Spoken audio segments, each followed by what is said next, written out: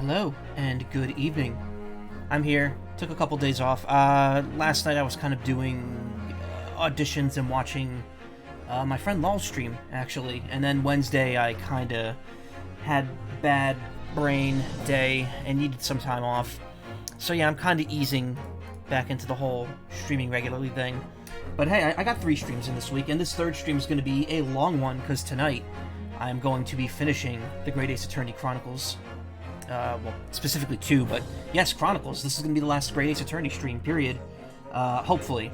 According to the storyline playthrough video on YouTube, I think, like, this day is, like, about 1/3 into the chapter. Of course, I got held up the last time, because I spent, like, an hour on the same cross-examination. So I have about 4 hours of content left. And that's why I'm starting now before 10, because that'll give me, like, 5.5 hours, maybe a little more to stream. So it should account for any time needed here to figure things out. But we're I think on the last trial day at this point. I think the rest of this case is just going to be this trial, and we're all done. So we're on day 3 technically of this case, because the first trial day was in chapter 4, and now the second trial day was in chapter 5, and now we're here, third trial day. This is the first time a trial in Ace Attorney has gone into 3 days since the very first game. Specifically the extra chapter. Well, a couple chapters in the first game hit 3 days, but after that they were all 2-day trials. Every game past that. Though this is, like, in terms of gameplay and amount of time, it is being spaced out pretty much the same. We're just breaking up the trial into little pieces.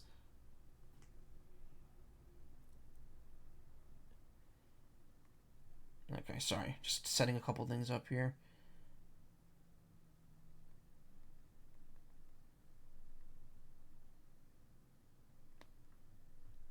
Okay. Hey, Harutora, how you doing? Sorry,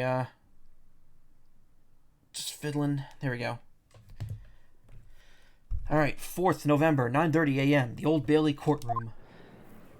So we're going right to the trial. Before we begin today, I have a brief announcement. As with the closed trial 10 years ago, some astonishing facts have come to light in these proceedings. The revelation that the well-known Reaper is actually an organization illegally executing its own brand of justice. And the discovery that a respected yard inspector was at its heart until he himself perished in an assassination plot. Well, I say to all members of the judiciary here present on this occasion that we will stop at nothing to uncover the whole truth behind these disturbing findings. Counsels, you will undertake this trial with the resolve to pursue the truth to the bitter end. Resolve. Yes. That's my intention. My lord, if I may inquire. The defendant may speak. Streamed almost 4 hours playing Soul Calibur 2, Titanfall 2, Trauma Girl games, Clicker, Pokemon Cookie Clicker, and a Barbie game where Barbie treated you like a woman. It's a very crazy laugh. It sounds like you had fun. I haven't really done many joke games over the years. I've kind of just stuck to whatever I'm playing on my backlog, but there is one very specific jokey game I might be doing a stream of fairly soon, maybe next month, for like 1 day. And we'll see.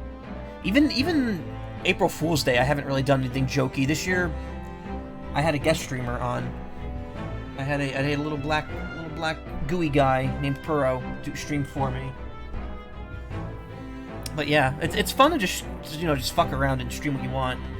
I'm just trying to work through my backlog. That's kind of the main point of me streaming, because let me tell you, I ain't pulling in a crowd here. So this is just for my own enjoyment, really. On what grounds is Kazuma Asogi permitted to continue his role as a prosecutor? He is admitted to colluding with the victim in a plot to assassinate an innocent man. He shouldn't be enjoying the privilege of freedom, let alone leading the prosecution. I submitted a written petition to Lord Strongheart, requesting that judgment of my transgressions be delayed by 1 day. You did what? In today's proceedings, I intend to expose everything. My whole life for the last 10 years has all been leading up to this one day. Kazuma, whatever the outcome of this trial, I give my word that I will accept whatever punishment is deemed appropriate, however severe. And I suggest you prepare yourself for the same, Reaper. Kazuma's bristling with hostility today. I get the distinct impression we're heading into a very dangerous territory. Is that really even Kazuma-sama standing before us? No, it's an imposter, and he's standing before us. He's standing among us. Boop, boop, boop, boop. Sorry, I had to. I had to. You have to make an Among Us joke whenever it presents itself now. As an extreme exception to normal practices, I have granted this prosecutor's request. It's weird how well Among Us as a meme is still doing. It has far outlived the shelf life of most memes at this point, and is still very, very popular. The defense finds this acceptable, I presume.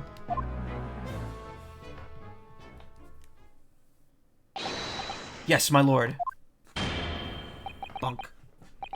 In that case, in the name of Her Majesty the Queen, I hereby declare this court to be in session again. We resume the closed hearing of Barak Van Zeeks. The defense is ready, my lord. The prosecution is more than ready. Very well, then. The preamble has taken long enough. Prosecutor Asogi, begin. As you wish, my lord. The prosecution calls the first witness to the stand.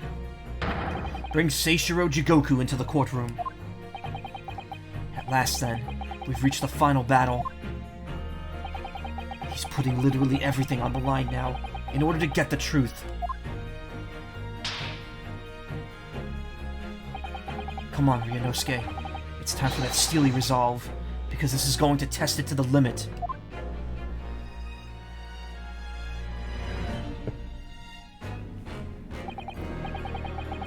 Witness, state your name and occupation for the court.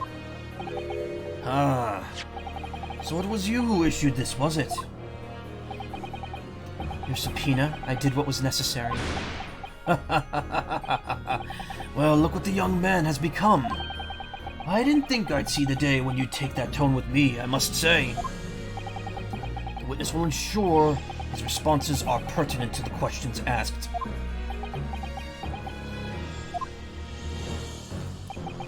My name is Seishiro Jigoku, a Supreme Court judge from the Empire of Japan. 16 years ago, this man came to London as a visiting student. 6 years later, he returned to Japan. As well as presiding over the Supreme Court, he is also currently Japan's Minister of Foreign Affairs. I am of course fully aware of Mr. Jigoku and his preeminent roles. I invited him personally to the International Forensic Science Symposium as a representative of this country. I hear he also played a key role in the conclusion of the Anglo-Japanese Treaty of Friendship and Navigation. It was a great honor to be involved in the negotiations. I put my all into that treaty. Judge Jigoku, I must ask. Well, I never. Fancy the young murdering student turning up here of all places. You acquitted me yourself. And now I'm a practicing defense lawyer. Yes, and full of self-importance like your friend across the courtroom, I see. You came here to London by invitation to the International... You came here to London by invitation to the International Forensic Science Symposium. But then, without informing anyone of your plans, you took flight to France. Took flight? I'd had no objection to that turn of phrase. Excuse me. 10 minutes in and I'm already flubbing. Then explain yourself. What exactly were the circumstances? Well, I was somewhat expecting this, and I'm sorry to say, I decline to comment. What? Leaving the country prematurely when I was an invited guest may be questionable etiquette, but my decision is unrelated to this case. I can't be bound to testify. Unrelated, you say? I'm sorry, I know Jigoku and Strongheart are kind of overlapping on the voice, but it's like, I have one deep voice, that's it. You gotta give it to me here. I appreciate that a respected police inspector has been killed, for which I offer my condolences. However, being an alien, I'd obviously never met the man, nor do I know the first thing about him. As such, I'm in no position to testify. It's as simple as that. So you would run from all this? I beg your pardon? This case is far-reaching, more far-reaching than the murder of Inspector Gregson. It has ties to another murder, a case that was tried in Japan almost a year ago now. A year ago in Japan? The murder of Dr. John H. Wilson, you mean? That's right, and you, Judge Jigoku, are at the heart of both cases. The defense has evidence to prove it. Well, Ryunosuke, I see from the look in your eyes that you're resolved to carry this through to the very end, too. Let's see your evidence, then. What proof do you have that Seishiro Jigoku is involved in this case?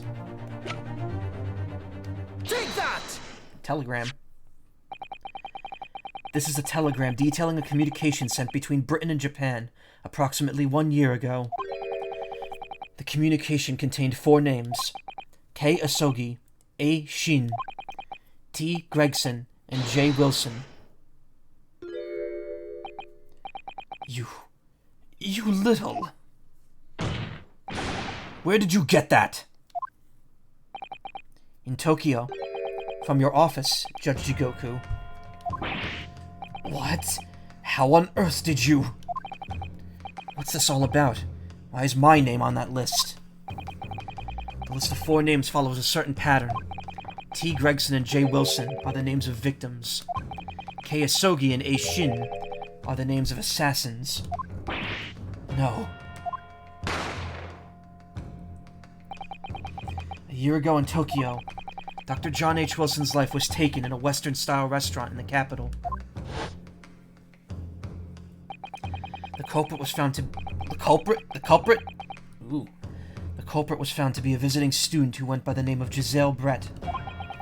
But her real name was Assassin, a professional killer sent on a mission to kill from Great Britain. Britienne. A. Shin and her victim J. Wilson. And the murder that just took place here in London was the counterpart to that crime. An assassin sent from Japan, also a visiting student, Kazuma Asogi, whose victim was the British police inspector Tobias Gregson. K. Asogi and T. Gregson. One assassin from each country to kill a target residing in the other.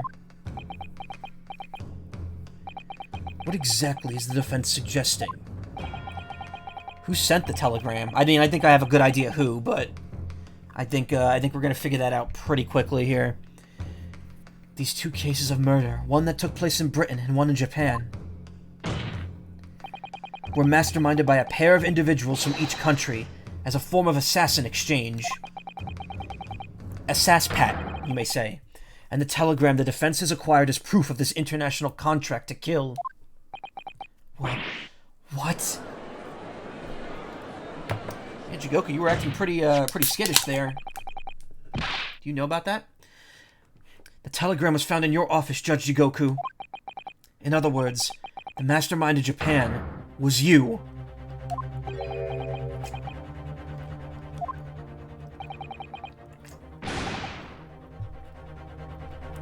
Judge Jigoku, what's this all about?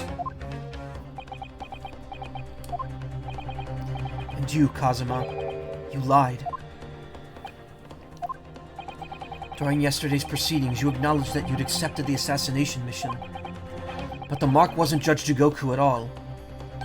It was T. Gregson, Detective Inspector of Scotland Yard, as shown by the name on the killing contract. Very impressive, Ryunosuke. But actually, I didn't lie. The name of the target I was ordered to kill never passed my lips yesterday. The idea that Seishiro Jigoku was the mark came entirely from you. You deliberately avoided saying a name? The defense claims these 4 names indicate some sort of international assassin exchange. I'm sure I speak for all present when I say that the very idea seems utterly absurd. Well, Mr. Jigoku, what do you have to say for yourself? His silence only goes to prove his guilt. It's another very important point that this new development brings to light. There's now a distinct possibility that the scene of the Inspector Gregson's actual murder... Ooh, that was a good read. Was in the witness's cabin... Was in the witness's cabin aboard the SS Grouse. Judge Jigoku, you have to testify now. To refuse will put you in contempt of court.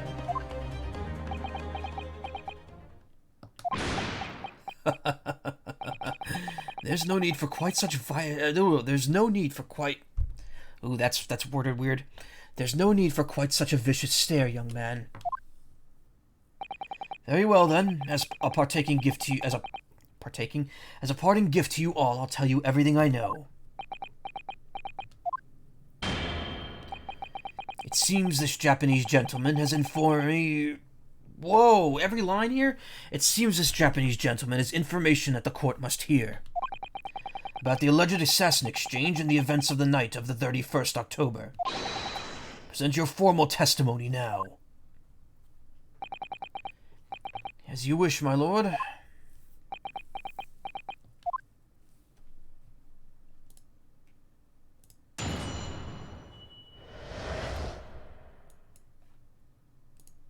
The assassin exchange.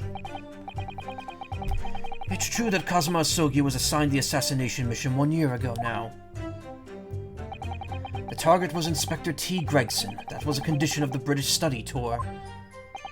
However, in the end something happened that meant the young man was unable to carry out his mission. On the evening in question, a member of the crew was on duty outside my cabin at all times. If there'd been a shot fired, the crewmen would have heard it, so clearly I can't be involved. Wow, so he's just straight up admitting that the assassination exchange is real. Yeah. So you admit it then, as this communication suggests. There really was an assassin exchange arrangement between Britain and Japan. A political endeavor at the highest levels, not something I can discuss here. To use such a worthy practice as foreign study, to coerce somebody into commit murder... It's the most appalling thing I've ever heard. Appalling? Well, it's easy to judge. Pardon? Asogi had a reason for taking his sword to that British inspector, you know. What? Which is why he accepted the mission in the first place. Isn't that right, Counsel? Feels like something's on my leg, but there isn't. And it's getting to be bug season, so it's like, uh-oh. Kazuma-sama. Judge Jigoku, if you are the mastermind behind this operation in Japan, then tell the court the identity of your counterpart in Britain. I'm not obliged to divulge that information.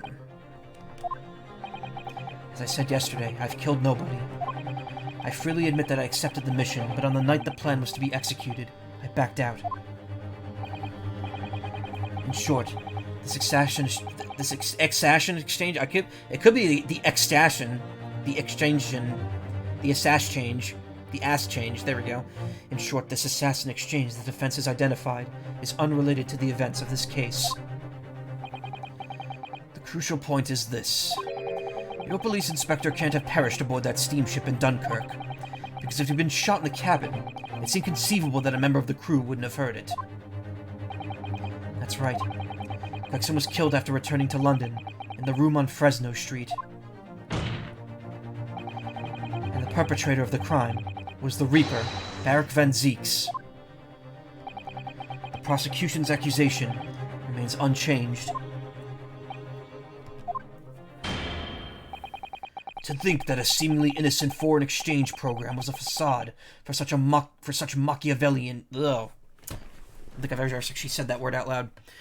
To think that a seemingly innocent foreign exchange program was a facade for such Machiavellian dealings. Machiavellian. Clearly it's a plot only a government minister and high-ranking judge such as the witness could hope to execute. Well, I seem to recall that it was someone on the British side who controlled everything. Be that as it may, it is not the place of this court to pursue this villainous assassin exchange plot. Why? Why is it not, Strongheart? Why isn't it? We are concerned only with the tangible events pertaining to the murder of Inspector Gregson. Is the defense clear on that point, Counsel?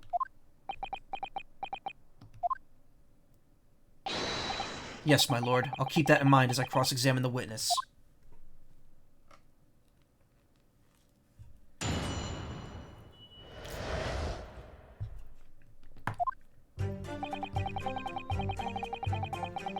Hold it!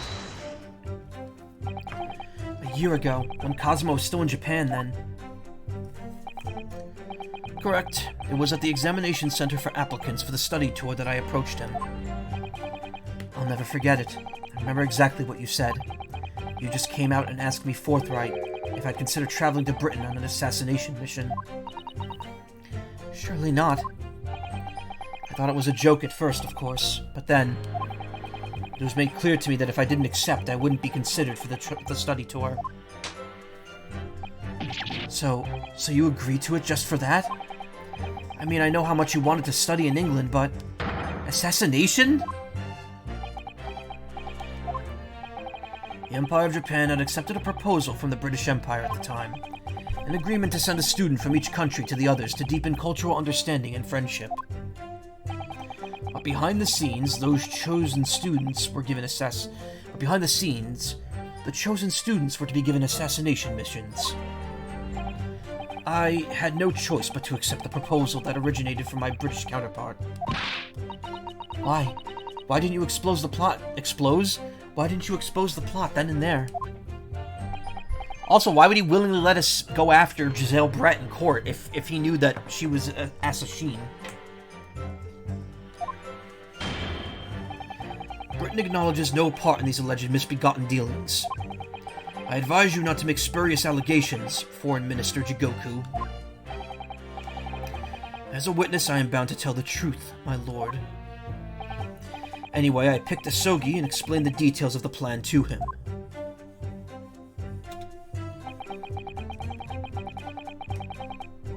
Hold it! Why Kazuma? Why did you pick him as the assassin?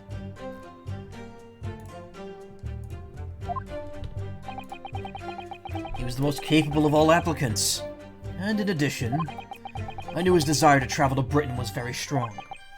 In fact, it was almost more than a desire. It was his whole purpose in life. Yes, as his best friend, I could certainly attest to that. The way he drew himself into his studies, the way he pursued becoming qualified as a lawyer. It was all ultimately for that one single goal of being accepted on a study tour to Britain. And of course, we know the reason behind that. He was determined to find out for himself the truth about his father, Genshin Asogi. There's nothing I wouldn't have done to get here, be that agreeing to assume the role of an assassin, or betraying people's trust. Well, you certainly did a fine job of betraying mine, Asogi. But why was Inspector Gregson the target? I have no idea. Those were the orders from Britain. I was in no position to question them. You have no idea? Really? I find that hard to believe. Oh, do you? Judge Jigoku was once a visiting student here in Britain himself, of course. Perhaps he has some connection with Inspector Gregson from that time. The defense really ought to catch up. With what? With the fact that the assassin exchange has absolutely nothing to do with the case under scrutiny here. Yes, I've already admitted to recruiting Asogi.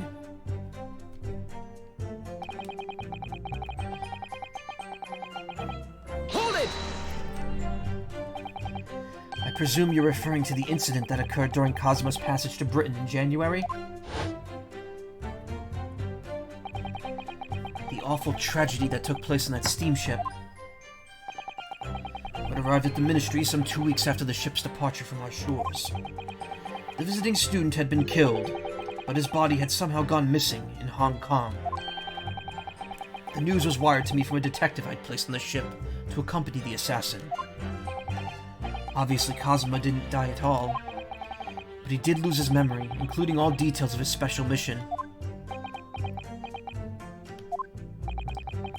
Did you not consider dispatching another assassin at that point?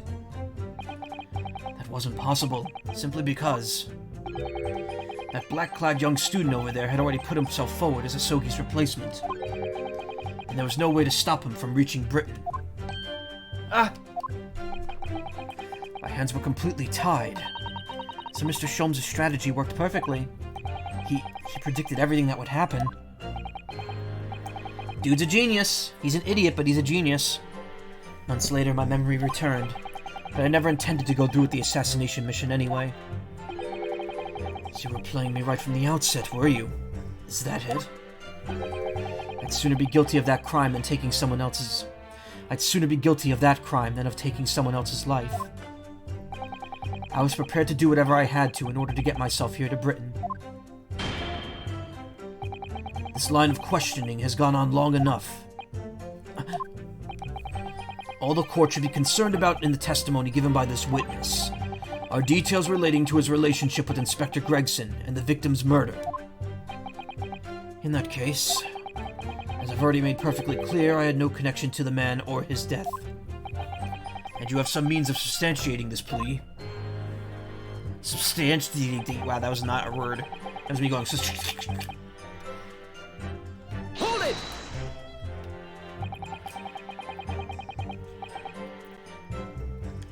Outside your cabin on the first-class area of the SS Grouse, you mean? Yes, that's right. Not least because there was a murder of a student passenger earlier in the year, I imagine. Liner operations have taken to posting a crewman outside every first-class cabin door. I can confirm the presence of the crewman guard myself. What do you mean? Because I accompanied Inspector Gregson to Dunkirk that night. I witnessed it with my own eyes.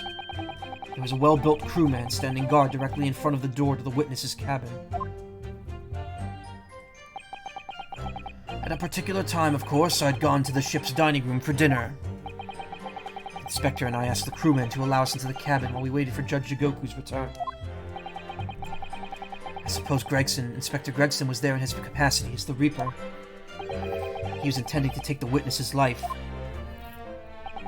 Exactly. As I've said numerous times now, I had no intention of killing anyone. So the crewman let two potential assassins into the cabin he was supposed to be guarding? Not the most convincing of sentries, really. In truth, those were my thoughts too.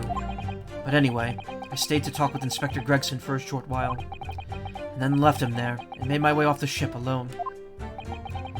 Was the guard still at the door when you went? Yes. He glared at me as I walked past. You see, that proves it.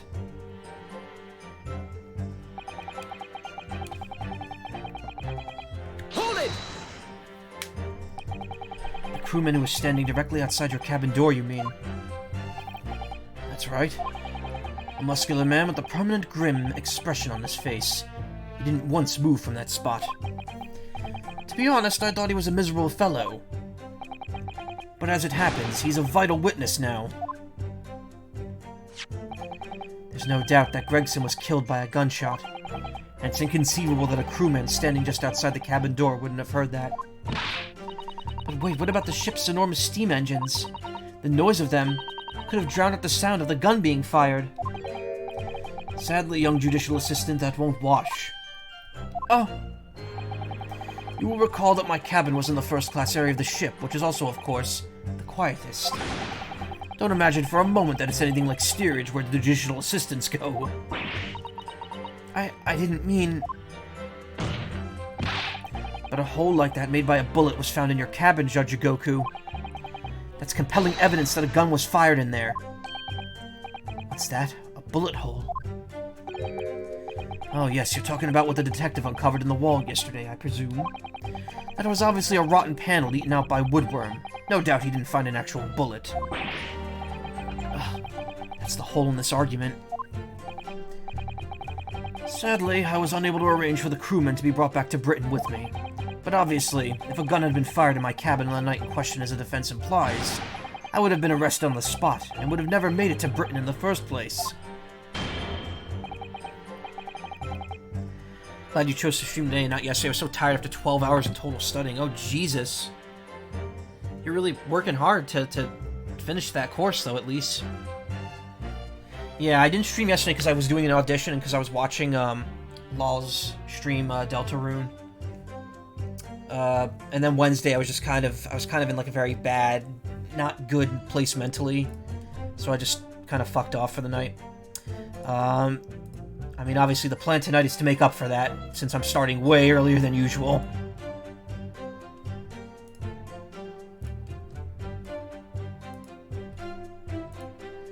Very true. The witness's logic is sound, since no gunshot was heard from the witness's cabin on the night in question.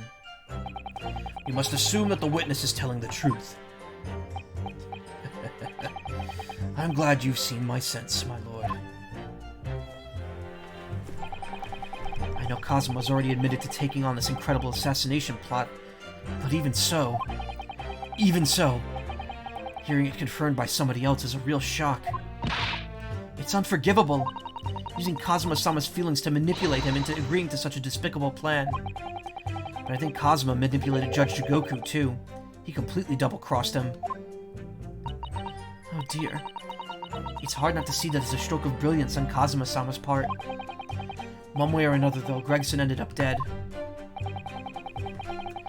I really think that the murder must have happened aboard that steamship. So you mean Judge Jigoku must be lying? I know I shouldn't let my emotions cloud my judgment, but you must destroy him, Mr. Naruhodo. Alright, no fluff here.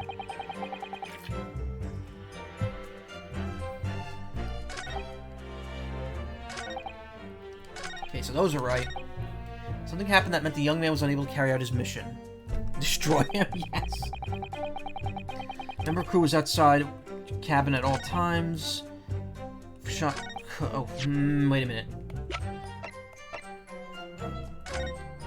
Following departure from the port of Dunkirk, all crew members are required to assemble on the main deck at 10 p.m. in order to review evacuation procedures. The drill will take 20 minutes. Crew to resume duties as soon as the drill is over. Evacuation drill notice 31st October. Bam! Objection! Got him. Yes, as the court has heard, there was a crewman posted outside Judge Jigoku's cabin. However, we can be sure that, contrary to the witness's claim, the guard wasn't there at all times. What? I have here a notice of a particular event that was scheduled to take place aboard the steamship on the 31st. What? Where did you get that? That's the second time he's asked that question. It's evidence gathered by Mr. Herlock Sholmes. You were acquainted yesterday, if you remember. Herlock Sholmes again. According to this itinerary, after leaving the port of Dunkirk at exactly 10 p.m., and for a period of 20 minutes, all crewmen of the SS Grouse were to gather on deck. They were to gander on deck, like a gander of goose, for an evacuation drill. My nose got clogged. All crewmen were away from their posts. And during that 20-minute interval, of course, any gunshots emanating from your cabin would have been heard by no one.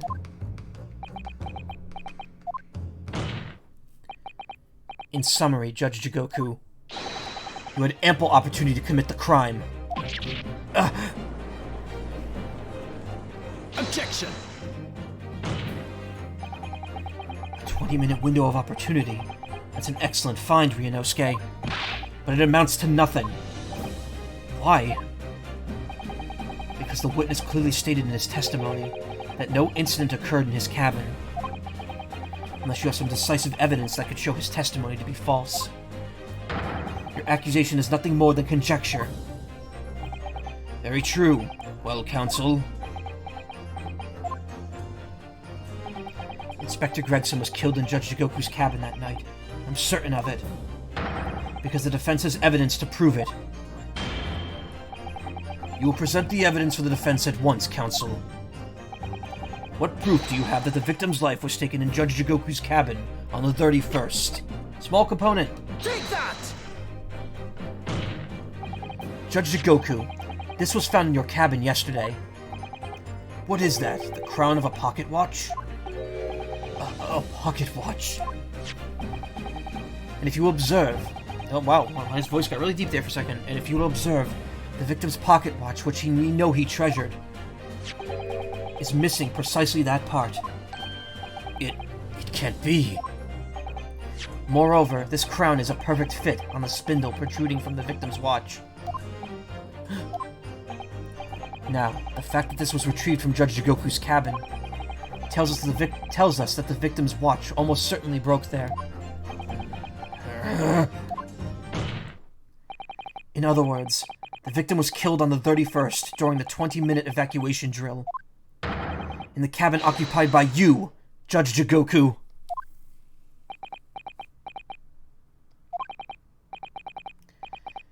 Well, you're razor sharp, aren't you, you young murderer? Objection!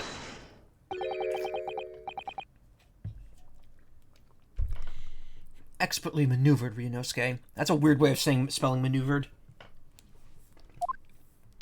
And your argument sounds entirely plausible, at first.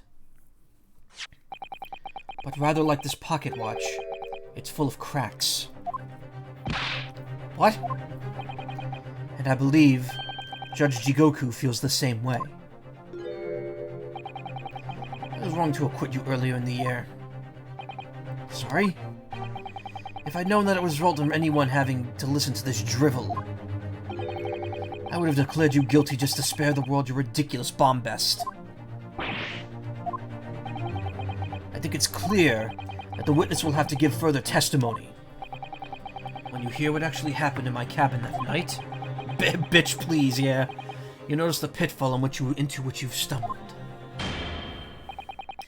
Prior to your renewed testimony, I would like to clarify one point.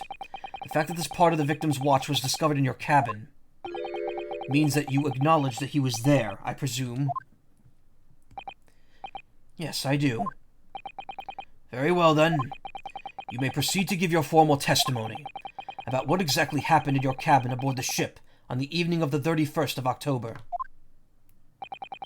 Of course. As a man of the law, I have no intention of obstructing justice. The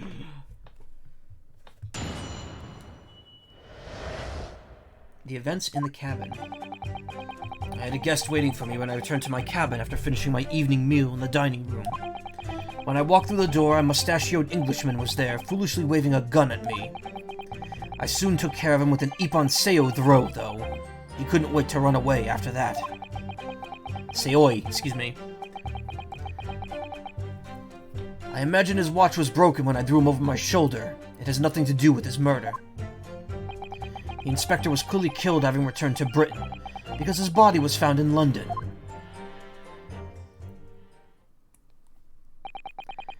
Ippon Seoi? A common jujutsu martial arts technique in my country.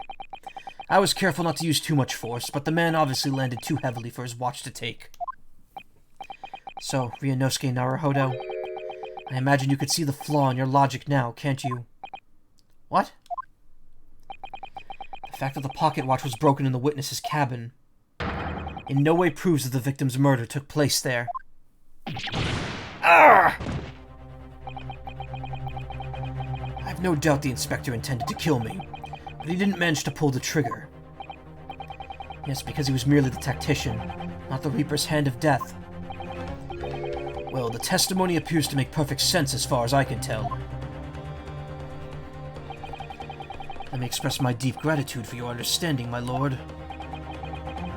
If this testimony holds, Judge Jigoku will be deemed to have no involvement in this case.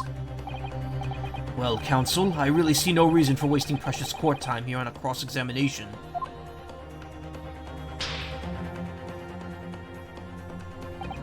Sorry, my lord. The defense has a right to cross-examine, and I don't intend to squander that.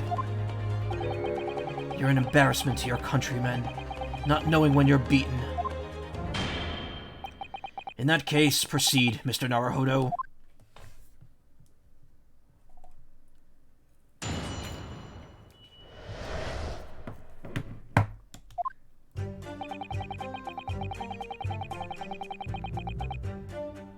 Hold it! Because the so-called guard posted at your cabin door had just let your killer pass, you mean? Apparently, Gregson told the crewmen he was a police inspector, which was the truth, of course. He wouldn't have had his identification with him, though. He had his trench coat and mustache, not to mention the bag of chips. I imagine the crewman was convinced. But the man accompanying him would have had 2 swords slung around his waist. You mean me? Who else? Yes, that's true. You would have hoped the sight of a few swords might have set off the alarm bells in the guard's head. Point is, I left the cabin before its occupant returned to the... The point is, I left the... Whoa! Yow! The point is, I left the cabin before its occupant returned, and I immediately disembarked the ship. And that was what's wrong. I had snot in my nose. Certainly, all I can tell you is that only the inspector was waiting for me when I arrived back at my cabin. And you entered without taking any inkling of suspicion. That's right, none whatsoever.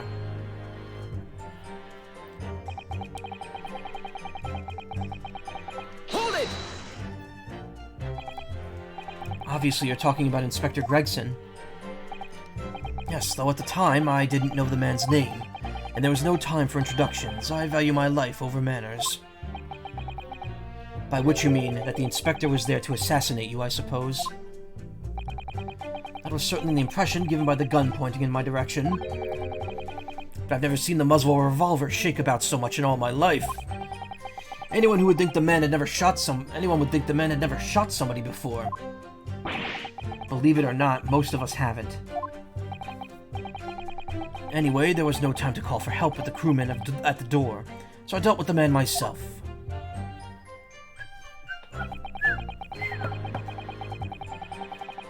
Hold it! Even though the man had a gun? It was a very brave move, wasn't it? My Ippon Seoi is far faster than a bullet, I can assure you. But surely all that commotion caused the crewman to come in, didn't it? Yes, of course. He burst in immediately without knocking. The inspector hurled himself at the stocky fellow and just managed to slip past him to make his escape. That standing guard does it again. Luckily, there aren't many situations I can't get out of using a quick Ippon Seoi throw.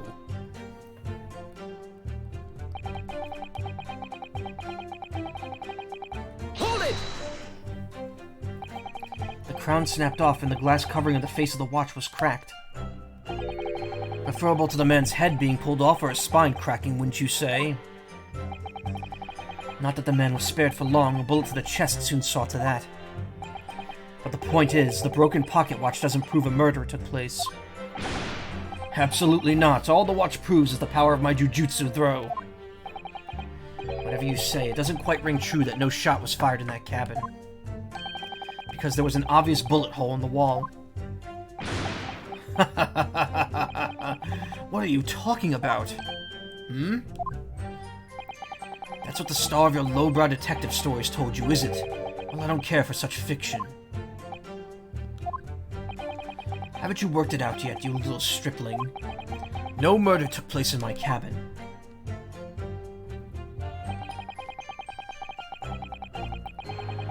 Hold it!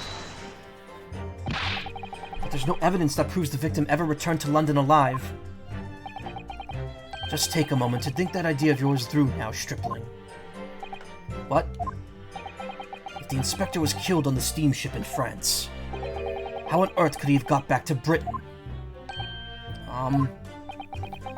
When people die, their bodies remain at that same spot. It's a devil of a thing. Well, then, obviously the culprit must have moved the body. How, exactly? Carrying a corpse off a ship in your arms would raise a few eyebrows at least, don't you think? Well, yes, that's true, but... All passengers' luggage is inspected when it's unloaded from arriving vessels. And I would like to think the border police would query the corpse of an English gentleman as a hand luggage. If the murder took place aboard the ship, you would imagine the body would have been disposed of at sea. There would be no sense in risking being caught by attempting to transport the body back to Britain. Ugh, let's kill that idea then. But perhaps not. Miss Asato? We've heard that the first-class passengers were under constant scrutiny by the crewmen posted to guard them, which would mean that the culprit had no opportunity to dispose of the body in the sea. Yes, that's true. So transporting the body to Britain may have been the only viable alternative. Dear me, you really are new to this, aren't you? I thought I'd been perfectly clear, but it seems I'm going to have to explain it in your words you can understand. I think I ought to alter my testimony, with your consent, of course, my lord. I have no objection. State your amended testimony now. There's no possible way I could have transported the victim's corpse back to Britain. Hold it!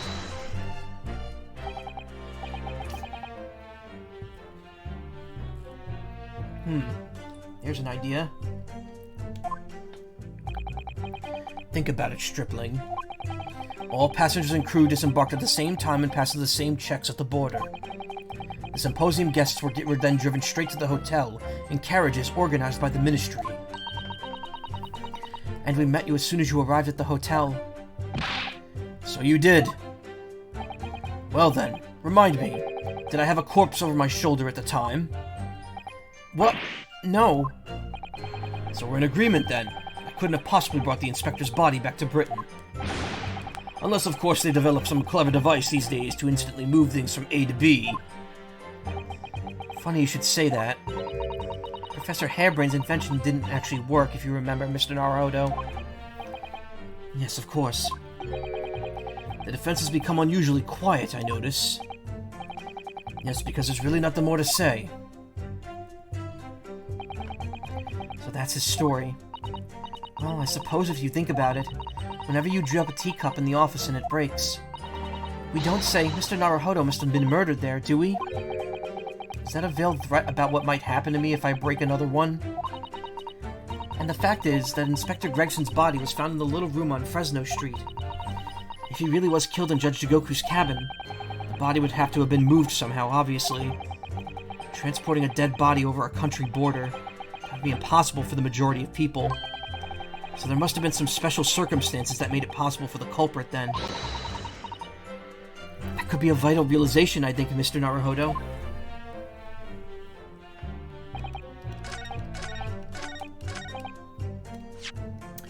Huh.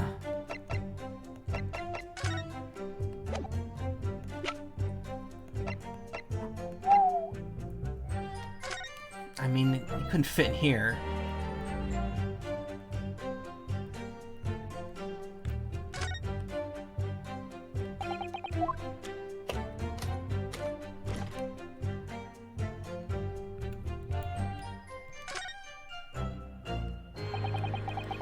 Tip of Karuma. So this is how it was broken. Kazuma's swordship is second to none. Can't believe he misjudged it like that. Clearly he wasn't in his right mind. He didn't have full control of the power in his stroke. Too distracted by malicious thoughts, perhaps. Well, wouldn't that be surprising? After all, he was on an assassination mission.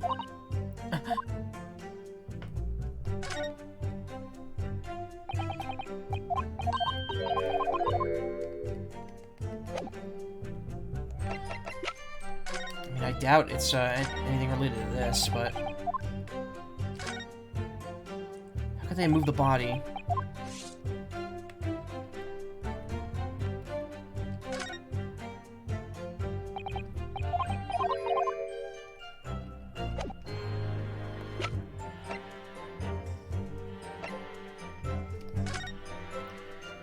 Pressure for the applicant and one additional person to travel. Maybe it's this.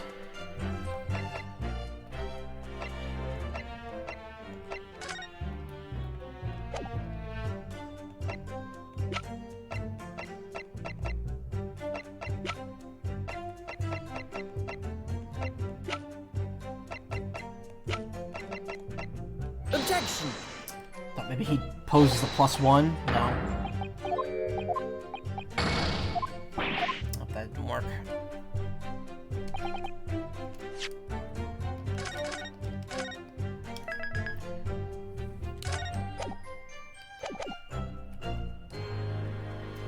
No possible way I could have transported the victim's corpse back to Britain.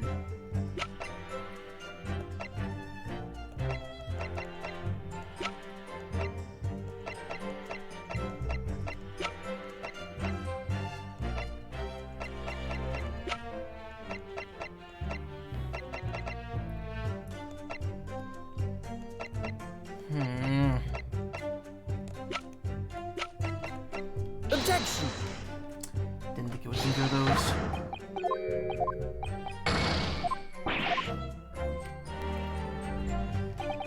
Let me try something here.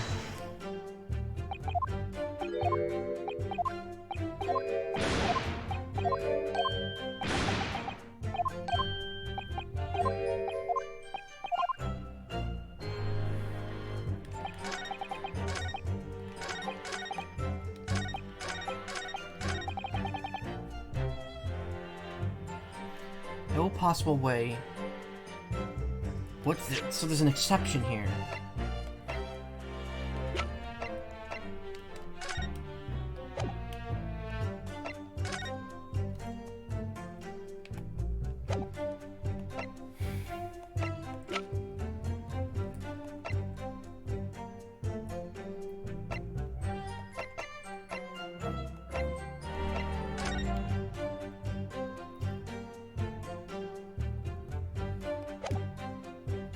Objection! Ah. Well, they said they would check his luggage. But I guess maybe because he was, I don't know, maybe because he was invited. Are you telling me Inspector Gregson's dead body was in that case that Naruhodo is standing next to? Oh my god. There's no possible way you could have moved Inspector Gregson's body, you say? I would say the opposite is true. And what's that supposed to mean? Far from being impossible for you to do, the transporting of Inspector Gregson's body back to Britain is something only you could do. What are you talking about, Ryunosuke? As well as being a judge, Mr. Jigoku is also Japan's Minister of Foreign Affairs. Which means he's exempt from having his luggage searched when he enters the country. We learned that when we first met you upon your arrival in London. Really? I completely forgot about this.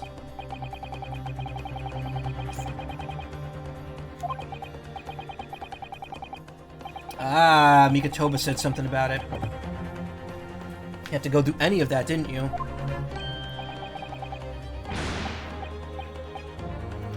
Oh god, that means that literally that entire time we were talking at the beginning of the case, Gregson's body was inside the case. It was inside that suitcase right there the whole time.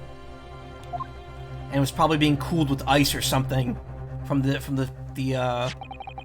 cooling area, from like the big cooling refrigerators in the ship. I presume you recalled this, Judge Jigoku? Yeah, this is horrid. It's a photograph of when we took in the It's the Yeah, Yo! It's a photograph we took in the foyer of the hotel to mark the occasion. As the court will note, you have with you your large travel trunk. Large enough, in fact, to have a corpse inside. Mr. Naruhodo, surely you're not suggesting... I'm afraid I am, yes. 3 days ago, when we were chatting innocently with the new arrivals from Japan in the hotel, the body of Inspector Gregson was just meters away from us, inside Judge Jigoku's trunk.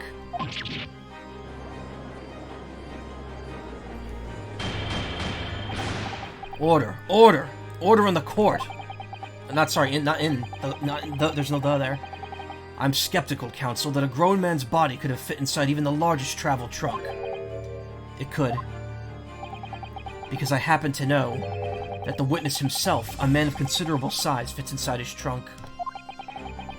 And verifying that would be extremely simple, wouldn't it, Judge Jigoku? But inside his trunk, How horrifying. And after we'd spoken with you at the Great Waterloo Hotel, you had the opportunity to visit the apparent scene on Fresno Street, taking your trunk with you in a cab to deposit the inspector's body. I don't have to listen to this nonsense. Dr. Gory, the coroner who examined the body, has confirmed the possibility. She's acknowledged that there are signs that steps may have been taken to disguise the true time of death. The onset of the body's decomposition could have been delayed by storing it in a refrigerator. Counsel, as I remember explaining yesterday, refrigerators of the requisite size are few and far between.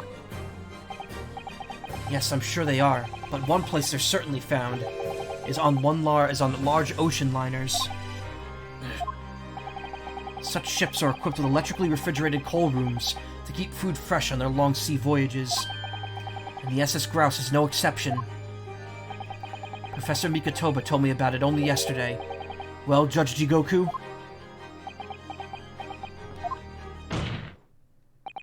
However much you prolong this debate, you can't eliminate the truth. All the evidence points to you being the killer.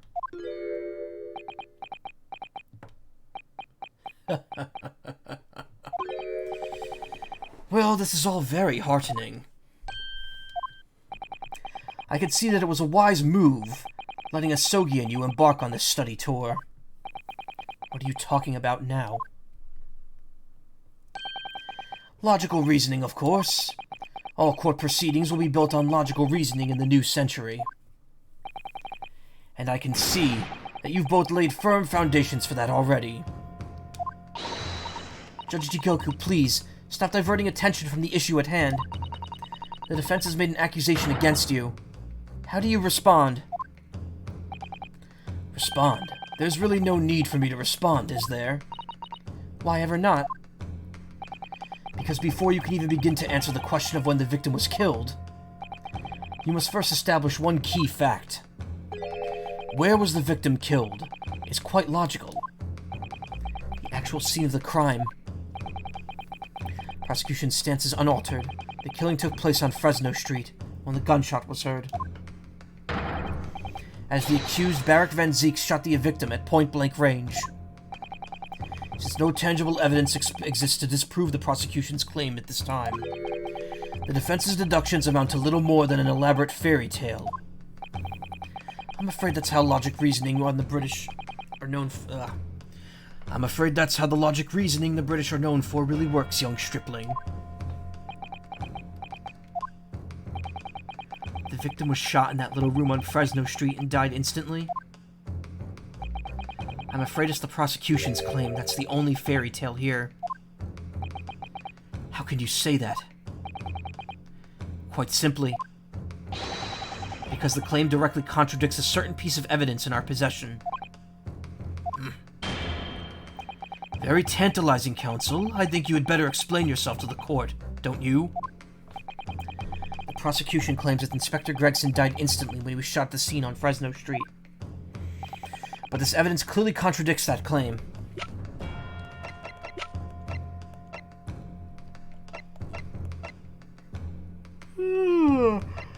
Oh, man.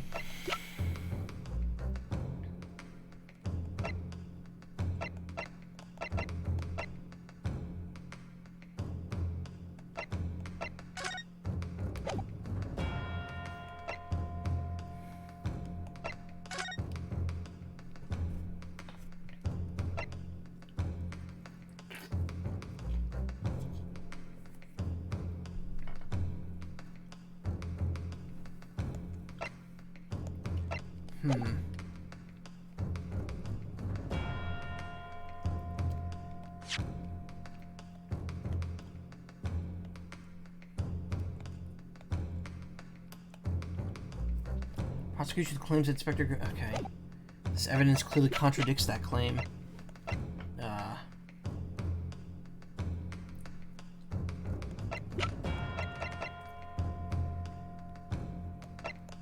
Could it be the trunk because Cosmo slashed it?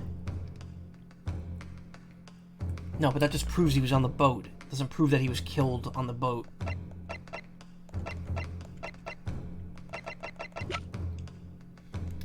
don't know about this one, actually. I'm kind of stumped.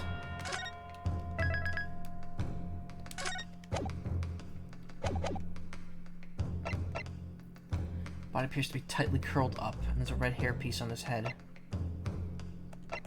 Did we ever figure out what the red hairpiece was? Was that just from the other guy? I don't know.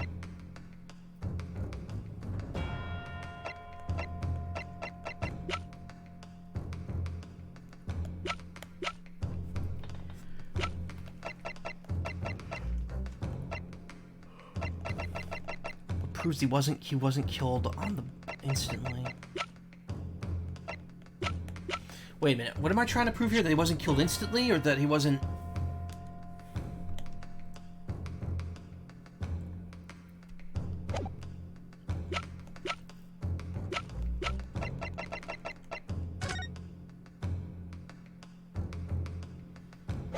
Also, how did he bleed that much if he was killed on the boat, though? I don't know.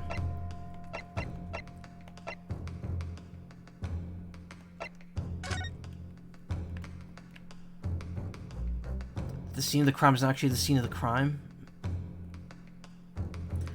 What about this blood over here? Wait a minute. Take that! Nope, that wasn't it. Japanese really are a curious breed. To proffer an argument with such conviction, only to present such nonsensical evidence. Perhaps my Japanese friend's inexplicable thinking is why people talk of the mystique of the East. In case you hadn't noticed, I'm not the only Japanese around here. Do you even have a mirror? Court is not interested in the mystique of anything. You will be penalized accordingly. Was the victim killed in the room on Fresno Street? Or was he moved there after his death?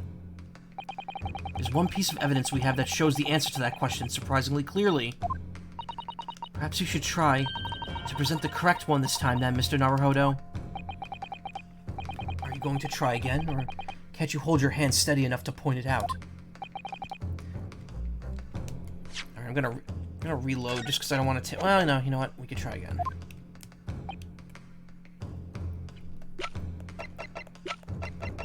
So it's not the case, even though there's blood on it.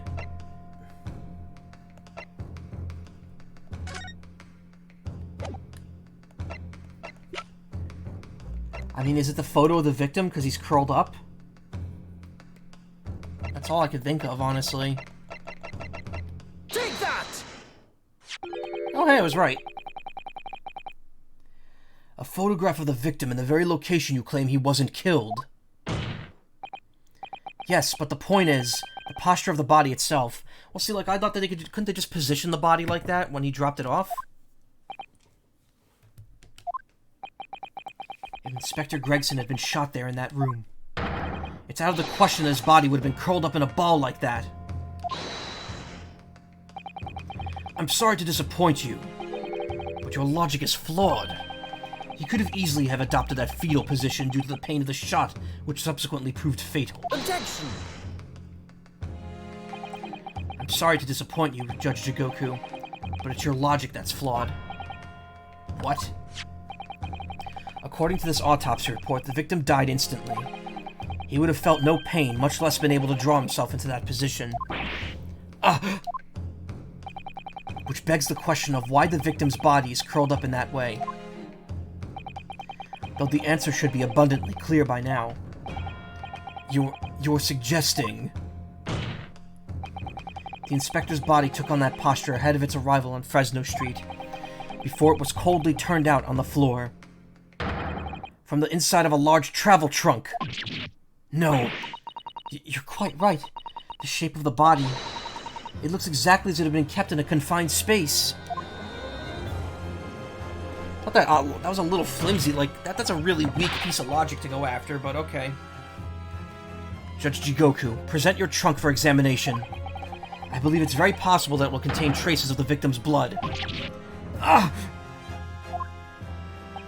Whoa. Present my trunk! I refuse! What? On what grounds? I'm the Minister of Foreign Affairs from the Empire of Japan. I shouldn't have to put up with this treatment just because of some stripling's baseless accusations. In other words, Judge Jigoku, there is blood in your trunk. I decline to answer that. As the Minister of Foreign Affairs, I have privileges that allow me to... At this moment, you're not a government minister. You're a witness in a trial in Britain's highest court. I don't care who you are or what your status outside this courtroom might be. You will not withhold information. Nothing is more important than the truth.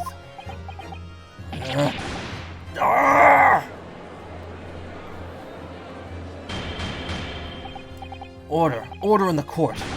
Well, Mr. Jigoku, what's it to be? You can't be serious. You did it. Have you no shame at all, Kazuma Asogi? What?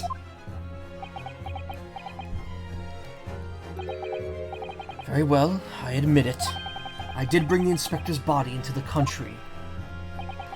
Inside my trunk, exactly as postulated by the defense. What? You... Dear God, outrageous! So it was you. You admit to Inspector Gregson's murder? No.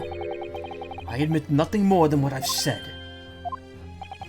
Of killing the man, I certainly have no recollection. What on earth is that cryptic statement supposed to mean? I merely disposed of the inspector's body, which was left in my cabin. Yeah, he's playing the bitch game now. In order to avoid unwanted attention. As the judicial assistant over there pointed out, I had no chance to throw it into the ocean. So I decided my only option was to bring it into Britain with me and dispose of it somewhere else. You still can't deny it. Excuse me. You still can't deny it. If you didn't do it, then who on earth did kill the man? As you know, there was one other person in my cabin that night. He had the opportunity. And moreover, he'd already accepted a mission to take the inspector's life. Oh! That's right, who else could it have been? It was you, Kazuma Asogi. You...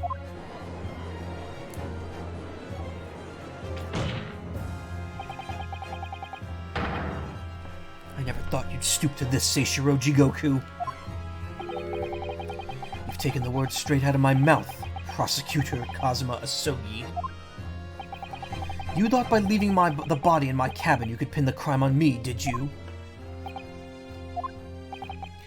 Well, the prosecution counsel has already admitted to visiting the witness's cabin on the night in question. Yes, and on an assassination mission, no less. You wouldn't. So, what do you make of that, young stripling? You've heard my testimony now, and that's all I have to say on the matter. I'll admit to nothing more. I don't believe this. Counsel for the defense? What is your position now? The court awaits your response to the witness's assertion. The assertion that on the night in question, the victim's assailant was in fact Mr. Kazuma Asogi. This isn't the dead end it seems to be. The answer's right in front of me. It comes down to Jigoku, or Kazuma. Both of them had the opportunity to kill Gregson, but only one of them did it. And I'm just a step away from proving who. Very well, the defense is ready to respond to the assertion put forward by Judge Jigoku. The idea that the victim's murder could have been committed by Prosecutor Asogi is... impossible. Judge Jigoku, let me remind you of something you said only a few minutes ago. You claim that logic reasoning is the future of the judicial process. It is, no question.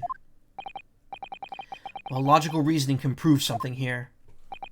Namely, that it would have been impossible for Prosecutor Asogi to commit the crime. What? The court will only accept an argument that is supported by compelling evidence.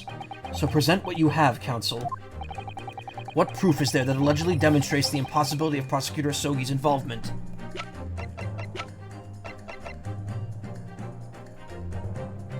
Take that!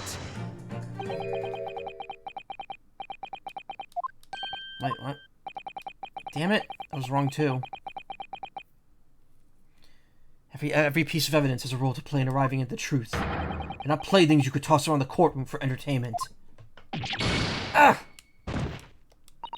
Never mind the evidence. You're about to make me weep, Mr. Naruhodo. Oh no, I can't upset Susato-san or end up being upset too. We know a member of the crew was on sentry duty outside the first-class cabins nearly all the time. So as long as the guard was there, it would have been impossible to fire a shot without it being heard. And that very much narrows down when the crime could have been committed.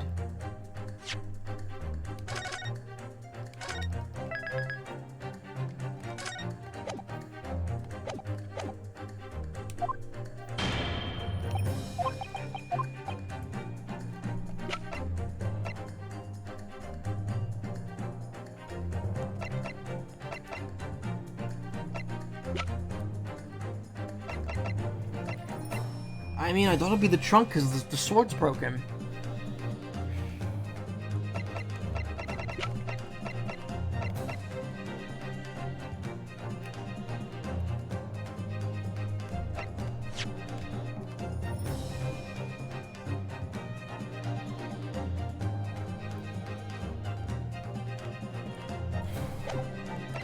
Take that!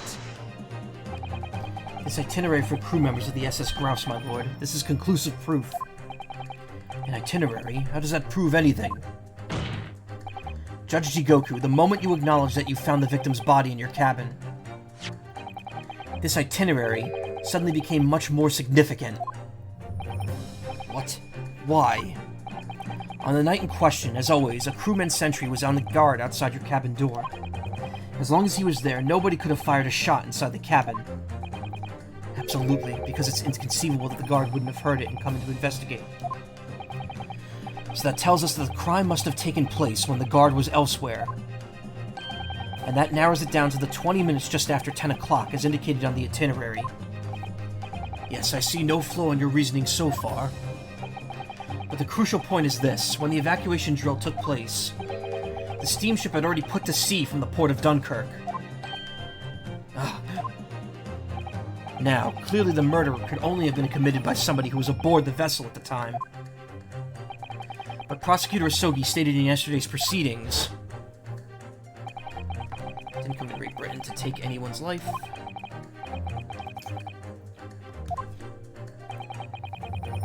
Spent the night at a boarding house in the town and returned to England the following morning. Which I'm sure the court will agree is conclusive proof that Kazuma Asogi couldn't possibly have carried out the killing.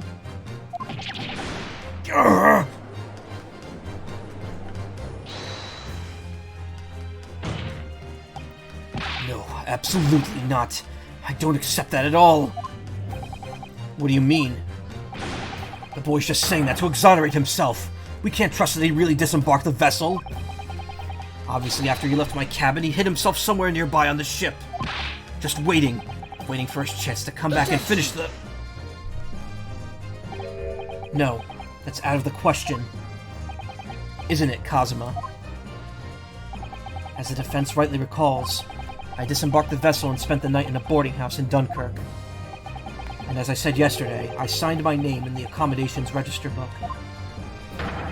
All extremely easy to verify, and undeniable proof. No, There's no escape this time. You can forget that you're a judge or a government minister. It's time you gave the court an honest answer, as a common man.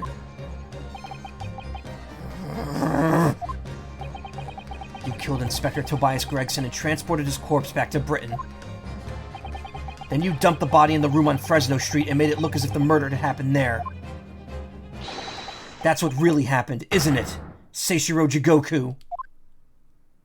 It was that damn trial 10 years ago. That's when this all began. Looking back now, my fate was decided that day. I was doomed already.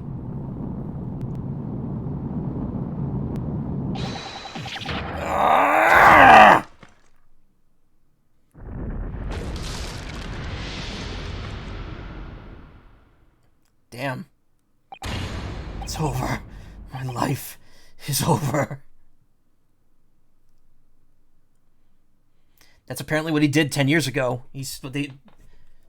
Mikotoba said he destroyed the stand. A British assassin to eliminate a professor in Japan.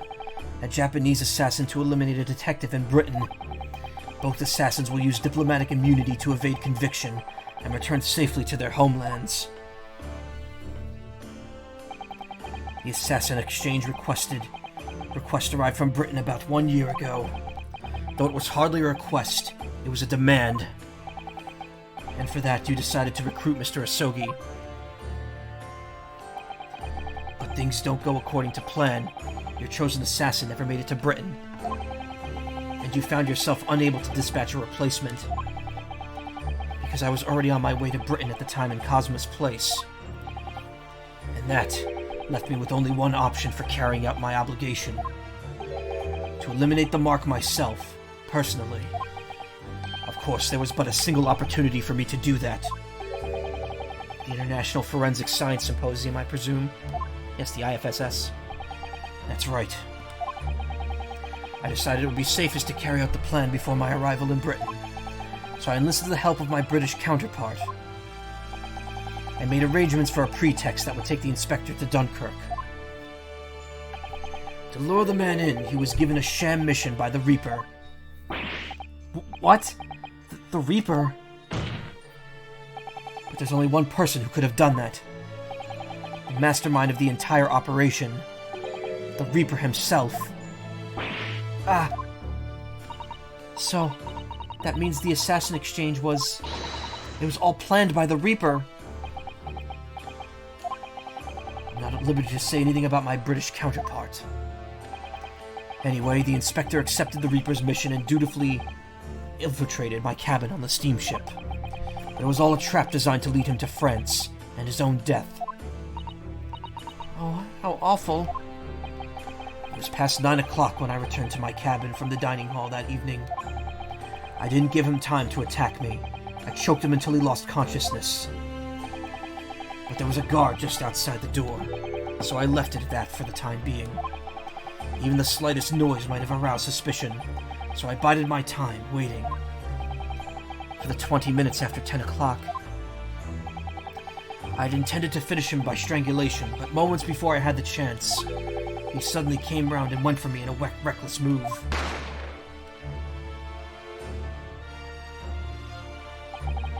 I'd received the British issue sick gun 16 years earlier, being a member of the judiciary as a visiting student.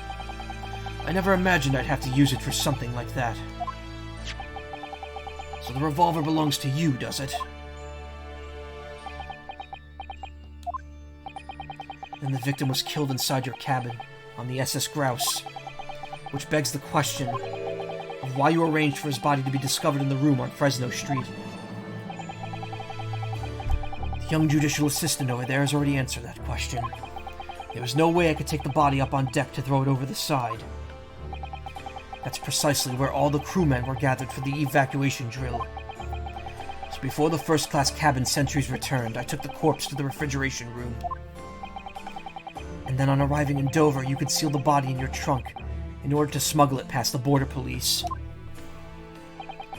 I knew I needed to take steps if the police were to be convinced when the body was found in London.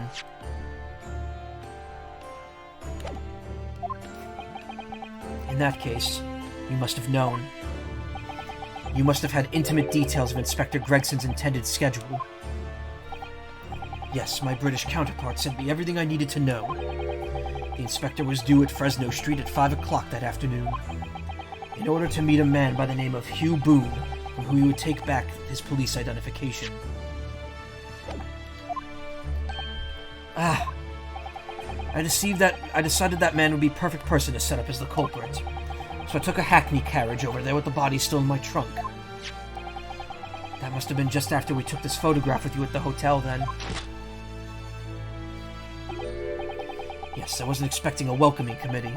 I was more than a little nervous. On Fresno Street, I spotted a young girl selling firecrackers. Miss Venus, of course.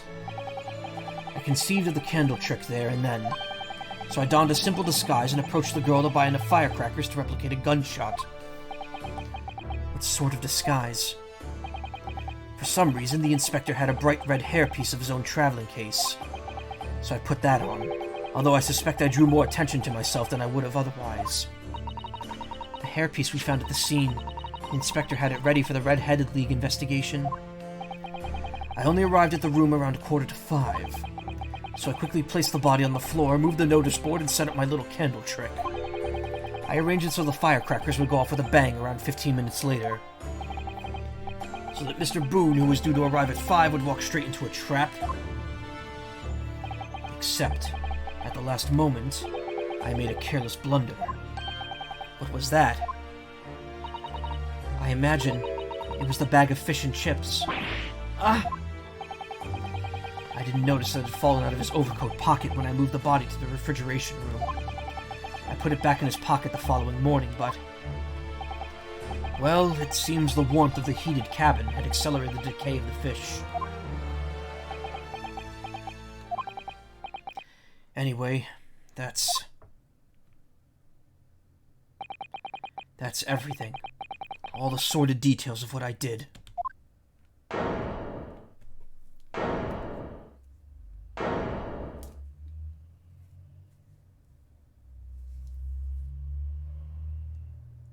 But why? Why? Why the demand? Who's the counterpart? Why did he... what happened 10 years ago? What actually happened to him? I've heard enough. We've arrived at the truth about the murder of one of the country's most capable and respected police inspectors. The witness will be tried in the coming days. For a crime of such a vile nature, you can expect the most severe penalty.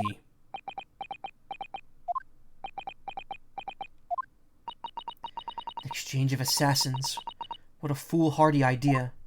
Mr. Jigoku, one last detail. Who was your counterpart in Britain?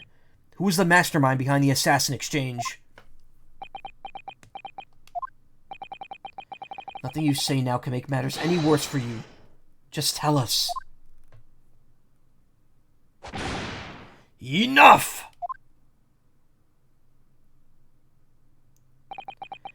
I've already told you that I cannot say. Even though as things stand, you may very well never set foot in your homeland again. What are you waiting for? Can we get this over with now? It's finished. All of it. I'm finished.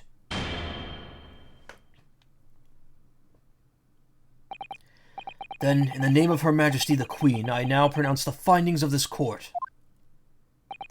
This man before us is admitted to the willful murder of Tobias Gregson.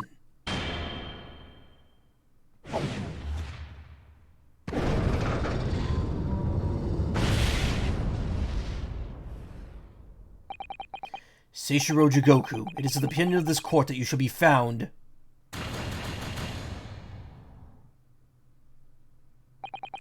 And may I remind you all those present of the strict confidentiality demanded of this closed court.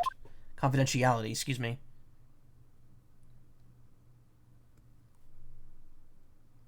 That's the first time we've actually seen a guilty be put on the actual culprit.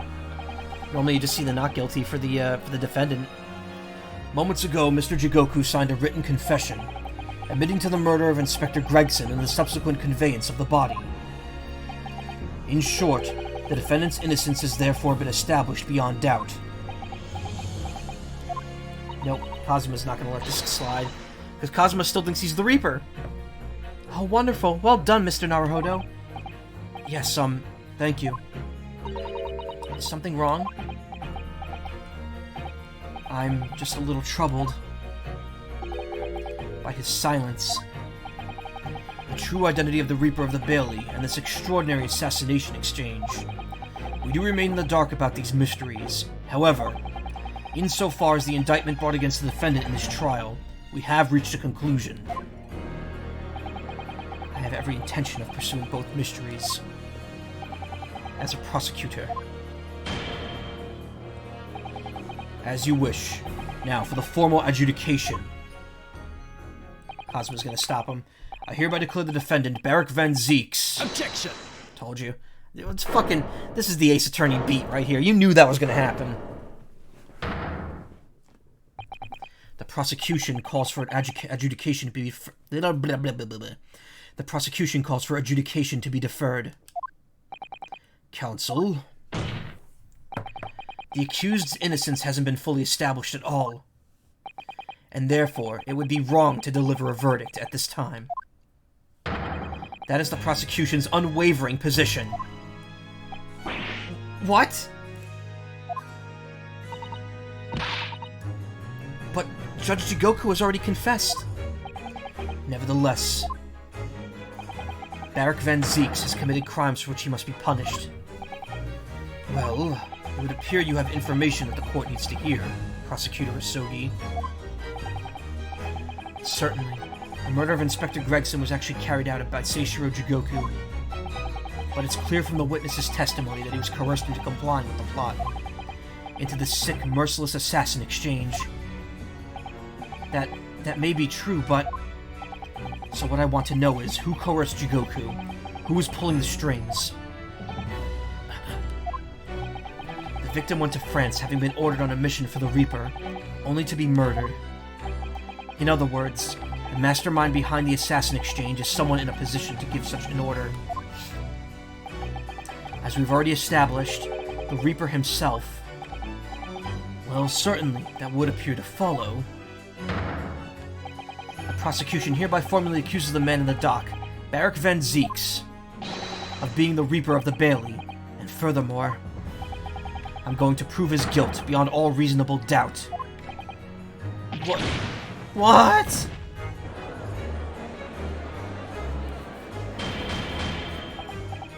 Order!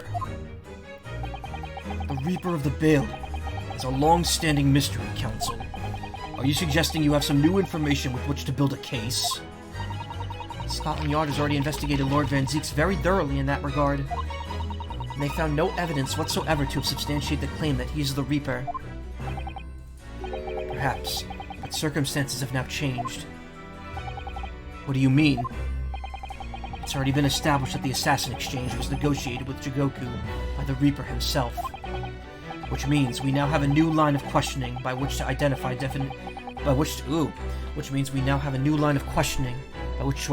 definitively the man's identity. That is a line!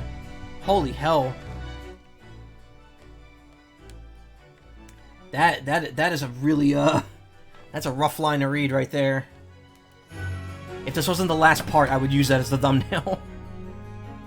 To be honest, though, I've kind of been avoiding using Kazuma in any of the thumbnails since him being alive is a huge spoiler.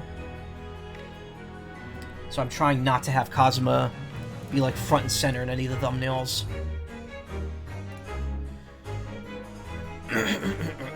Excuse me. I actually gotta take a second here.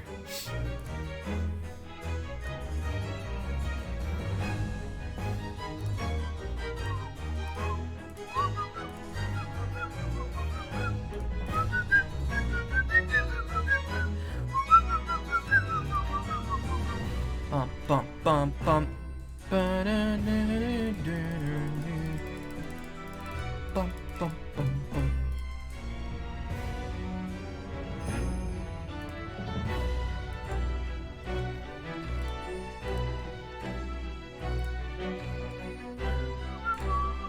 Okay.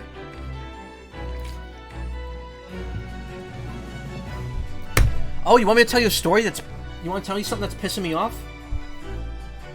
Remember that story I told you about getting 13 Sentinels Aegis Rim on the Switch? So, what was it? Monday.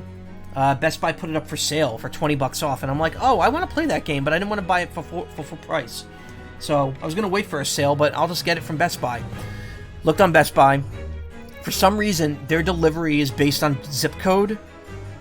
Because they only ship locally. Like, they won't ship across country if you buy from Best Buy. You have to actually, like, order it, and they have to have it in stock locally, apparently. So, enter my zip code. Nothing.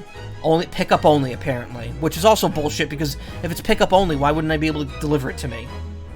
So, that ended up being a bust. And I was like, okay, well, I guess it just wasn't meant to be. Maybe I'll get it some other time when Atlas puts it on sale or something. The next day, Amazon puts it on sale for $40. And I'm like, oh, fuck! And I could get it with free shipping, too. That's awesome! So thought everything turned around for me. Ordered it, $2 in tax, no shipping charge, $42. I'm getting a $60 game. Nice. It was supposed to arrive Sunday. Okay, I got free shipping, so I don't care. Next day, and I said this I was on Tuesday when I was streaming. I got the email saying it was coming earlier on Friday, and I'm like, oh, awesome, finally. Things are really working out. Yeah, Amazon delivers anywhere because Amazon's not centralized in a specific location. So I was like, cool. Waited for today. Checked the tracker. Got delivered while I was on my lunch break. The first thing I did, as soon as I saw it was delivered, went downstairs, opened the door. It wasn't fucking there. Looked at my neighbor's house. Checked outside 3 times. And nothing. They said it was delivered and the game isn't there. And I'm so very unhappy about that. I don't know if it's just been delayed and they accidentally marked it as delivered. I don't know if it was delivered to the wrong house. Because I know that sometimes some other mail for another number that matches our number is delivered to our house.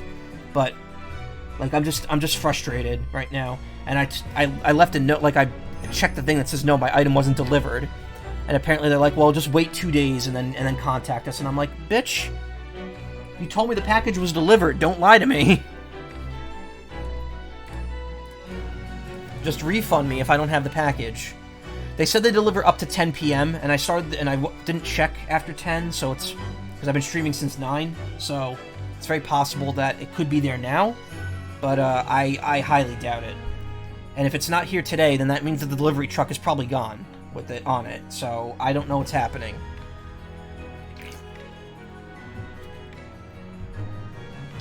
But the thing is, like, Amazon has a tracking system implemented into their service that even works with, like, UPS and FedEx. So why is the tracker saying it's delivered when it isn't? Like, why didn't they just, like, why didn't they deliver it? My belief is that they did deliver it and they delivered it to the wrong address, which I can't prove because I don't know what fucking address they dropped it off at. I can tell you it wasn't my address and it wasn't the abandoned house next to me. That's all I know. 5:21 p.m. Eastern Standard Time. So I'm a little aggravated. I'm a little aggravated because, you know, I paid for it and I want my item. And also just because, like, this has gone through, like, a weird, like, story arc now where I just can't get this game, apparently, at a discount. I couldn't order from one place. I could order it from another place, and then they told me that they can't deliver, and then they tell me they deliver it when they didn't. So whatever. I'm going to follow up on it, because, I mean, I need my money back if I'm not getting it. I'm sorry, Amazon, but you ain't bitching me out of my $42 if you're not going to give me my game. Either send me another one immediately, or you know, refund me, or find the one that you misdelivered. But whatever. And, like, I feel bad too, because, you know, if the deliverer was working for Amazon directly, his life is probably hell. But it's like, I can't just let this driver, like, get away with not delivering my package and then losing my money on it. I have to prove that the package wasn't delivered. So, that's what's going on there. And, hopefully it isn't actually an Amazon delivery and just a FedEx delivery that went wrong instead. That way, I'm not making some poor guy's life worse. So I guess I would maybe I don't know. I mean, it sucks, like, but what are you gonna do? What am I supposed to do? I'm not just gonna sit there and just be like, oh, well, the package didn't arrive. I'll just spend $40 on nothing. Because let me tell you, Amazon's still getting the $40 there. They don't alert you 10 stops away. They do.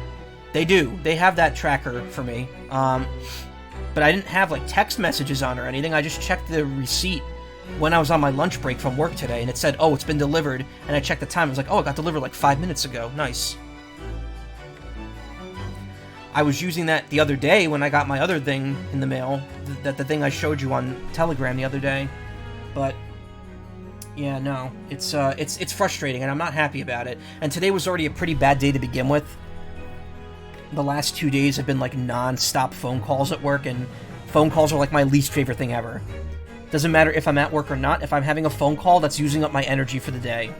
And it took a lot for me to actually start the stream early, just because I'm so incredibly wiped from 2 days of phone calls that I'm not getting, you know, any sort of extra compensation to take.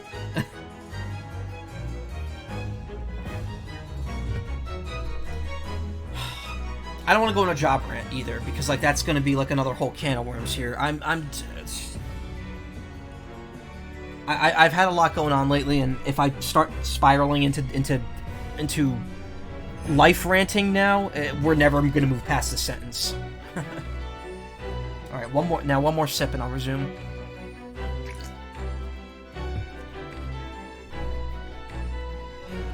That is the prosecution's intent here. I must say I'm surprised by quite how tenaciously you appear to want to besmirch my name. Besmirch. You are guilty of an unforgivable crime, Lord Van Zieks. And I will bring you to justice for it, whatever it takes. That explains Cosmo's silence before. He'll stop at nothing to finish what Lord Van Zieks unwittingly started 10 years ago. Very well, whilst it's extremely irregular, I will on this occasion grant the prosecution further opportunity for witness testimony. The defendant will disclose any and all involvement he has had with the Reaper and the assassination exchange.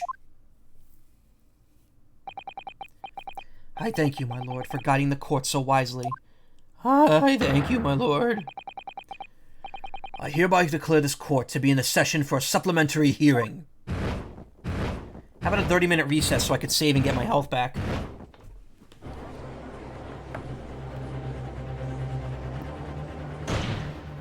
Axe kick! Hey, wait, where did that stand come from? Didn't, Jigoku just bust it open?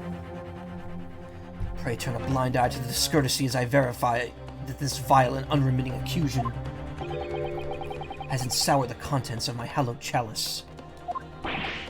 Lord Van Zieks!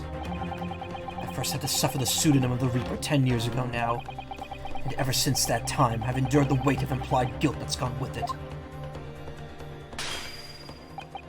So I welcome the chance to testify now, and crush those allegations once and for all. Good. And let justice decide. Lord Van Zieks. The prosecution seeks to begin building its case by calling the accused to the stand as the primary witness, in order that he may answer the accusation brought by the... Oh my god. In order that he may answer the accusation brought by the prosecution that he is the Reaper of the Bailey. And what says the defense? Putting the defendant in the witness stand can be extremely dangerous. And Kazuma-sama is so emotional at the moment, he's not thinking logically. You're right that he's not himself, but I knew he would be like this. And I came here today determined to face him through whatever might arise. As a lawyer, and as his friend. And that's what we must do. The defense has no objection, my lord. Very well, defendant, you will take the witness stand, and give formal testimony on the subject of your involvement with the Reaper, and the assassination exchange. As you wish, my lord.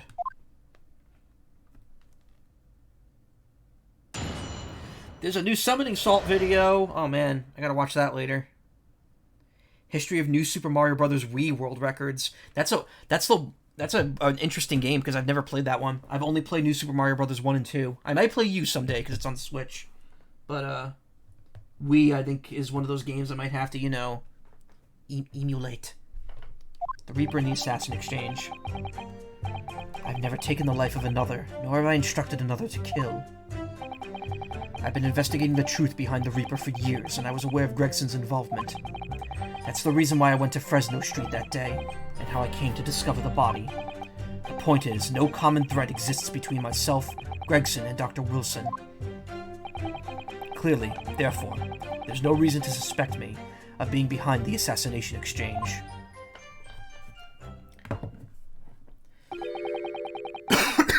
So you deny all accusations by the prosecution, both that you are the Reaper of the Bailey, and that you masterminded the assassination exchange.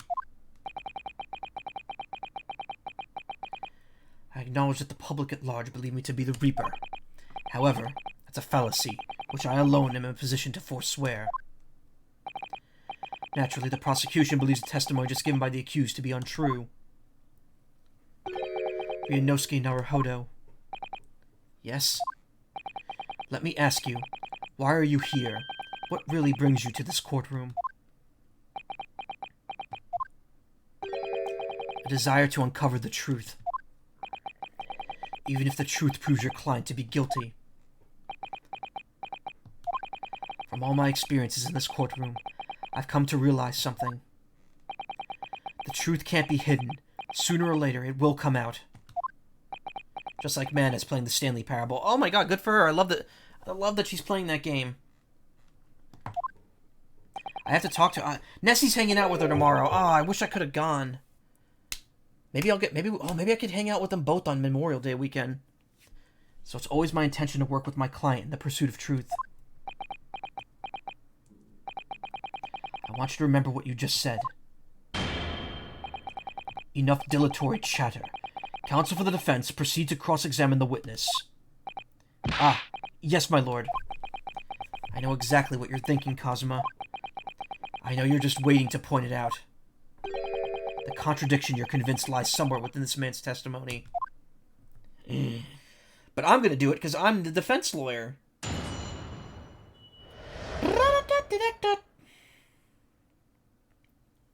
I've been uploading some, Oh god, I only have 1 health still. I've been uploading some of random videos from my phone as shorts on YouTube.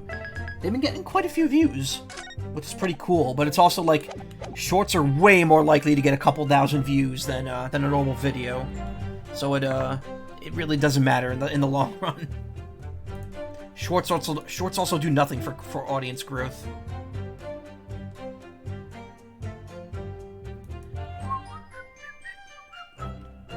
Alright, never been instructed to kill.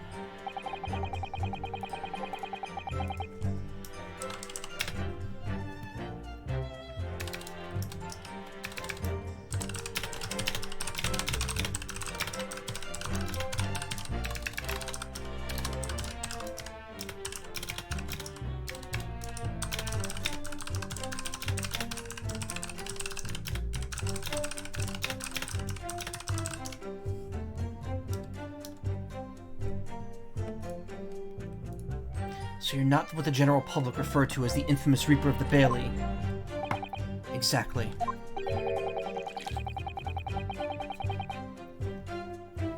Don't imagine for a moment that the court will be satisfied with a one-word answer on this. I realize that. If you're intending to comment on every sentence, this could take a while, Kazuma. Didn't you find it disturbing, though? That one by one defendants who'd been acquitted after your unsuccessful prosecution were killed? Let me answer that question by posing another. If one by one defendants who'd been acquitted after your successful defense were killed, would you find that disturbing? Disturbing? I couldn't possibly say how that would make me feel with a one-word answer like that. Exactly. Well, that told me. Well, it showed me. But even though I'm not the Reaper, that doesn't mean I ignored all the hearsay.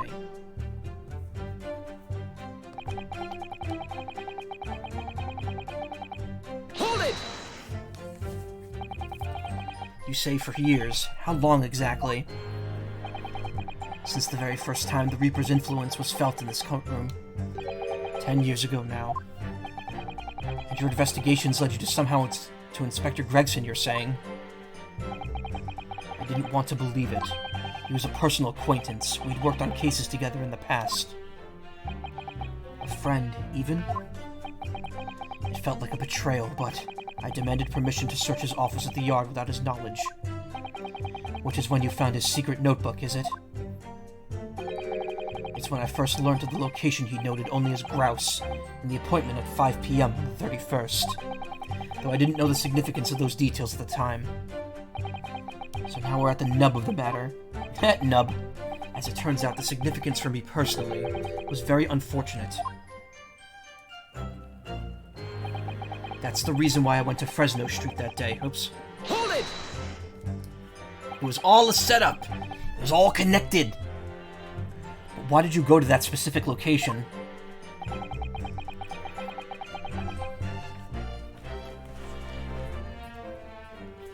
I thought that if it was the Reaper's headquarters, then by turning up there at 5 o'clock, I would catch whoever was involved red-handed.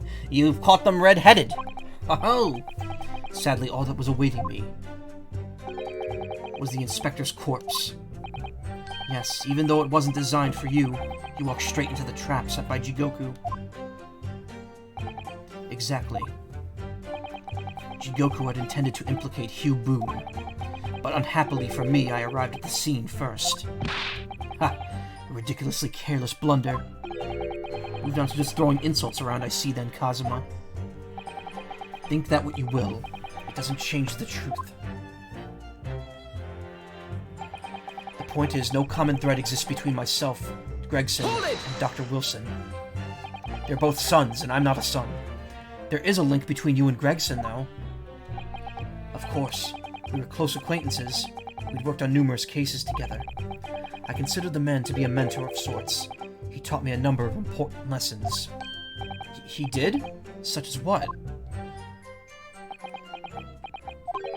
Where to buy good fish and chips, and such like. Well, that was convincing. Dr. Wilson was a coroner, of course, but there was some time in the past. And in any case, I understand it was several years ago now that he was invited to work at a Japanese university. That's right. He was a visiting professor at the Imperial Yumei University in Tokyo. It should be unambiguously clear, then, that no link exists between myself and him. In other words, I had no motive for sending some assassin across the oceans to kill the man. It sounds plausible enough, and I want to believe it. But something about this just doesn't quite sit right with me.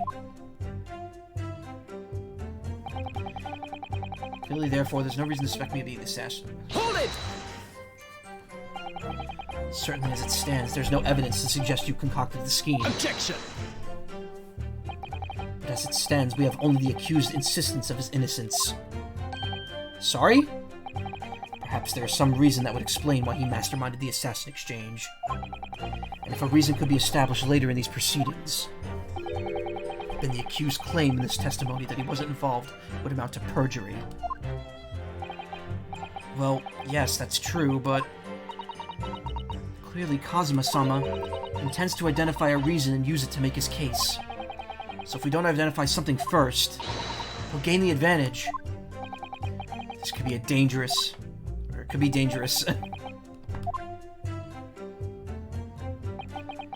A convincing testimony by Lord Van Zeeks. Certainly, with no apparent connection between the three men, there's no way to establish a motive.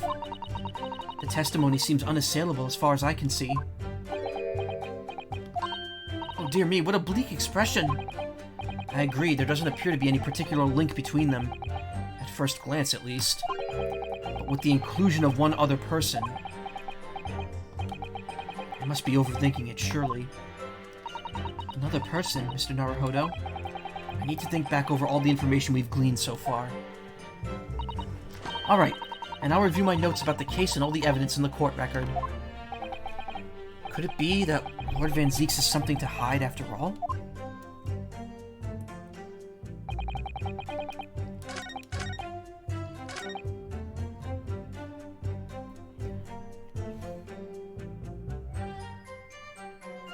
No common thread exists between myself, Gregson, and Dr. Wilson.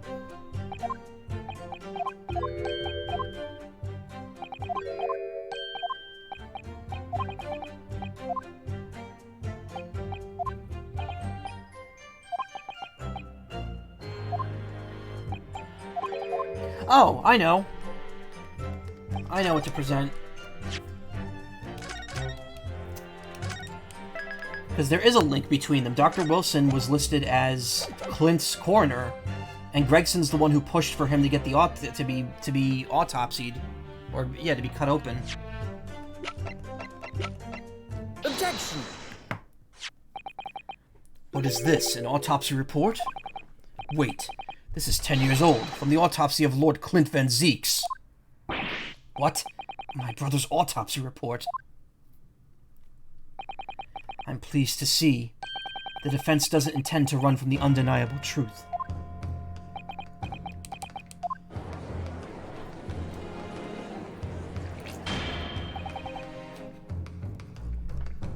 Order in the court. What reason do you have What reason do you have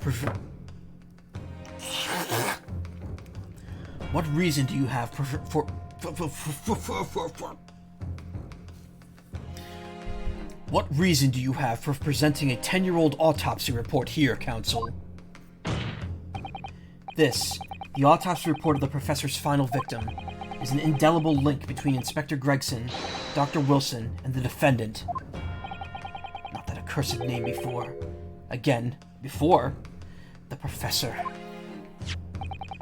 I've personally researched all of the court records relating to that case. I know that at the time, autopsy was considered sacrilege to the victims' souls. And for a member of the aristocracy like Lord Clint Van Zeeks, it was unthinkable. But someone implored the powers that be to allow the autopsy to go ahead. Inspector Gregson. He declared that he was certain he would obtain conclusive proof from the procedure. And it was Dr. Wilson who conducted the autopsy. His signature is clearly visible on the document. As promised by Gregson, the autopsy did indeed produce evidence. Evidence that conclusively proved Genshin Asogi was guilty of the murders. In my brother's dying moments, he mustered all his remaining strength to leave that vital clue behind. Indeed, that was the key to indicting the Professor for his crimes, and the conclusive evidence that convicted him. It enabled Lord Van Zeeks here to avenge his brother's senseless death. What a marvelous victory in court.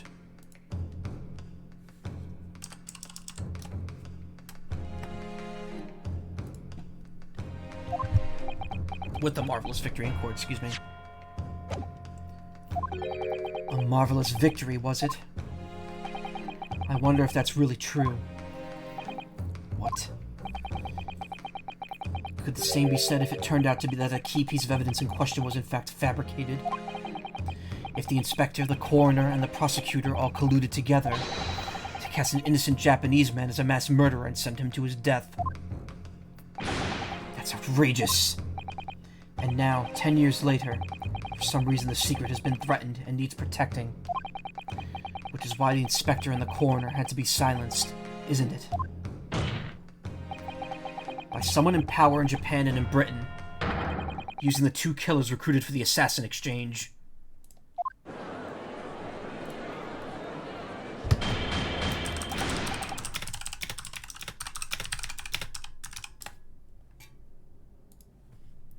Order. Order at once.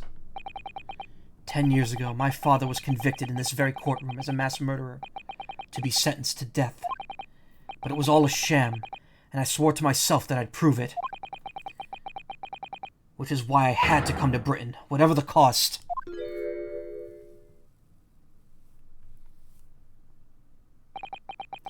You'll have to forgive me if I feel compelled to toast this vengeful Nipponese's tenacity of purpose here. However, he who fails to quash his emotions in the courtroom has failed as a lawyer. Come on, Kazuma, you know this won't wash. You're claiming your father was misrepresented in a trial that took place a whole decade ago. You must see that without evidence, that's nothing more than a wild accusation.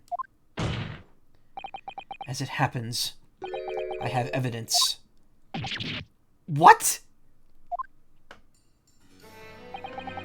As the court has heard, I crossed the channel to France with Gregson on the 31st. I went with them on the pretext of being the assassin recruited to kill Seishiro Jigoku. But my true intentions were to make the inspector tell me the truth. What truth? The truth about the evidence, and he acknowledged what I've already deduced. It's a closely guarded secret about what went on in that autopsy 10 years ago. What? A secret? I know nothing of any secret. While he waited for my supposed mark in Jigoku's cabin, I drew my clan's illustrious sword Karuma before the inspector's eyes. He very quickly understood what my true motive was.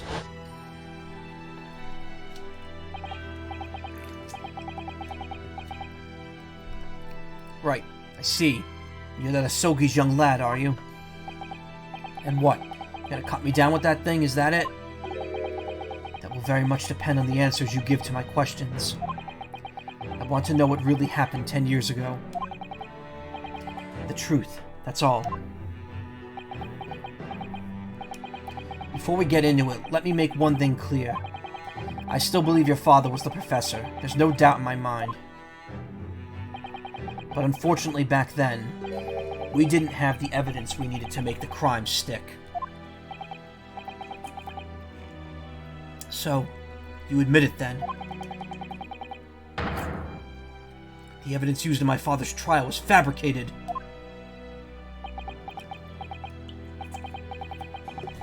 It was for the good of the country. Anyway, I was just following orders. Orders? What exactly did you do? Speak. I'm not saying another word.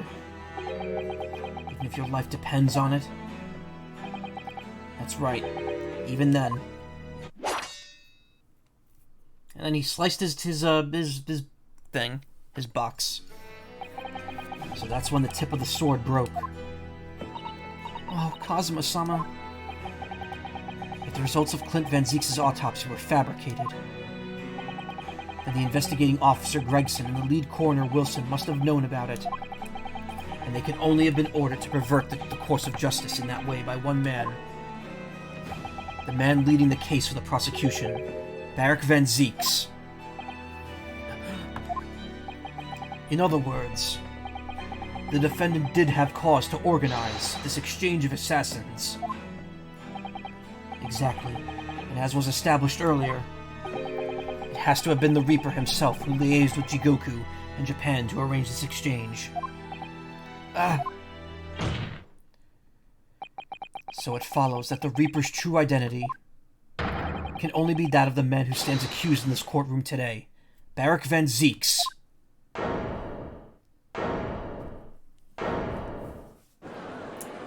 Shit. Objection! I mean, the suspicion is very obvious here. Like, it's pretty clear who probably is actually responsible for all this. Kazuma Asogi. Kazuma Mishima wins. That's Kazuya, excuse me. Wait, is it Kazuma? Fuck, I can't remember. It's been a year since that character was added to Smash. Yeah, it's Kazuya. Kazuma Asogi loses.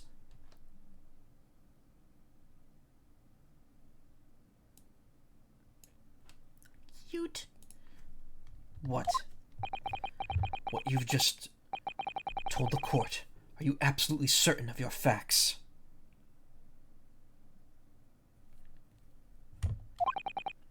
Did Gregson really fabricate evidence for that trial 10 years ago? I heard it with my own ears. His shameful admission.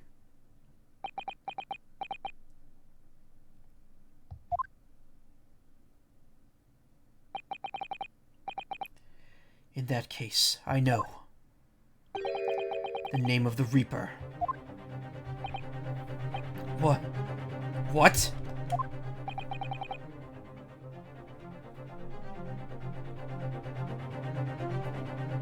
Lord Van Zeeks? I gave no such orders, I know that for certain.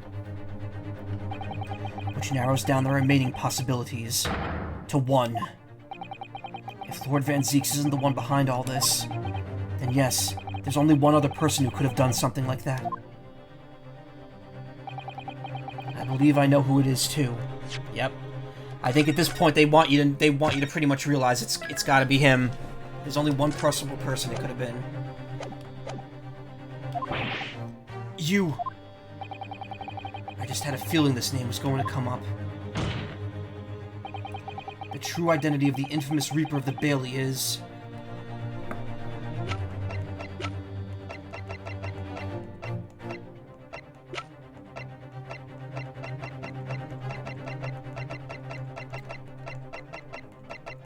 I mean, it's clearly gotta be gossip over here. No. Strong heart. Take that! I mean, he's the only one higher ranking here than Barak. And also, we kind of knew from the moment we saw him he was going to be an asshole. He was going to do something shitty. The only person who could have arranged the assassin exchange and manipulated the autopsy results is the Lord Chief Justice himself, Lord Male Strongheart. What? Lord Strongheart? I mean, also, remember, you didn't see the first game of this. He's been in this game since the beginning. Well, not the beginning. He's been in since Case 3 of the first game. But we've seen a ton of them. Yes, it's true that 10 years ago the defendant handled the prosecution of the professor in court. But he only took over the case after his brother, Lord Clint Van Zieks, had been killed.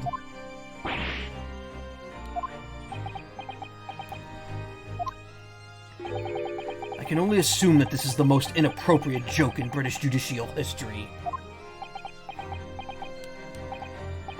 Well, Lord Van Zieks, 10 years ago, I was very new to my profession, but I had a burning desire to avenge my brother's death, so I pleaded for control of the case. The investigation to that point, the supplication of the lords to allow my brother's corpse to be examined, all the evidence I was given, the autopsy reports, it all came from you. I've spent my life then since believing I was in your debt for the way you stood aside and let me handle the trial. But I see now. I was very much mistaken. It was the usually influential force that caused the inspector and coroner to break the law 10 years ago. And that same force was still felt a decade later on the other side of the world by Seishiro Jigoku. Lord Strongheart, everything falls into place when we recognize that you are the Reaper of the Bailey.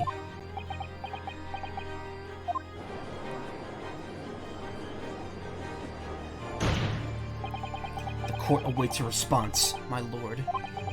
This may very well go down in British judicial history, but I assure you, it is no joke. Consider this a formal accusal by the defense.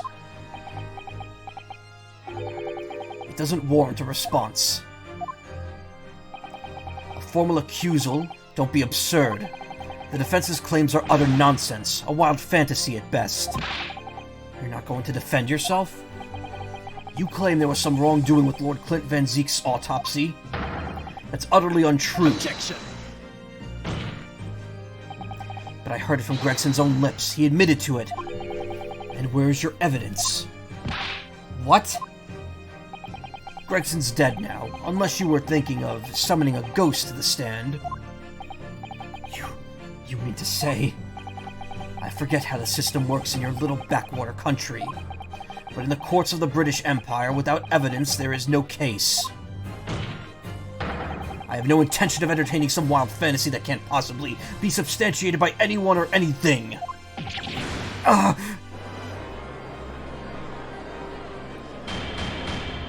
Order! Order in the court! Following Inspector Gregson's murder and in the light of Dr. Wilson's death as well, there's really no one left who could testify about the events of 10 years ago, is there? So that was the real purpose of the assassin exchange. This court has no business raking over the coals of a case that was concluded a decade ago. Ah, so that's why they were just killed to silence everyone, essentially. And Gregson managed to say what he needed to say before dying. The accusal brought on by the prosecution and the defense is categorically denied. I take it there are no objections. Kazuma. He's more or less waited his whole life for this moment.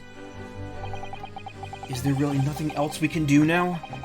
Is there no other avenue we could go down in pursuit of the truth about what happened all those years ago? If only there was someone who could testify about Clint Van Zieks' autopsy. Yeah, we know someone. Oh yeah, we know who actually wrote the report.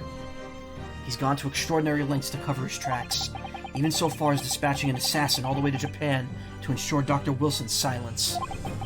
And Dr. Scythe won't say anything against Strongheart. But there's still one ray of hope. Objection! We know exactly who it is. Actually, there is one person. One person who could still testify about that autopsy. Don't be ridiculous. There's no one left. Who, Ryunosuke? Who? Tell me. Kazuma, Please. This trial can't end. Not yet. I'm not doing this for you. I'm doing it for the truth. The person the defense would like to call to the stand to testify about the autopsy of Lord Clint Van Zieks is... Yujin Mikotoba. Take that! Heaven help us. Another Japanese. An expert in the forensic medicine, my lord. Professor Yujin Mikotoba. 16 years ago, he came to London with Seishiro Jigoku and Genshin Asogi as a visiting student. And what could his testimony possibly tell us? Professor Mikotoba was the primary assistant during the autopsy in question. He was also the person who actually penned the report. Incorrect. The autopsy was carried out by the coroner, Dr. Wilson. The report carries his signature. It was the primary assistant's duty to keep a written record of the coroner's work during the procedure. In actual fact, the coroner merely read over the report at the end and signed it. In other words, Professor Mikotoba witnessed the entire autopsy from start to finish. The defense demands that Professor Mikotoba be summoned as a witness as a matter of urgency. Whatever really happened in that autopsy laboratory 10 years ago is something only he can tell us. Skittles, yeah. The defense's demand is denied. What? But Professor Mikotoba is in London at this very moment. We could summon him to the stand in minutes. He's my daddy. No, of course he's not going to agree to it. Strongheart has no intention of summoning anyone who knows. He's too concerned about protecting himself. Prosecutor Asogi, let me refresh your memory as you seem to have forgotten the prosecution's stance. Only minutes ago, you accused the defendant of being the Reaper and of masterminding the assassin exchange. I did, yes. So present your evidence for those claims and make your case complete.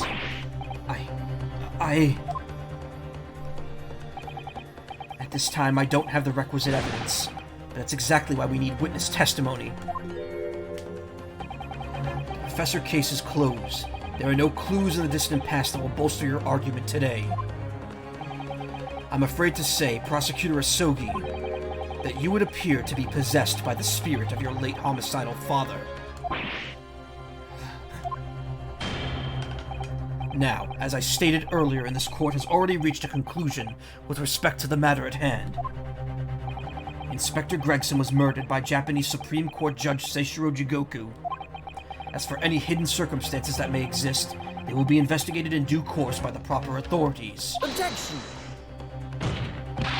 But we all know what will happen. That'll just give the mastermind of this whole venture time to cover his tracks again. By which you mean me? Your punishment for this contemptible behavior will be decided at a later date. As for you, Prosecutor Asogi, you will be remanded following these proceedings, willingly, I trust, since you gave your word. This futile game of revenge is over. Young Master Asogi.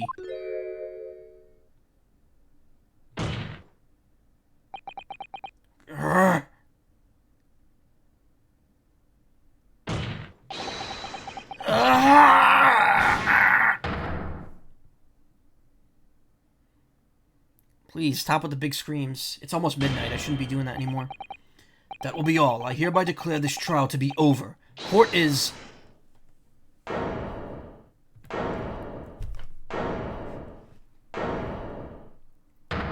I had a feeling it would be him. Mr. Sholmes? This is no place for amateur detection, Mr. Sholmes. May I remind you that these proceedings are closed to the general public? You will leave this courtroom at once. Objection!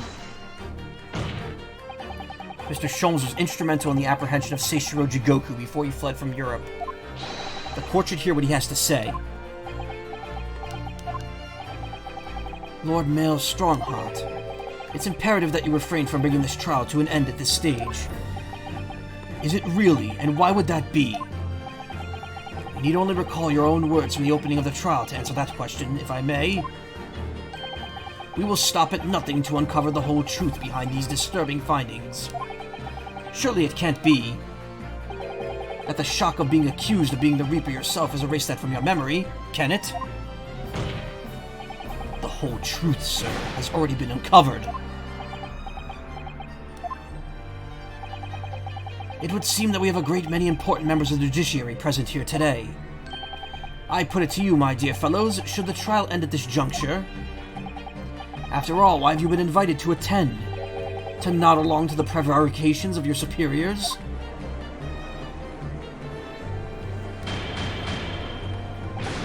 Order in the court! It seems to me that before we stand before a door that leads to a new era of legal practices, a door that is ajar, let's emerge from the shadows of the Reaper's decade-long ascendancy. For you and you alone, my dear fellows, have the power to push the door open now. The auditors in the gallery have no rights to express an opinion on court proceedings. Silence! He's right, the judge has absolute authority here. Yes, if he calls the trial to an end, it must end. But will that really do? I sense dark things occurring behind the scenes. Dark things indeed. Is there a single person here present who can honestly say he doesn't feel the same? What? The trial should go on. Summon the witness. That's right, we need to clear this up before that young Japanese fellow is remanded in custody.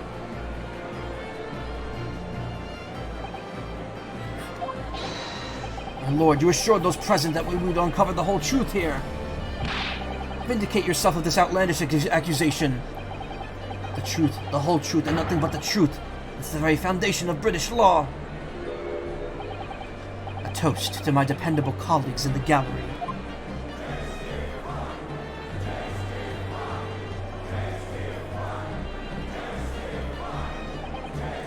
Well, my lord, you hear the voice of the British justice, I take it. I think you'll find it will be rather awkward to silence.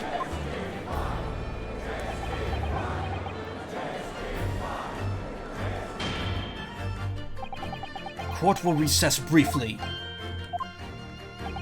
I have no intention of shrinking from these allegations. Bailiff, arrange for the subpoena of the witness at once. As soon as the gentleman arrives at the courthouse, we shall reconvene. A recess won't be necessary, my lord. Pardon? Mikotoba is a close friend of mine. He accompanied me today and is waiting in the antechamber as we speak. I do believe he's been enjoying a little trip down memory lane, in fact.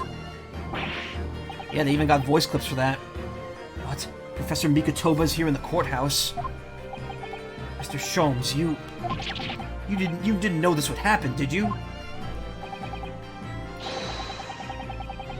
My dear fellow, no one is in a better position to answer that question than you, surely. I wasn't just asking for the fun of it, you know. Well, I must thank you for your assistance in this matter, Mr. Sholmes. However, you have no further use here. Kindly leave the courtroom at once. But of course, in truth, I find myself rather busy now as a result of those developments. Mr. Naruhodo? Ah, yes. I trust you have Iris's little lucky charm with you. Absolutely. It's still in my pocket. She sends her regards and a reminder. If you find yourself at a dead end, the ears are at your disposal. Just one tug, if you please. Oh, of course. In that case, the trial will continue without delay. Bailiff, show the witness to the stand. So it's Lord Strongheart. He's the Reaper of the Bailey. Where exactly is this trial going to take me, I wonder? Just how deep am I about to be plunged into the blackness of the abyss? Well, I'm ready. I'm ready to head into the heart of this maelstrom and confront whatever horrors it tries to drown me under.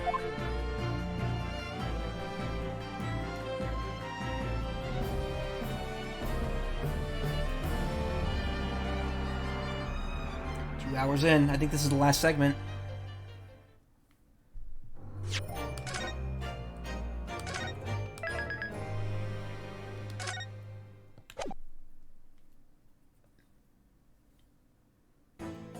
Oh, it's girl.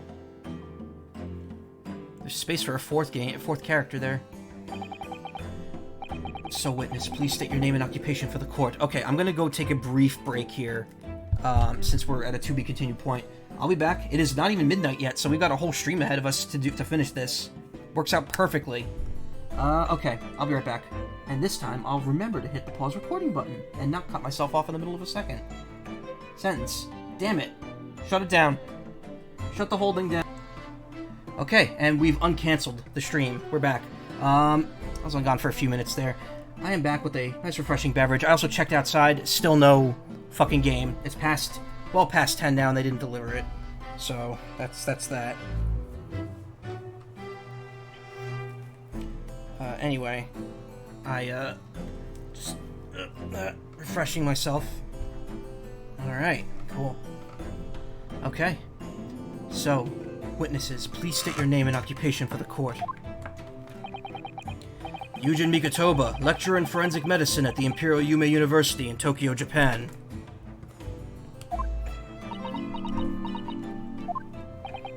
And Professor Mikotoba, the young lady beside you is... Ah, this is Dr. Maria Gori, Scotland Yard's practicing coroner. The daughter of Dr. Scythe, I understand. Yes, Dr. Scythe. I'm afraid I can't tell you why she's here. She just appeared.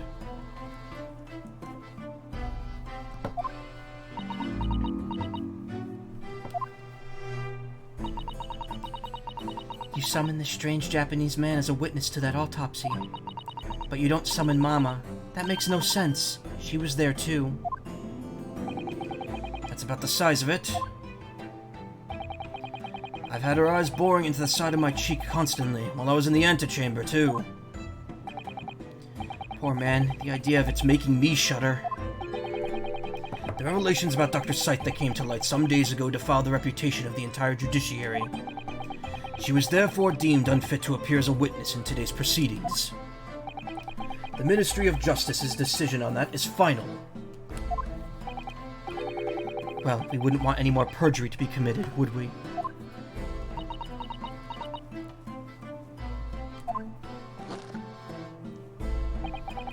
The Ministry of Justice? Some questionable strings are being pulled, I think. I remember you, Dr. Mikotoba, but I certainly never expected to be meeting you under these circumstances. Just a sec. Yes, it's been a long while, Lord Strongheart. The prosecution understands that you were a visiting student of forensic science in London until 10 years ago.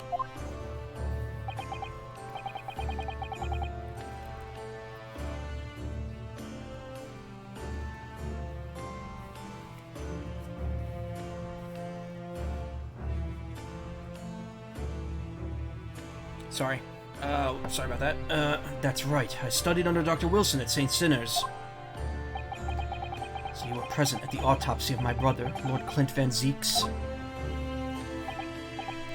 I was, yes. I assisted Dr. Wilson with the entire procedure. Mom is far more skilled than any Japanese man. Well, Dr. Wilson asked me to be his primary assistant on that occasion. This autopsy report was actually penned by you, I believe? Yes, I noted all the doctor's findings, and when we were done, he read through the document and signed it. Poor Mama. A secondary assistant, she wouldn't have had such a good view of all the innards. So, Professor, do you remember Inspector Gregson? Yes, of course. If it wasn't for his insistence, Lord Van Zeeks' autopsy would have never happened. He was absolutely convinced that it would reveal decisive evidence against Genshin, you see. So Lord Strongheart had to entreat the nobility to allow it to take place.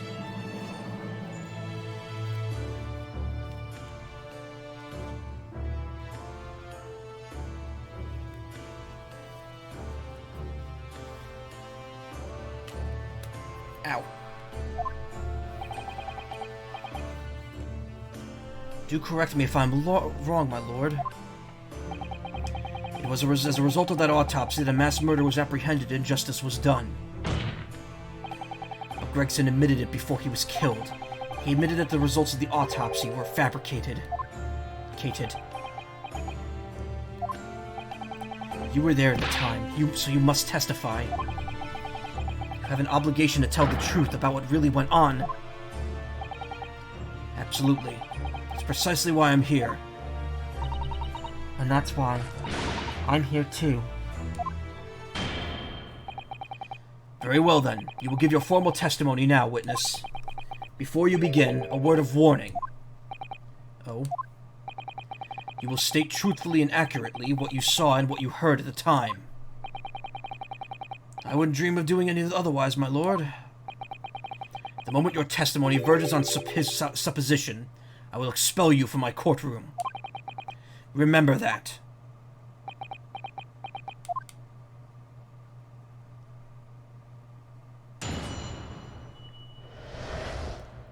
The autopsy of Clint Van Zieks. From my own observations, I couldn't say there was any indication of the autopsy results having been fabricated. Death resulted from a wound made by a Western-style sword transfixing the heart. That I found a little strange. There were no other signs of internal injury. Nothing questionable at all. It was just that beautiful but dangerous piece of evidence removed from the man's stomach.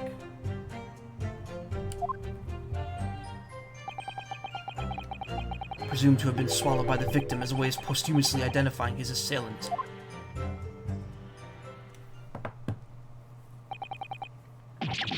No indication? Nothing to suggest a fabrication? Professor Mikotoba, are you certain about that? Well, nothing that I could positively identify as such, much less swear to in testimony. Ah.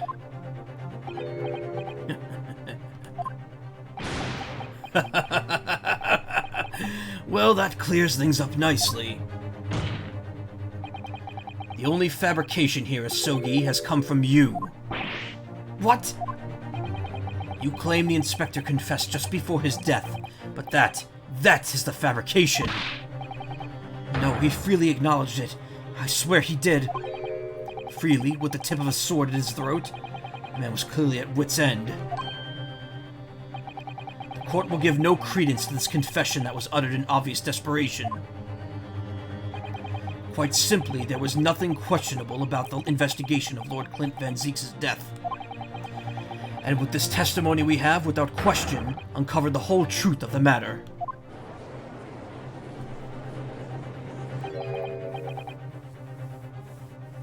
If I may, my lord, there was most certainly something questionable about it, and the whole truth does rather elude us, I feel. I beg your pardon. Well, you're obviously aware of the facts of this case.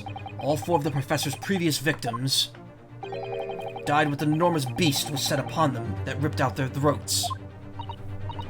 Oh, such horrifying crimes. But curiously, the killer's last victim, Lord Clint Van Zieks, suffered a different fate. Yes, you're right. He was stabbed through the heart with a sword.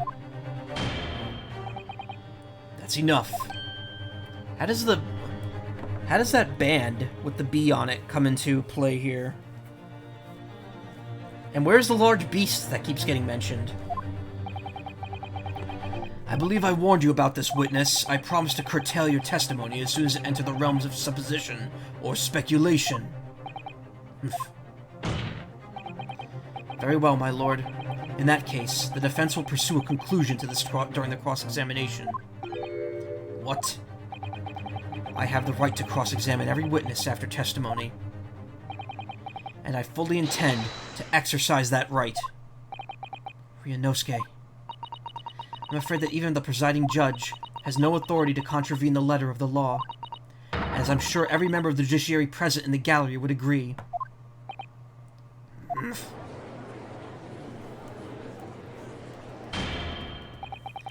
Very well, you may begin, counsel. However, the moment your argument strays from the established facts, I will not hesitate to bring the cross-examination to an end. Proceed with caution. Yes, my lord. My lord?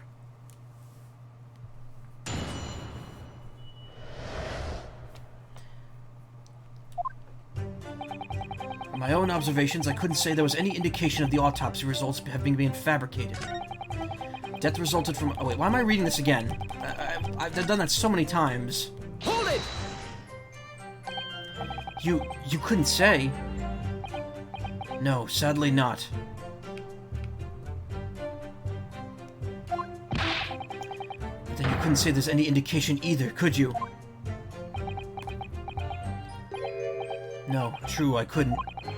I was at Dr. Wilson's side as he performed the procedure, recording what he did. But at times, of course, he instructed me to fetch implements and such like. Whilst I was away from the operating table, obviously I could have missed something. And at those times, what was the secondary system doing? Following this Japanese man's orders to adjust the lighting or pass him implements. But that doesn't mean Mama wasn't a vital part of the team. Quite, yes. So would you kindly refrain from staring at my cheek like that? Professor Mikatoba, think. Was there nothing at all that seemed out of place to you? Well, yes, there was, as a matter of fact. Death resulted from a wound made by a Western sword. Yeah. Hold it! In all the previous 4 killings attributed by the Professor, the victims were killed by an enormous dog, I believe. Their throats were, well, mauled. Correct, and yet Lord Van Zieks was stabbed. Ah, do you mean to say... Do you think Lord Clint Van Zieks may not have in fact been one of the Professor's victims? There's no basis on which to doubt the findings of the investigation carried out at the time. But... Genshin Asogi confessed to all of his crimes upon his arrest. He admitted to having taken the lives of all 5 members of the aristocracy. Ugh. Yet the beast that was used to carry out the killings was never identified.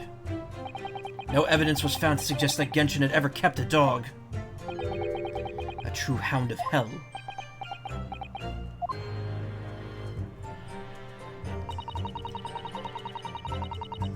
Hold it! But, you weren't actually present at the autopsy yourself, were you, Dr. Gory? Does that matter? Well, I just wonder how useful your testimony could be in that case, really. I mean, it would be different if your mother, Dr. Scythe, were in the stand, but...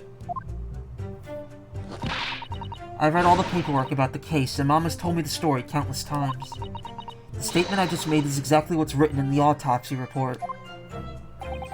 I did confirm that myself at the time, it's true. Besides the stab wound, there were no other signs of internal trauma. I see.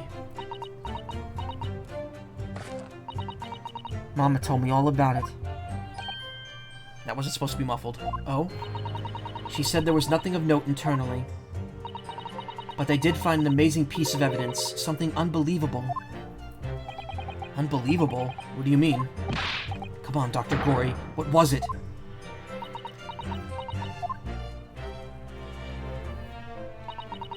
Oh, yes, a beautiful but dangerous piece of evidence removed from the man's stomach. Hold it! What exactly was it, though? What does beautiful but dangerous mean? Well, it was a sparkly and round with a hole, as if it might slip over a finger, perhaps. It was a ring, belonging to Genshin Asogi. My father's ring was inside the victim's stomach! At the time, Genshin wore a large ring of the Digitus, a quartus, on his hand. Wait, what? At the time, Genshin wore a large ring on the Digitus quartus of his left hand, the 4th, or ring finger. I'd understood it was some sort of keepsake. My father left Japan for London 16 years ago. I was 8 years old, but I remember that ring. You do? My father's possessions were sent to our family home in Japan after his death, but the ring wasn't among them. Obviously not, it was a key piece of evidence. It remains under lock and key in the stores at Scotland Yard to this day. After the autopsy, Genshin was summoned by the police to check for the presence of his ring. It wasn't on his hand, of course. Moreover, there were deep abrasions on his finger where it had been pulled off. After the autopsy, Genshin was summoned by the test with the presence of his ring. Okay.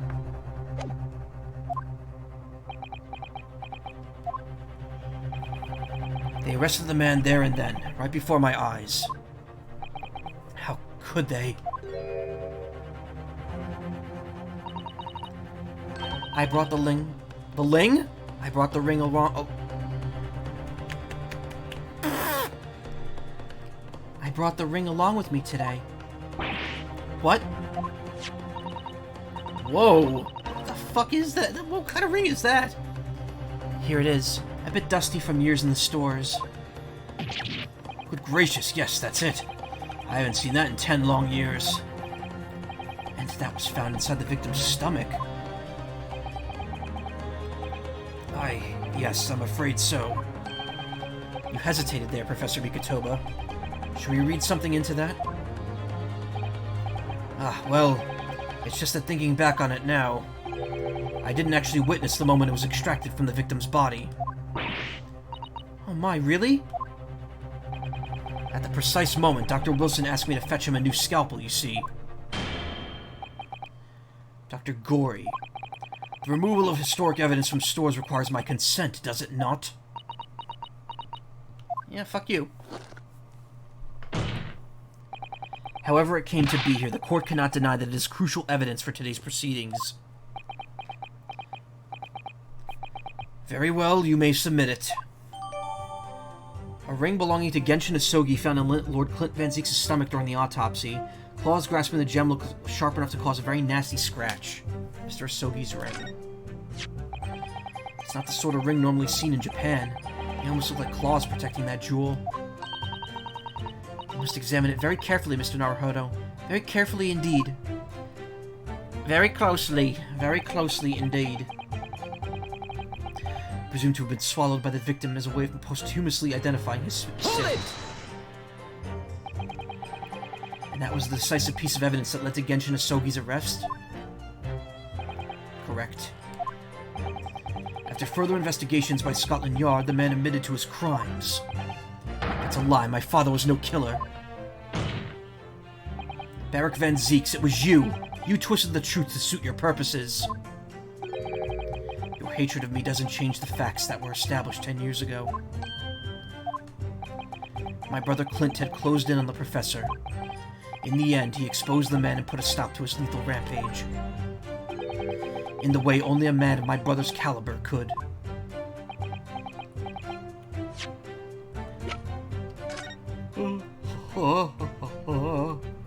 Nothing inside the ring. Oops. These fat claws are doing a good job of protecting that equally fat gemstone in the middle of this ring. Yes, if you were clumsy, you could give yourself a rather nasty cut on them, I should think. Ow! Now my finger's bleeding. Claws really are sharp. Oh my, that was a very quick clumsiness, Mr. Naruhodo, even for you.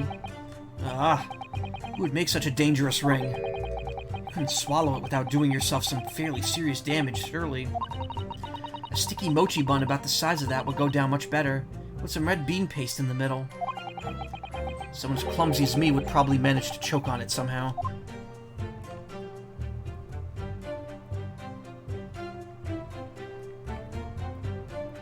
I don't see anything that might be something new. Well, we figured out that it's sharp enough not to be swallowed, so... That's everything. Is it? Or is it? Poor father, he looks so troubled. Perhaps because 10 years ago, something happened that's been weighing on his mind. Oh! I couldn't say were his words. The phrasing was very deliberate, I'm sure. I wonder if he's had his suspicions all these years. If that's the case, we need to use this cross-examination to prove what really happened. And remove any trace of doubt. If we could establish that Kazuma-sama's claim of fabricated evidence was true, we can't shy away from this now. Even if what we might uncover could lead to total calamity. Don't worry, Mr. Naruhodo. I'll be right here beside you, whatever may happen.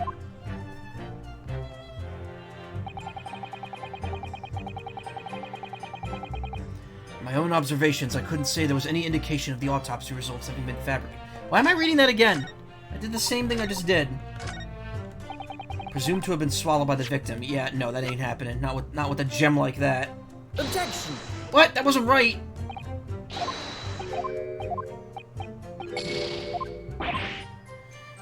Fuck!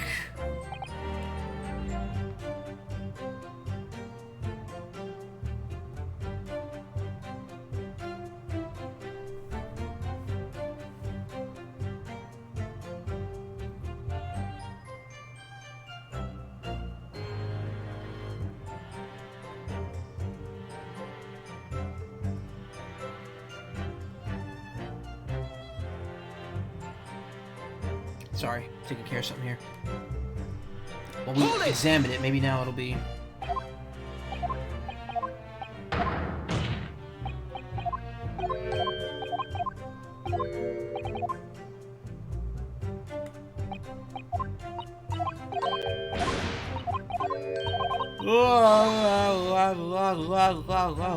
Okay. Big Mac. Hey Yashi. I keep forgetting that's only 12:30, even though I've been streaming for almost 3 hours already. No other signs of internal injury, nothing questionable at all. Okay, this is probably where I present the ring. Objection! There we go. The court has heard that the ring was extracted from the victim's stomach, but you didn't actually see it being removed, did you, Professor Mikotoba? Professor Mikotoba? That's right, as I said in my testimony before, at the moment, I was fetching a replacement scalpel that Dr. Wilson had requested. In other words, you can neither confirm nor deny whether this ring, in fact, really came out from the victim's stomach or not. What are you suggesting, counsel? That you're a stupid dumbhead. That the ring was never in the victim's stomach to begin with. It's entirely feasible that Dr. Wilson fabricated that detail about the autopsy. What are you saying? That Dr. Wilson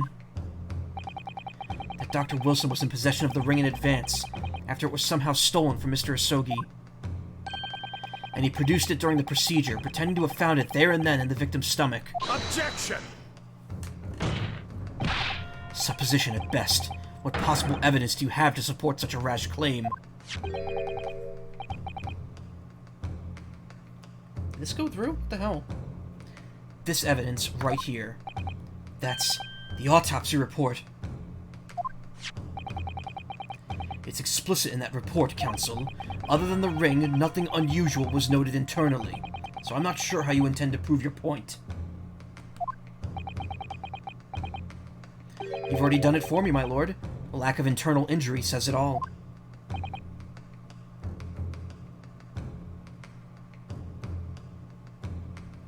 What? To swallow a ring of this size would require considerable effort and determination, but damn it, we're gonna make it happen. And in addition to its size, there are sharp claws around the gemstone to contend with. My brother was a determined man, and on the brink of death even more so, I'm sure. He would have stopped at nothing to ensure that evil killer was brought to justice. But if he really had swallowed that enormous ring, it's inconceivable that no traces of its passage down his throat would have remained as internal trauma. No! And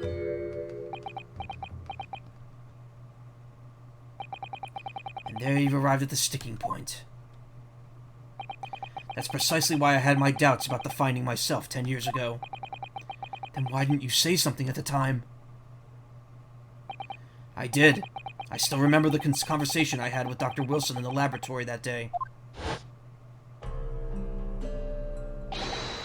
Look at this! Now this is a very curious thing to find in a man's stomach, wouldn't you say? But isn't that rather peculiar, Dr. Wilson? What's that now, Mikotoba? Well, if you swallow a ring of that size with those sharp metal claws that it has, surely you'd expect to see damage to the throat and esophagus, torn mucous membranes at the very least. Dr. Mikotoba, may I remind you that I have vastly more experience than you. I'm terribly sorry. Wow, so Dr. Wilson was not a very great person. Suddenly not feeling so sympathetic for this dude who got killed in the very first chapter of the first game. I can think of plenty ways to explain why no injuries would be seen. No, let's say this. The victim would appear to have ingested the item as evidence to identify his assailant. Go ahead, write it down. Write that down. Write that down too. So I was right. Dr. Wilson deliberately fabricated the results of the autopsy to implicate my father. I'm disappointed, Counsel. That argument is nothing more than speculation. What? Dr. Wilson was Britain's leading authority on forensic science and autopsy work. There's no scientific basis on which to doubt the man's expert opinion. Pardon the interruption, my lord, but damage to the mucous membranes of the throat is easily identified even in living subjects. using a device called an endoscope, recently demonstrated in practical use in France. I want one. The government can pay. I don't think so, and Dr. Gory. Rest assured that your removal of evidence from the stores without permission will not go unpunished.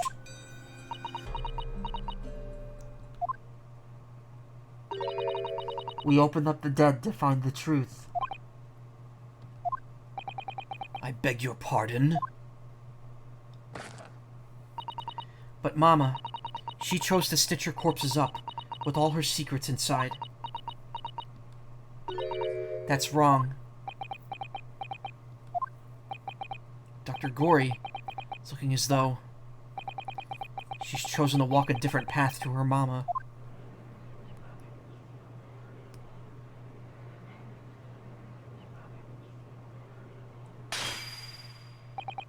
Yes, the ring. What about the ring? I've just remembered something. An earlier incident. What incident? The one I recounted to you before, about a memory I have. Of Genshin Asogi saving my life. What? My father saved your life? Ah, yeah, that was a little while ago, huh?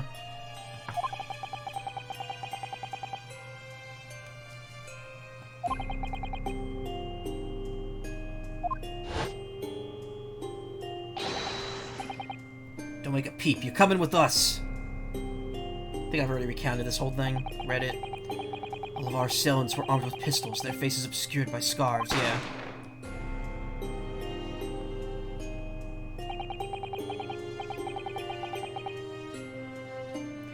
Next thing I knew, there was silence all around. Genshin lay on the cobbled street. Blood was seeping from his left hand. He'd shielded me.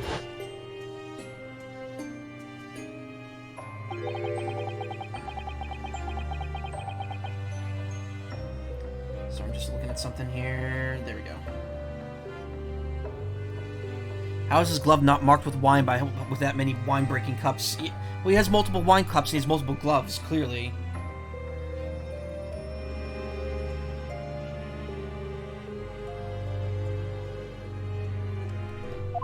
Oh shit, I didn't read that. It was on the ring finger of his left hand that he used to wear that ring. Are you saying... I've always believed those thugs were after me.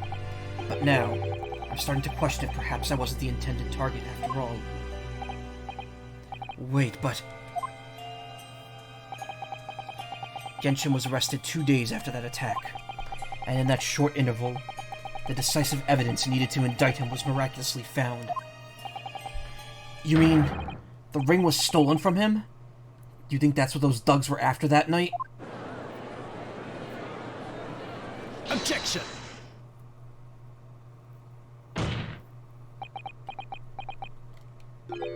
You pathetic coward.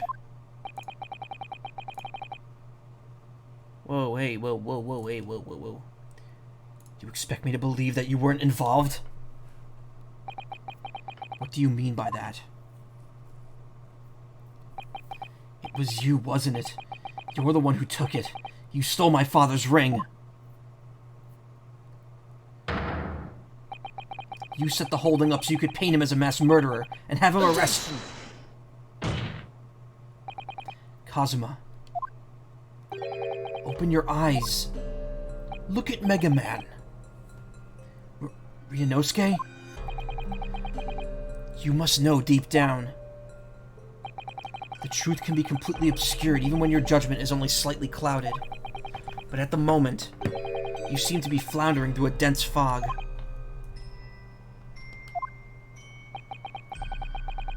Is that why you were so insistent that I should be present in this trial? To see you like this?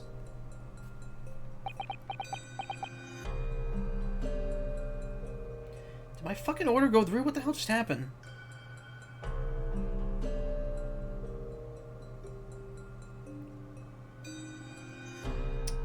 Man, I'm starting to hate ordering shit online.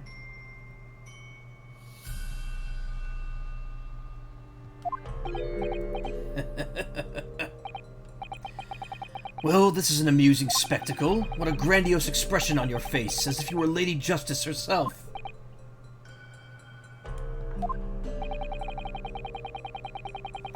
It seems you've thoroughly convinced yourself of this alleged fabrication of the autopsy results. So much that you're apparently blind to the blatant contradiction that would be born out of it. What? Even though it's extremely hard to believe, let us imagine there was some misconduct during the autopsy. If that were the case, why would Asogi not have disputed the findings in his trial? Oh. In the closed court hearing 10 years ago, the defendant never once denied the claims against him. Isn't that right, Lord Van Zeeks?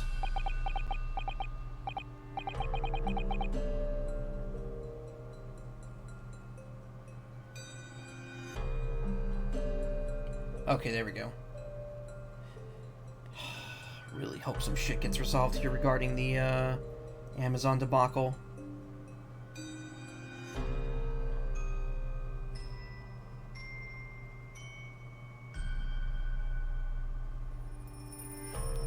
Yes, that is indeed correct.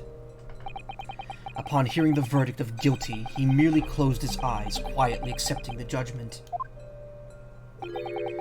The actions of a man who has accepted responsibility for his deeds and is resigned to his fate.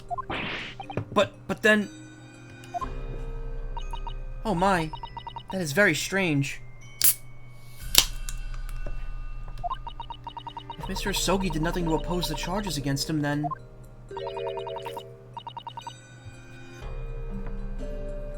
that would surely mean there was no fabricated evidence. An obvious conclusion at which you should have arrived to many minutes ago, Prosecutor Asogi. Your twisted loyalty and clouded judgment are hampering your ability for logical thought. Ah! Genshin Asogi's silence at his hearing can mean only one thing. There was no fabrication of evidence during the autopsy of his final victim 10 years ago.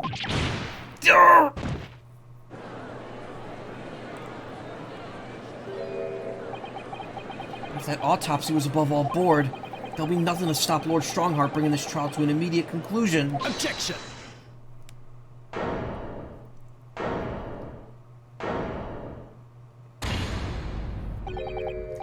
Thank you, Ryunosuke. If it wasn't for your frank words just now, this trial may have very well ended prematurely. Kazuma? What's this latest absurdity, Counsel? My lord, your reasoning is perfectly sound, but for one giant hole, I beg your pardon. You claim my father's silence was due to the fact that there was no fabricated evidence, but there's another possibility. I got lost because you said that in chat. Damn it, Kazuma-kun. You've overlooked the possibility that he had a reason for maintaining his silence. Objection! Silence that would lead him to being convicted and sent to his death. If the autopsy results were an invention, there's no conceivable reason why the man wouldn't have protested. Objection! Oh, these results were an invention, all right. There's no question of that. Or are you forgetting that two people with a connection to that autopsy have been assassinated? If I force the grievances I feel from my mind, I start to see you in a very different light. I think perhaps it's you who's been living in a delusion these past 10 years. Me? Sorry, need to just adjust how I'm sitting here real quick. There we go.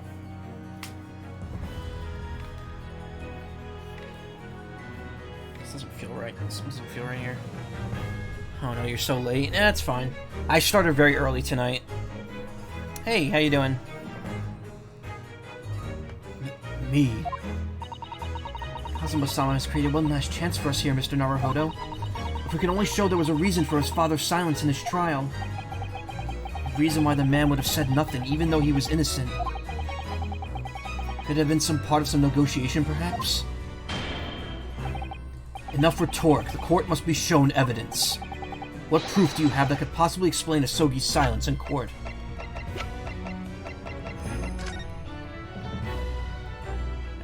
my son Kazuma Sogi. Deep sadness, I accept my fate in this foreign land, and the knowledge that I'll never see my homeland and family again, but I regret nothing about my chosen path. Could this be it? Take that! Yep, it was. It was the only piece of evidence I think would make any sense here. This is the defense's answer to that question. Wait, what? Oh, it wasn't right. Nope. Fuck!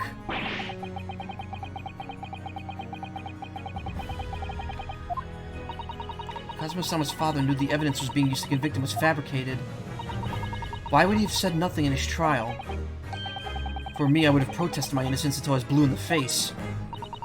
So if we're right about the autopsy results, there must have been a strong reason for his silence. Well then, perhaps he was saying nothing in exchange for some sort of clemency? Ah, that could be it. My lord, the defense would like to... Enough rhetoric. Watch must be shown evidence.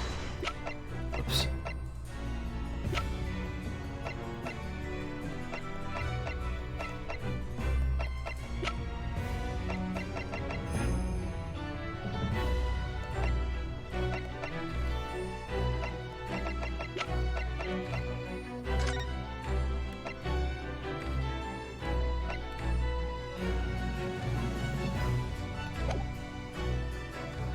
Could have been this, the negotiating the escape? It's the only other thing I could think it could be. Maybe... Wait...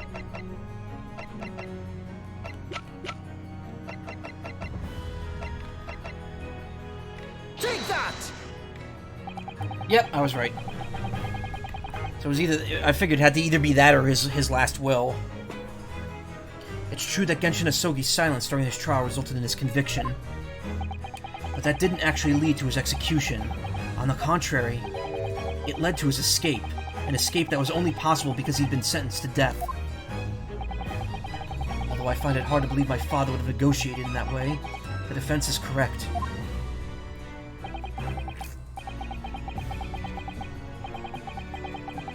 A fake execution, falsification of a death certificate, and a jailbreak inside a coffin. Clearly such an elaborate plan could have been carried out by my father alone. He must have had the help of a collaborator from the judiciary.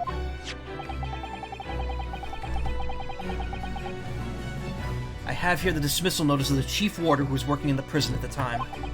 The notes read, there are indications that the jailbreak was in planning prior to the inmate's incarceration. In other words, there were suggestions of some sort of... There were suggestions of some sort of negotiation between Mr. Asogi and the British government. In exchange for his silence in court, he was given an assurance that he would be broken out of prison. Yes, with that sort of clandestine agreement in place, I can imagine he would have kept very quiet. I would go further than that, in fact. I would say that the elaborate jailbreak of Mr. Asogi can be explained in no other way.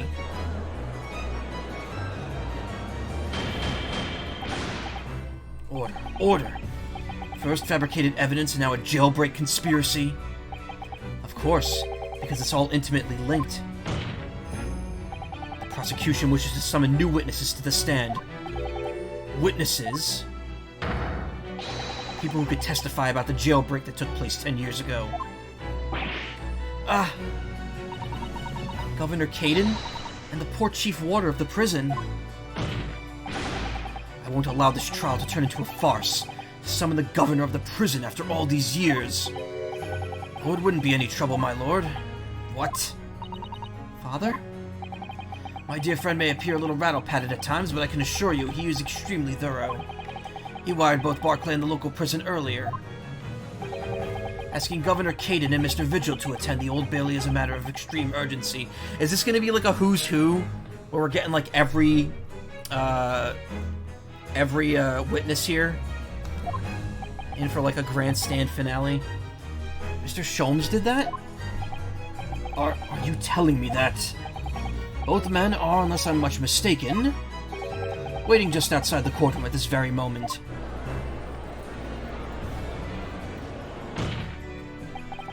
My lord, you must permit this trial to proceed as you declared at its outset.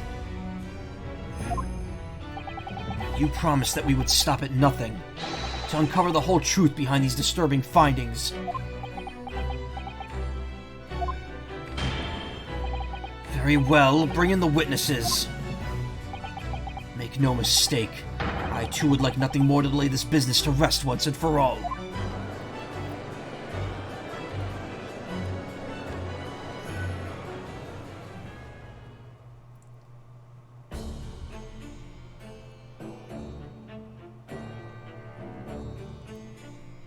I'm just waiting for them to pull in Enoch here.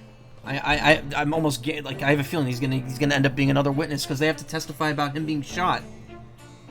Will the new witnesses state their names and occupations for the court, please? I, Barry Caden, Governor of Barclay Prison.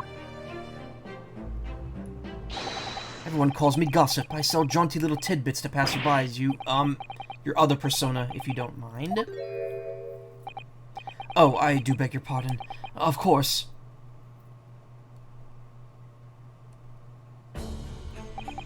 My name is Daily Vigil. I used to be the chief warder at Barclay Prison. The reason you've been summoned here to court today is to testify about the jailbreak of the so-called professor 10 years ago. Lost the professor? We've already been through all this before, a decade ago. And the conclusion was that there was nay anything untoward happened.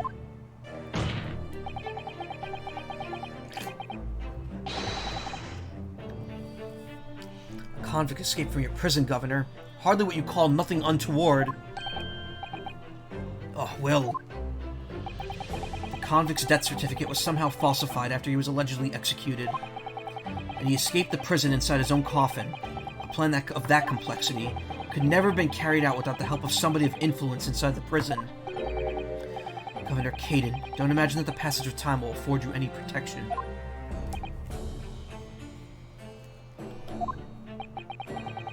If it turns out that you were involved in the plot to break Mr. Asogi out of your prison, then of course, the consequences will be very serious. In all likelihood, a capital punishment. Gads, hold on there, laddie! All I did was... Witness Governor Caden. Aye, sir! You have a critical role to play in the public safety of our country, a great responsibility to shoulder. The significance of your testimony in court cannot be understated. Therefore, think carefully before you speak.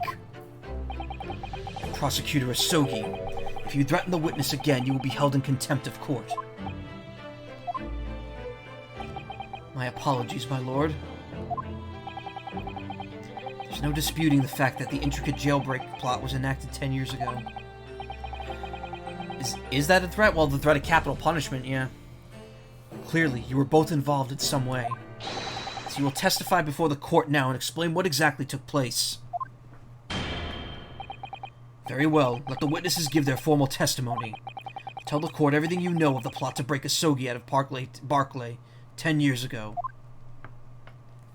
Words, man. We made them up.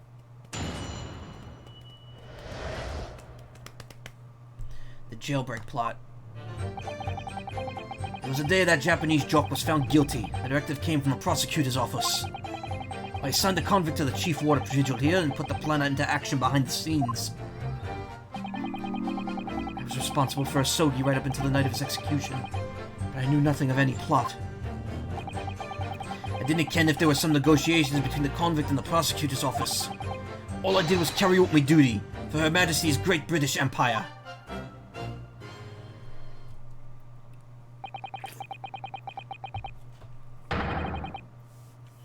A directive from the prosecutor's office. Are you saying that was the jailbreak plot? Aye, that's right. Who sent it? Who authorized that plan? Was it 112 playing Mario Kart 8 Deluxe? I didn't ken that. You're saying you don't know? Listen, there was nae a thing about that professor case that was nae unusual in some way. I didn't ask any questions, I just did what I was told to do. More than that, I couldn't tell you. I see. Nessie would kill me if she heard me doing that voice. Her Scottish accent is insanely good. I don't know how she managed to master it so well. But if the jailbreak plan originated from the prosecutor's office, then one thing is very clear. As suspected, there were clandestine dealings going on between Mr. Asogi and that office. That jailbreak was promised in exchange for Mr. Asogi committing crimes he didn't commit.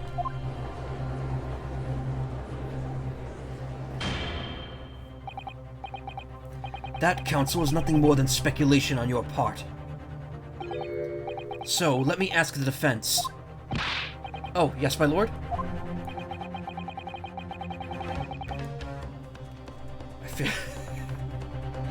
I muted myself because I had to burp, and now I'm laughing because I burped really loudly. I fail to see how these witnesses have more pertinent information here. The Nidoqueen plush has been out of stock for 2 years almost. Which Nidoqueen plush are you talking about, exactly? The one on Pokemon Center?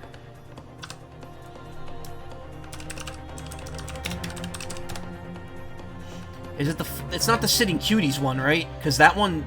Let me tell you, I bought 2 Sitting Cuties. I bought a Miltank and a Skuntank Sitting Cutie. They're garbage. They are very much like a cheap, like $5... Like, they're $10 each. And they are very much worth less than that. You could tell that they are, like, very cheap plushies. Made for, like, budget collectors. I'm assuming you mean the original Fit Nidoqueen? I don't know.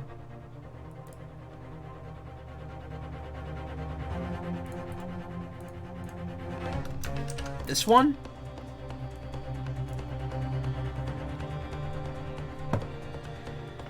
Fail to see how any of these witnesses have more pertinent information here. One life-size Nidoqueen with 100% accurate body size. That would be cool. I want to get one of those Snorlax things. One of the beanbag chairs. Hey, speaking of that, never mind. Let's continue on here. Do you intend to assert your right to cross-examination? Absolutely. I have no intention of squandering a single opportunity, my lord. It seems all you Japanese are fiercely tenacious. Very well. Proceed, counsel.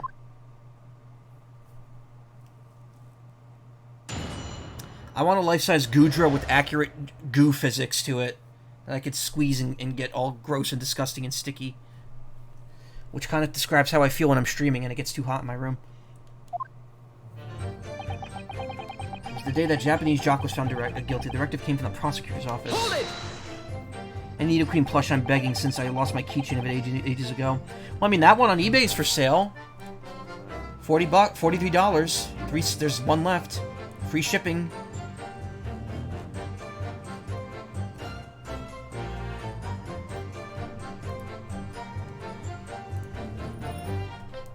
And you say you don't know who actually issued the directive. Aye, that's right. All I can be sure of is that it was official... What was that? That was not Scottish. But if it was from the prosecutor's office, that narrows down who could have issued it straight away. And it wasn't me. I can even say with certainty that it did originate from the prosecutor's office. What? There's no telling where it started. There's a fair chance it came from higher up the ladder. Basically, I cannot give you any indication of who it was behind it. You can't be serious. All we could say for sure is that the order must have come from somebody in authority, I suppose.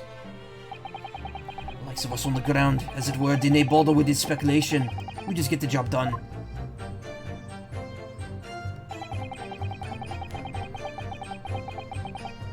Hold it! So, Mr. Vigil, you didn't know anything about it at all? And yet he got fired for it. That's right, my only role in this scheme was as a scapegoat.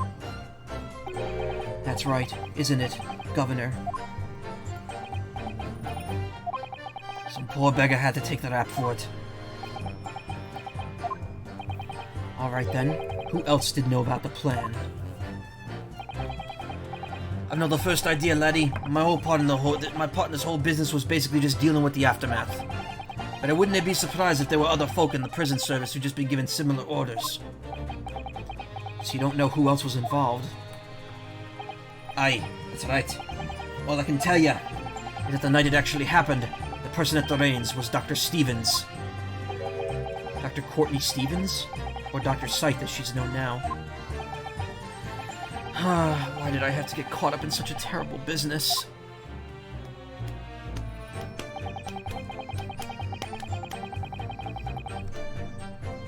Hold it!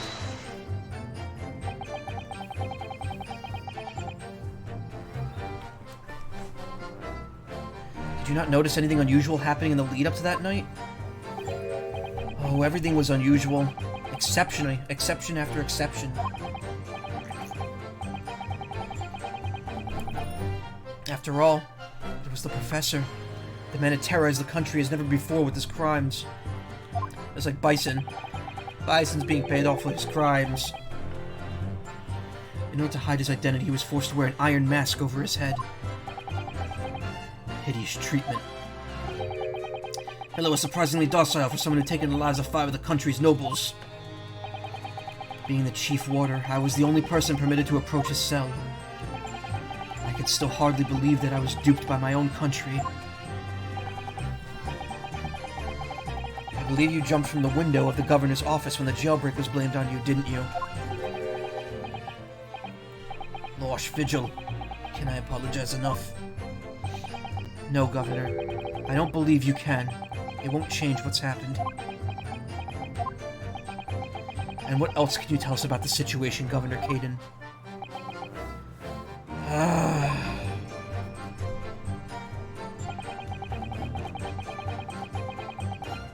Hold it!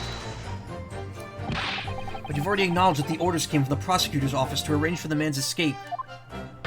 There must have been some sort of negotiation. It's the only explanation. Aye, well, be that as it may. I didn't ken nothing about that. The witness stand is no place for telling you what don't know for sure. I ken that much, I do. And I presume you also know this. Not telling what you do know is a criminal offense. So you were just following orders, is that it? I'm afraid that won't absolve you of guilt here. The man was still killed illegally, even if he was a condemned criminal. He may very well be found complicit in murder, Governor. So that's what it's to be, is it? Even with the threat of conviction, you won't break your silence.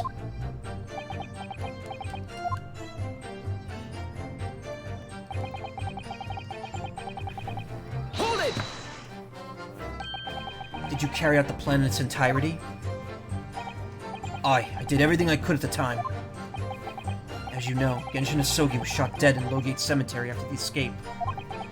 Tell me, was that part of the plan too? My instructions were to do with getting the jock out of the jail and nothing more.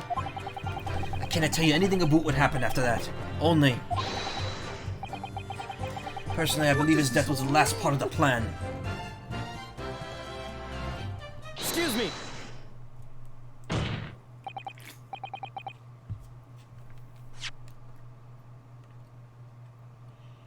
So the instructions were to get him out of jail, then kill him while he was escaping. Mr. Vigil, is something wrong? Yes, sir. What can I do for you, sir? He's saluting now? What is it, some sort of Barclay convention? What Governor Caden was just saying seemed to upset you. It's like I blew the speech bubble for this, excuse me, yeah. It's to show Ryunosuke's informality about all this. Did it bring something to mind, perhaps? For the last 10 years, I've completely blotted out the memories of that time from my mind. I was betrayed by my superiors, in the name of my country. The worst voice clips, I think, were Ace Attorney 3, when you play as Edgeworth, and he has the hold it and objection. They sound so bad in that game. I think they redid them when they eventually did the Ace Attorney Investigations, because they sound way different. Objection is the only one that's been the same. I was betrayed by my superiors in the name of my country. my father was betrayed, it seems. Crust. A little crusty. It was DS error voice acting. They sounded the same. Maybe it was the same. I don't know. I just remember hold it and take that scene sounding very weird because the objection was clearly recorded like way back in the first game, and then they had to do the other two lines like 2 years later. So they were just like, "Hey, can you try to replicate that voice you did?" Sure. And then they did Dual Destinies where everyone actually had to have canon voice actors for like the full game, even though it wasn't fully voiced. I do like Edgeworth's post Apollo Justice voice actor. Really good. Same with Phoenix Wright. Phoenix Wright is good too. I think it works because Edgy's out of his element in AA3. True.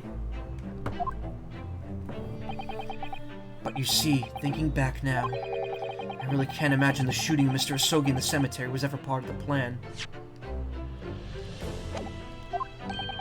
What makes you think that? Well, it just doesn't make sense, does it? To make the man admit to crimes he did commit with the promise of a jailbreak, only to kill him in the end. That's treachery of the worst kind, but the point is, if the intention was always to betray him, why would there be any need for all the chicaneries of an escape? Ah!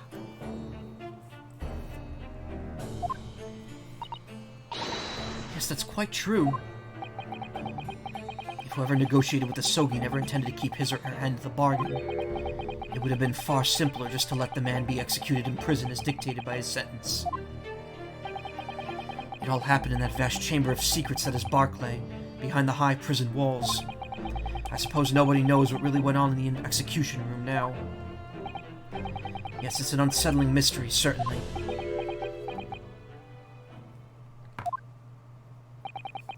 Truth be told, there is a wee matter that's never quite made sense to me.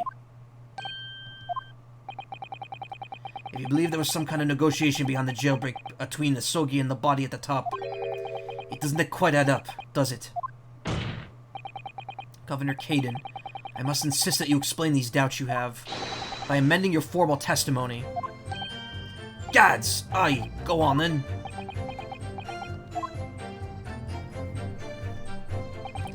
It seems to me that the Japanese fella didn't have nothing to bargain with. Hold it! Admitting to the crimes, that was what he had to bargain with, surely. Can I see that myself? After all, did the prosecution not have conclusive evidence against the Carly, eh? This, you mean, discovered during the final victim's autopsy. There was every possibility this conclusive evidence was fabricated by Scotland Yard and the prosecutor's office. Objection! Possibilities are all very well, but nothing has been proven. You can holler about misconduct in the trial 10 years ago all you like. But if you can't establish that it happened with hard evidence, no one's going to listen. Aye, that's right. So what I'm saying is... Home. The convict had nothing. Nothing he could use for any kind of bargaining at all. I don't need a comb like that because I have no hair on my head. Mostly. Starting to grow back a bit now, but I'll probably get it shaved down before I go to Anthrocon. Just like I did. That's the first time I actually shaved my head completely when I went to Anthrocon last time. Might do that again for, old time's sake. The witness makes an astute point. Logically, it would seem no negotiation could have taken place. Wonder if feathers need combing? They do need... Sometimes they can get ruffled. Especially down feathers. Down feathers are very, light and airy, so they can get out of place really easily. And yet the plan to break the man out of prison was definitely put into practice. So he must have been armed with something that gave him an angle to negotiate.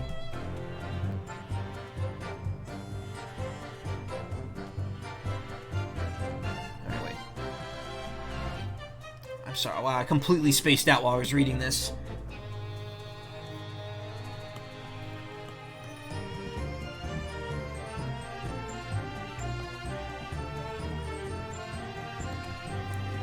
Again, no kind of bargaining at all? Okay. So Asogi-san agreed to confess to the crimes because he was assured he'd be broken out of prison later.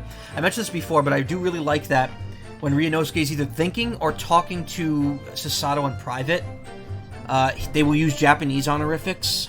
for everyone, but when they're speaking to the other characters, they will use the English honorifics. Just because, obviously, the British people wouldn't use those terms in their language, so it kind of makes sense. I mean, it doesn't kind of make sense, it makes a lot of sense. So Sogi-san agreed to confess to the crimes because he was assured to be broken out of prison later. I really don't know that Kazuma-sama's father would have engaged in such negotiations. Like, see, she'll only refer to him as Kazuma-sama to Naruhodo. But, like, when she's talking about him to the court, she'll say Mr. Asogi. And perhaps something compelled him to agree? What a terrible thing, using the law to legitimize such underhand dealings with a desperate man. There's actually a lot that went into the localization of this game. Before this was even announced, there were leaked documents from Capcom, because there was like a big Capcom leak about a year or two ago, and one of the big things that came out of it was like how they were going to handle the Great Ace Attorney in English. And it was like, we're not going to localize we're not going to like overly localize things, we're going to keep it so that like the Japanese text is still present, we're just going to have translations appear when you highlight over them, which the game does do. So it's really cool that like the localization team went to great lengths to keep this as authentic as possible, unlike the other Ace Attorney games where it's just like full localization at that point.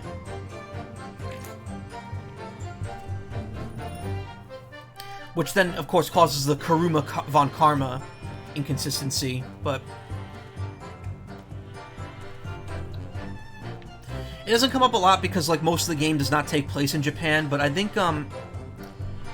there are some spots there's some evidence towards the beginning of the first game, I think, where it's like you'll highlight something and it'll just say the word that it is over it or under it. And again, maybe that doesn't actually come up at all. Maybe I'm just imagining that.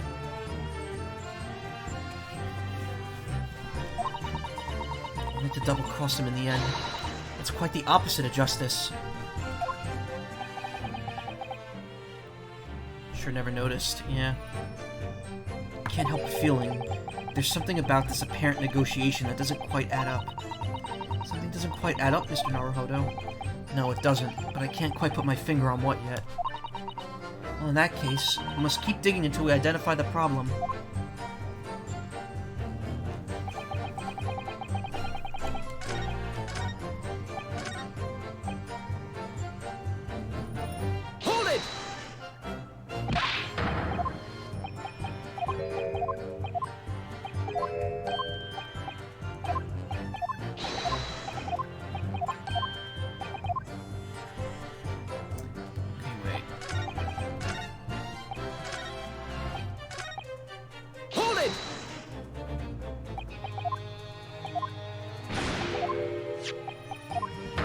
Objection!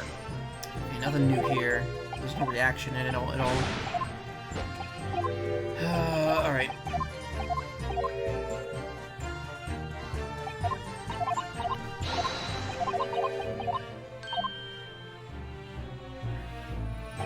Hold it! Let's see, did we uncover anything new at the beginning now because of that, or no? Probably not. I could say this, the testimonies in this game never get as convoluted as they do in the main games. That's what it definitely feels like. Hold it! There are points in the main game, especially I think of like Rise from the Ashes from the first game, where they made some of those cross-examinations so long and convoluted that you had to like pick apart like 6 different inconsistencies before you'd find the actual point where you present evidence. In fact, I remember there was one cross-examination where you actually couldn't figure out the answer, and the way to actually move the way to move the plot forward was to just scroll through the text 5 times or 3 times.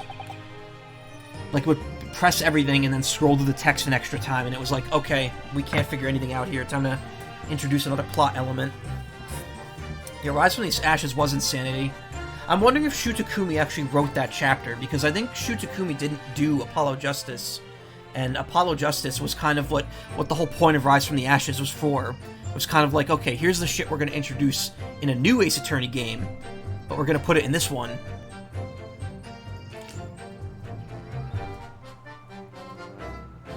And then everyone in America got confused as to why Rise from the Ashes is not included in any sort of reference in the second and third game, because it was added after the third game came out.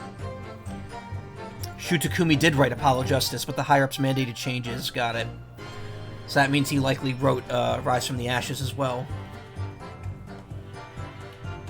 And then after that, Shu Takumi worked on Ace Attorney versus Professor Layton, which is an amazing game.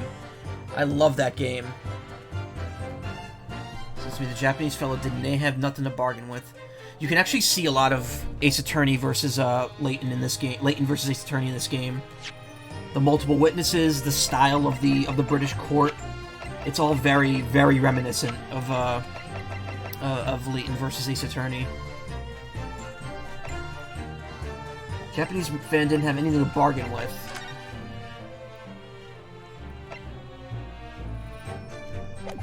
Takumi voiced Phoenix in Japan. Yari. Yes, and what's his name?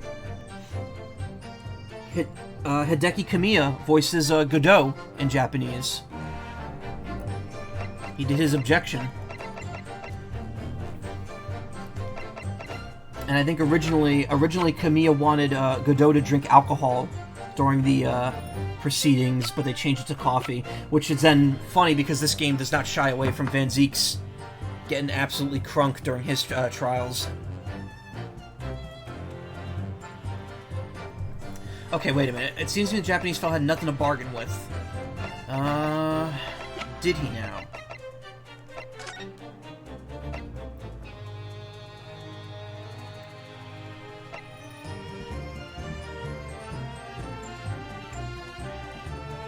Prior to conviction, I believe the convict engaged in some form of negotiation with prison staff. All rights to redundancy pay and other financial benefits are revoked. It's either I mean, it's got to be one of a few things here. Looks like Takumi didn't write Rise from the Ashes though. Oh, really? All right, I don't want to take too many hits here because I kind of want to make sure I get through this tonight without having to restart a bunch of shit. I'm assuming it's the Asogi papers here, but maybe not. Objection! It was, okay. I figured that was like the only thing that's relating to Genshin that would have any weight, any girth at this point. Confessing under oath to murders that he didn't commit on a verbal assurance of later being broken out of prison. Genshin Asogi was taking an incredibly risky gamble. I mean, that's really weird that he didn't write Rise from the Ashes, since there's so much from Rise from the Ashes that gets brought up in Apollo Justice. Well, I guess not really, just the characters mostly. Mike Meekins and Emma Skye. But by the way, like for as many problems as the later two, as the later Ace Attorney games have, I love what happened with Emma's character by the end of the 6th game. They just like it was just so satisfying to see her go from like, oh, I want to be a forensic detective when I get older, to actually becoming like the head of the forensics department after she was put as like a detective in Apollo Justice, which she wasn't happy about. It's just really cool to see her go from like she's kind of achieving her dream, but she had a lot of work to do, and she was kind of getting looked down upon and being put in a department she didn't want to be in, and then like not only becoming a forensic detective, but then becoming like the head of the department. That's really damn cool. Yeah, exactly, Ephraim. You know exactly what I mean. Genshin Asogi was taking an incredibly risky gamble. Very true. There was nothing to stop the British breaking their word and executing behind closed doors anyway. We're flying so far off the rails here. Like, anyone watching this on YouTube is probably going to click off if they've actually been watching for 3 hours, which no one does. I know no one on YouTube's actually watching this whole stream. Under normal circumstances, no man would stake his life on a gentleman's agreement like that. Which means that Mr. Asogi must have had a trump card. Something that guaranteed he wouldn't be betrayed. Some kind of weapon.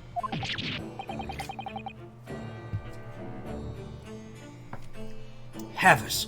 Philip couldn't possibly have done anything like that. But you know that he did, Governor. The Asogi Papers, the name given to the last will and testament of Genshin Asogi. Ugh. It turns out that Mr. Asogi was hiding his will in his cell at Barclay. Chief Warder Vigil caught him with it one day. You squealed, did you wee rat? Didn't no tell you to keep that a secret? You can't touch me now. Ah! When Mr. Vigil caught sight of that will through the bars of the convict's cell, Mr. Asogi pleaded with the water. He pleaded with the water.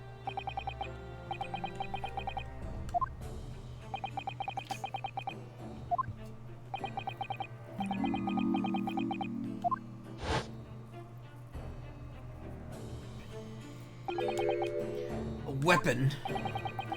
And after the convict had been killed following the elaborate pretense of the jailbreak, that document mysteriously disappeared, didn't it? Oh my god, these have gotten so off-center here. Hold on, sorry.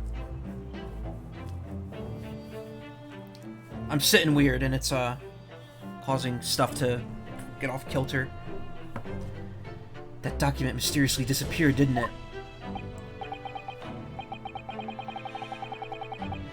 Well, yes, all the prison warders searched throughout the belongings in his cell, but... And that will was just nowhere to be found. As I understand it, an exhaustive search was made for the document, which became known as the Asogi Papers. Governor Caden, I believe you ordered your prison staff to find it at all costs, didn't you? Would I be right in saying that you knew? You knew that the so-called Asogi Papers had the potential to make great waves somehow. Jings, what in the blazes are you blethering about? That the will was found, right and proper. In the fellow's cell where I said it would be. But how can that be? Where in his cell? We all searched the place from top to bottom. Well, you didn't do a proper job, you peely-wally galoot. You wee dirty sprat. You can't criticize me now. I showed it to you before, didn't I not, young lawyer? Yes, you did. I have the document here. It's written in Japanese and reads, "The last will and testament of Genshin Asogi." Which means everything is as it should be. Not quite, my lord.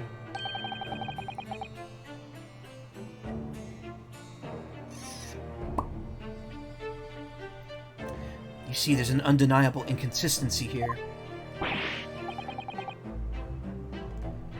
What inconsistency?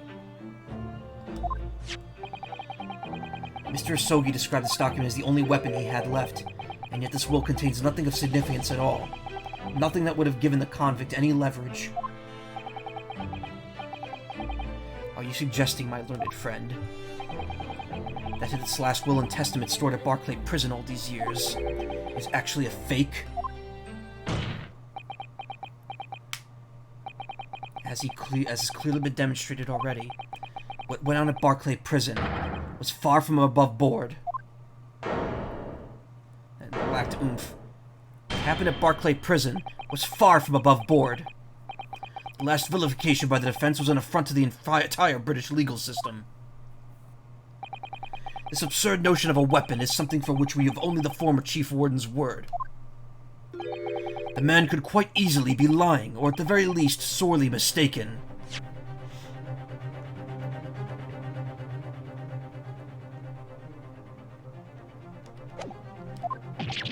What? No, I definitely heard him say that, I swear. Clearly we need to get to the bottom of this. We need to know exactly what happened with these so-called Asogi Papers. A waste of time. If the will was fake, where's the real document? Objection! Mr. Vigil was stabbed in the back by the judiciary 10 years ago. He lost everything, very nearly his own life.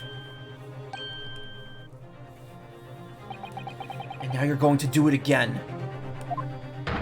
You're ready to brand him a liar and turn your back on him without even letting him defend himself. It's clear that Barclay Prison is hiding something. It's clear that the jailbreak was masterminded by somebody in the prosecutor's office. It's clear that some illicit negotiations took place. Is your lordship just going to gloss over the incomprehensible facts? Undeniable facts? I didn't actually read what that said. Obvious and reprehensible facts. I had to read that quickly, huh? What did you say? We should hear more from the Chief Warder. Have him testify again. The trial must go on. The man's voice must be heard. It would seem that a vocal few here are utterly blind to the truth. Very well, then. Let the witness testify again. Tell the court precisely what you think you saw of the convict's last will and testament. Yes, sir, my lord. Oof, his neck is still bruised.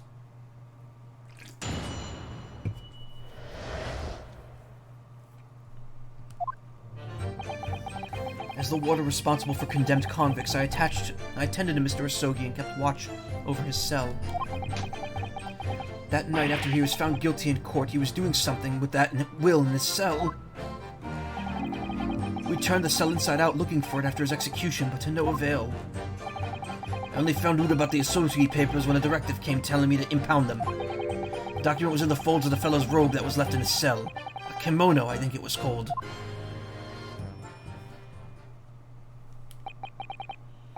In his kimono, that's a lie. We searched every inch of the man's cell. We looked through all of his clothes. It can't be true.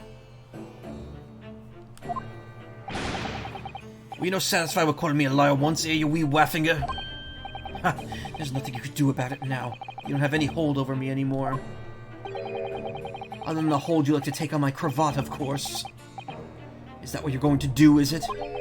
Are you going to give me a good shake again? Or are you too scared? Ah! Little and large, what a double act. We complied with the Sogi's will as far as was possible. All of his personal effects were delivered to his family home in Japan, as a courtesy to the homeland of the most notorious killer our country has ever seen. And we were much obliged. I can confirm that all my father's belongings arrived safely. Aye, and you cannot deny the handwriting's that of your old man, eh? Yes, there's no mistaking that it's my father's brushwork. Ooh, excuse me. Couldn't mute myself in time for that one. That's what happens when you drink a lot of juice during stream. Really? This last will and testament was the man's last weapon, was it? I think we could safely assume that the convict was merely prattling, knowing that his end was nigh.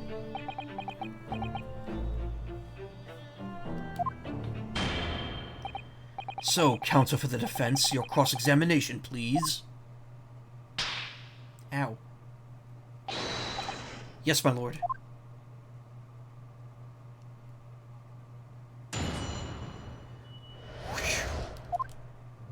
The Asogi papers. Hold it! So would that mean that you converse with Mr. Asogi? Yes, certainly. Although what precious little time before his execution was due. I keep forgetting Van Zeke's just standing there. He was remarkably calm, considering his days were very much numbered. In all honesty, he really didn't strike one as a man capable of mass murder.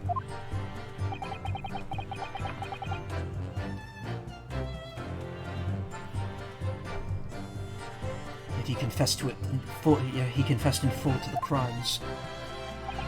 I know. That's why I felt compelled to ask him one day. I could still recall his reply. I'm guilty of the unforgivable crime of ending another human's life. Yes.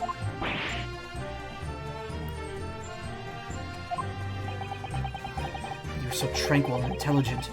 It put me in the mind of an Eastern holy man. What about the will you saw him with? Can you tell us about that?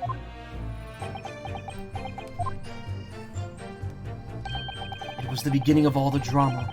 I remember it very well, yes. After he was found guilty in court, he was doing something with that will in his cell. Wait, what? And again, I'm rereading old stuff here. Hold it! And he pleaded with you not to report him, didn't he?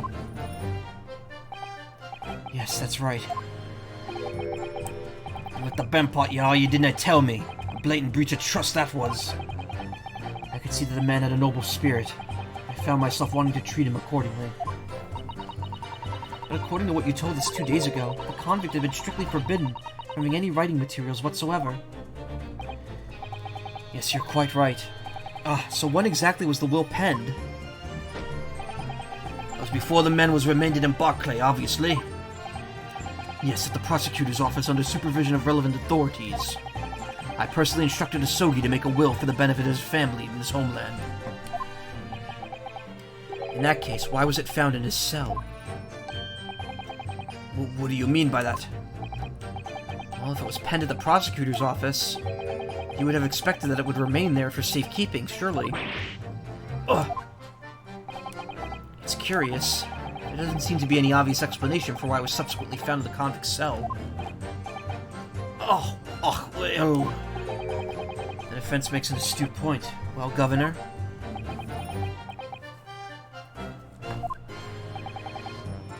Prison governor cannot be expected of the kin to the inner workings of the prosecutor's office. In that case, Lord Strongheart, perhaps you could shed some light on the matter. I'm unable to offer an explanation here and now. I would have to consult with the notary responsible for the will at the time.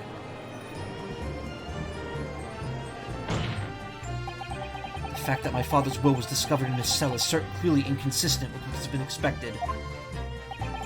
I want to know why. Another inexplicable mystery, then. Well, the thing about that is the will. Hold it! It was the governor who ordered the search for the will, as I understand it. Is that right? Yes, and when I reported back that we couldn't find it, he grabbed me by the cravat and yelled, "It cannot have disappeared completely," in my face. Aye, well, it's due to the governor to keep everybody working as hard as they should. The governor needs a wee taste of his own medicine, Mr. Naruhodo. The point is, it was clearly considered a very important document, wasn't it? But it proved impossible to find. That's right. And before I knew it, it was in the morning paper. That blood-curdling article. The executed mass murderer who'd risen from the dead. Oh, you mean... The article based on Mr. Drebber's experience in Lowgate Cemetery. Yes, that was it. Question, did all these witnesses get added to the court record? No, they didn't. Oh wait, they were already here. Never mind.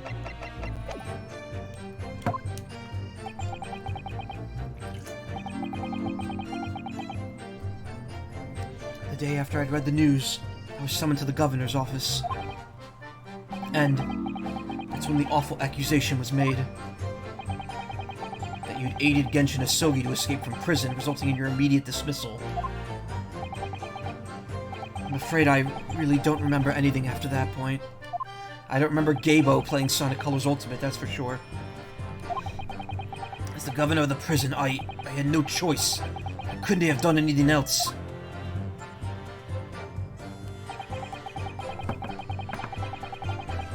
Hold it!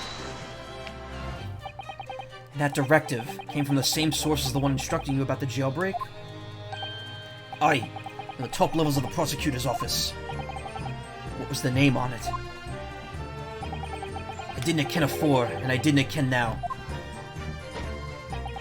All I can tell you is that my orders were to do everything in my power to find that document. The directive said it had to be somewhere inside the fella's cell. Document? What was the wording? Document, not will? Aye, that's what it said. Am I clutching at straws here? I just wonder if it was really Genshin Asogi's last will and testament that the sender of that directive was after. Continue with your testimony then, witness. A kimono. I have a male kimono in my room. It's not really a kimono, it's the underwear, it's the juban, but I've only worn it once. Me and my girlfriend got them a couple years ago. Mr. Asogi's kimono? Aye, the one he'd brought with him when he was locked up. Yes, he was permitted to have his personal effects with him during his incarceration, I understand. That's right, he was granted as much freedom as possible during the few days before his execution. Indeed, he had a number of items of personal significance, I remember. He was very reluctant to part with them. Some books, that kimono, His sword. His sword? Karuma, the famous sword of the Asogi clan. It bears the soul of my family.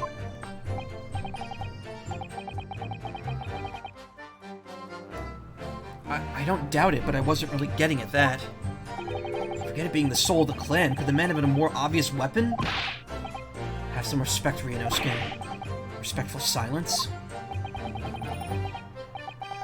The warders carry firearms at all times, and the inmates have shackles around their ankles. He couldn't have hurt anybody with that thing. Still, he was allowed a sword, but no writing materials. Oi! He wrote that will before he came to stay with us at Barclay, you see? Dr. Mikotoba was asked to bring the necessary Japanese writing implements to the prosecutor's office. A Suzuri inkstone, black sumi ink, and some Hanshi rice paper, no doubt. I was present when he wrote it, but I'm sorry to say, the letters just look like squirming massive jet black earthworms to me. Excuse me. Are you feeling faint, Mr. Vigil? Mr. Vigil! Sir, it was Scarlet, sir. What? Oh, I'm terribly sorry. I didn't mean to blurt it out like that.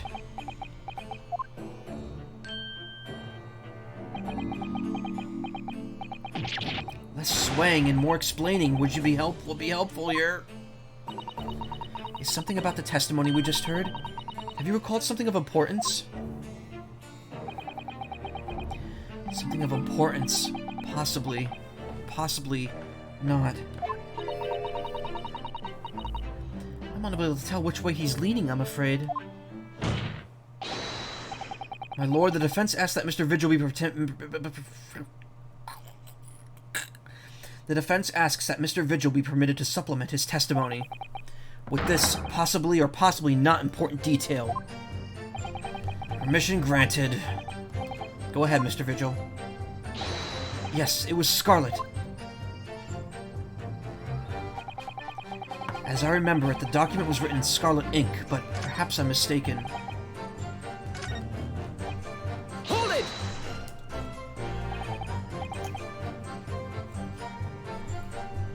Scarlet, you say? Well, yes. I mean, I only caught sight of it for a brief moment, of course. But even by the dim light in the cell, I remembered thinking that it was unusual color. At the very least, I'm quite sure it wasn't black. Witness, is that really what you saw? What? Sir?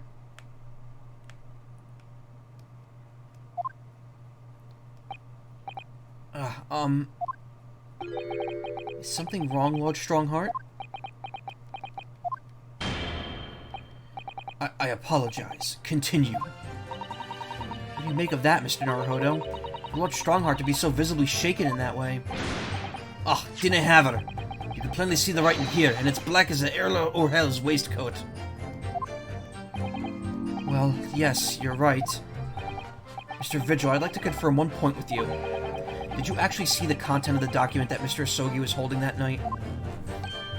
Oh, well, no. I mean, there was no time. As soon as he noticed me there, he hid it behind his back. Sus. But there was definitely a will, wasn't it? Yes, it was. That's what Mr. Asogi told me. The court needn't waste no further time on this matter. We have the will in question in our possession. There's nothing more to add. A will written in scarlet ink. What did Mr. Vigil really see Kazuma's father holding, I wonder? If you have an inkling, Mr. Naruhodo, you must present it to the court at once. That testimony doesn't give much away. So this will really was penned by Kazuma-sama's father. I wonder what he could have possibly have meant when he described it as a weapon. It's starting to sound very much like Mr. Asogi actually had nothing. But the plan to break him out of jail went ahead, which means he must have had some sort of bargaining power. He must have been hiding something. It's the only explanation that makes sense. It's starting to sound like Mr. Asogi actually might have It's starting to sound like Mr. Asogi actually might have had something. Which is it, Mr. Naruhodo? I'm not sure, but I feel as though I'm on the brink of understanding all of this. Let's listen to all the information again and see what more we can learn. Can't overlook even the smallest detail.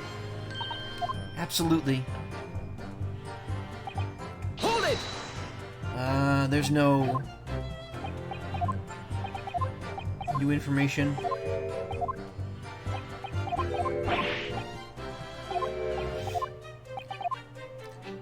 See, like in some of the other Ace Attorney games, you would press every statement, and then you would be able to press another statement with new information. Hold it!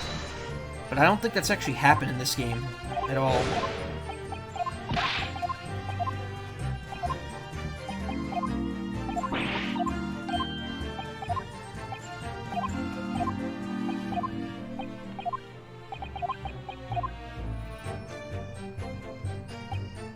Hold it!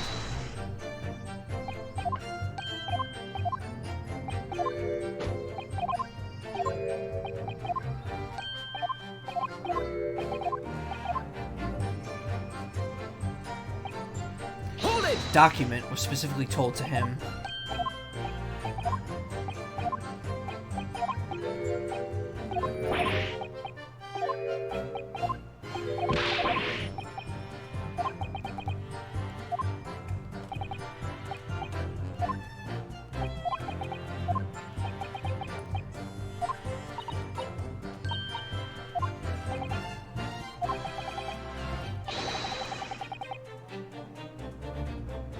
Okay. My father had a passion for calligraphy. He found the profound black color of Sumi ink to be very soothing. I'm sure that cursive Japanese script must look utterly incomprehensible to English eyes. Anyhow, that's the document that was found in the fellow's kimono. Despite the seriousness of his crimes, he was treated in a gentlemanly fashion until the end, when he was callously betrayed and shot dead in a dark cemetery in the middle of the night. Yes, the gentlemanliness of it is overwhelming. Yes, the gentlemanliness of it is overwhelming.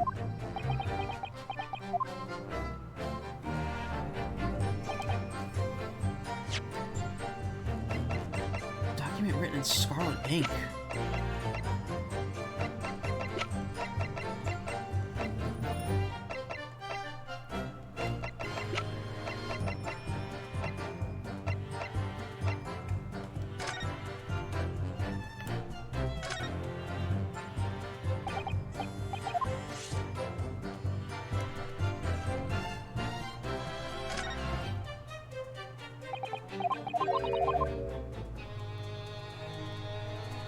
The tip of the great sword has been defiled.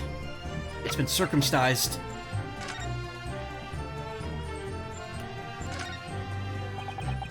I mean, the only thing I could guess is that the red ink is actually blood. That he might have cut himself open with this sword for. But, like, I don't know how we're gonna prove that.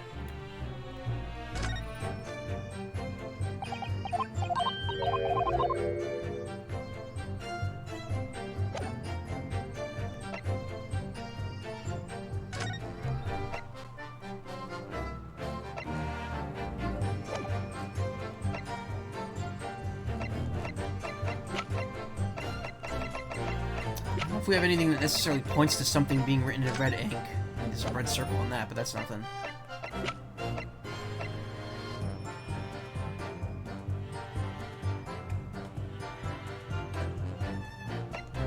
Wait, did he have his ring with him at the time? When he was in jail? Wait a minute. Because he could have scratched his finger with it.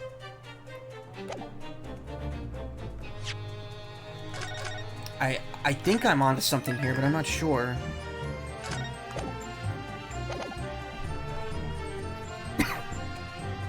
Why would they give the ring back to him, though? That makes no sense. Objection! No. It doesn't make sense.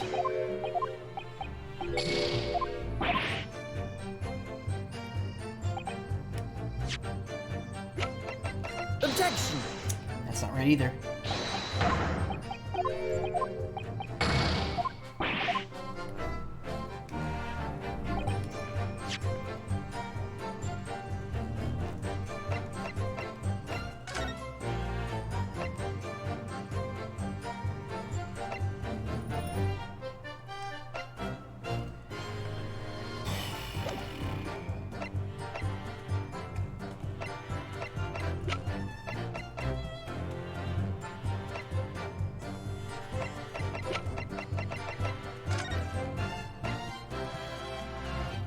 Oh, here we go. Recent scarlet ink stains visible on the little ring fingers of the right hand. On Clint's hand. Alright, I'm gonna load, because I can't go into this. I can't. I need my health back.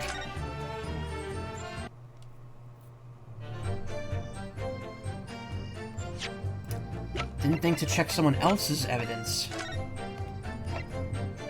Red scarlet ink stains visible on the little and ring fingers of the right hand, but no document corresponding in ink was found. Clint Van Zieks. Objection!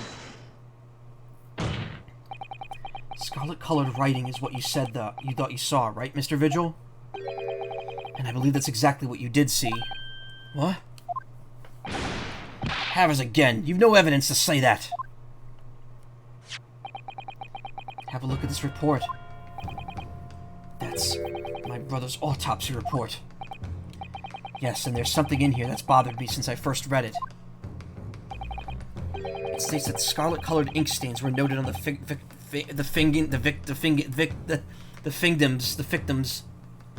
It states that scarlet-colored ink stains were noted on the oh my god. It states that scarlet-colored ink stains were noted on the fingers of the victim's right hand. Yes, so it does. Scarlet ink? Now, I'm not too familiar with the habits of the British aristocracy, I freely admit. But I would hazard a guess that they don't all go all around with ink stains on their fingertips, do they? Your wit is not appreciated. My brother was a well-bred and fastidious man. Should ink have sullied his fingertips, he would have had them cleaned immediately. What is your point, counsel?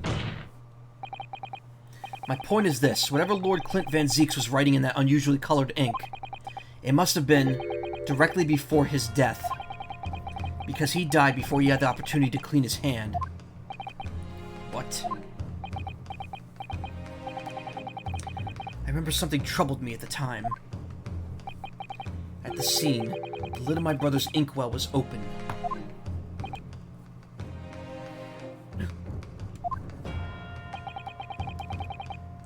But Clint was punctilious about such things. It seemed unusual, and no document penned in the color of the ink that was in the inkwell was ever found.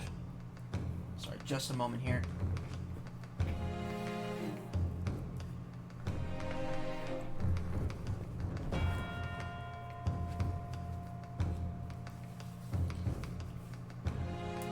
Oh man, that was way too tight on me. Ugh.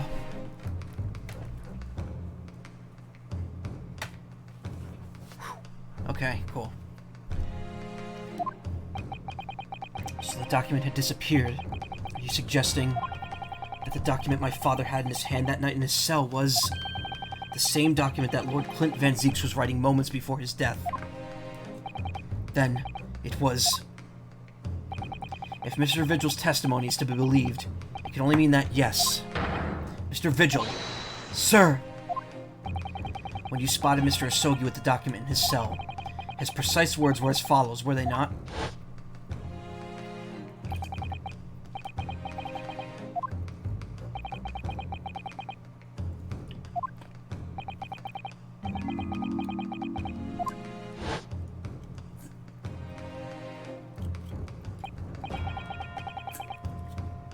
A last will and testament.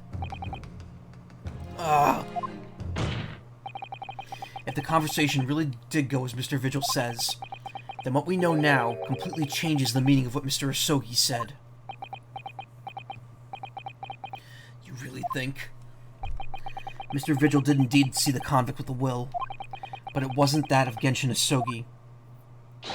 It was the last will and testament of Lord Clint Van Zieks. No. What? Objection! This madness.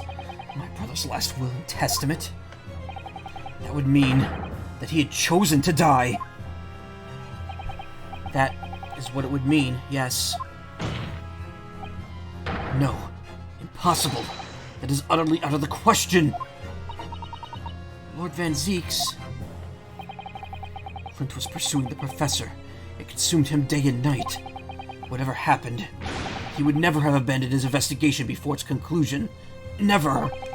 He wouldn't rest until the job was done, until the killer was caught. The idea that he would willingly accept his own death, it's obscene! Objection! And yet, we can be sure that he was writing his will moments before his death, and that Genshin Asogi came to be in possession of that document. So what could the will possibly have contained? Clearly something that couldn't be made public under any circumstances whatsoever. Because armed with that document, my father was able to negotiate with the judiciary for his life. It was something so damning that it prompted the powers that be to enact a daring jailbreak plot. Yes, there can be no question that the will contained information of the utmost secrecy. Information of the utmost secrecy. Ah! No, it couldn't be.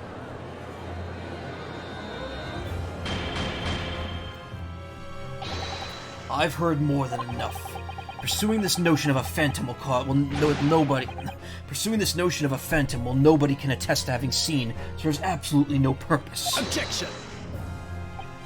No, my lord, it's unacceptable. What did you say, counsel? The last will and testament that Genshin Asogi had in his possession was that of Lord Clint Van Zeeks. All the testimony and evidence presented to the court has logically led us to that as a possibility.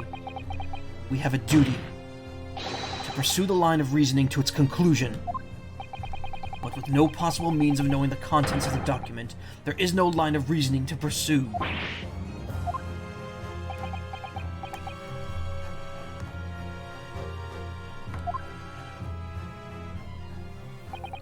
A reason why Lord Clint Van Zeeks, a man of high noble standing, would have chosen death. Wow. Information so secret, people in the judiciary would be willing to negotiate the jailbreak of a condemned killer. The only explanation that fits those facts is an unthinkable truth that turns absolutely everything on its head. But it's just too hideous. Mr. Naruhodo? However difficult the situation might become, you work with your client in pursuit of the truth. That's what you resolved to do when you entered the courtroom this morning, if I'm not mistaken, Mrs. Sato. So hold your head high and keep soldiering on. Yes, you're right. 10 years ago, in his final moments, Lord Clint Van Zeeks left behind a will. A will that Genshin Asogi was able to use as a weapon to negotiate his escape from prison. In all probability, the details in that will were related to the Professor case. The defense's last statement is mere conjecture. What are you getting at, man? Ryunosuke. As soon as these words come out of my mouth, there's no going back. I believe that the last will and testament of Lord Clint Van Zeeks was in fact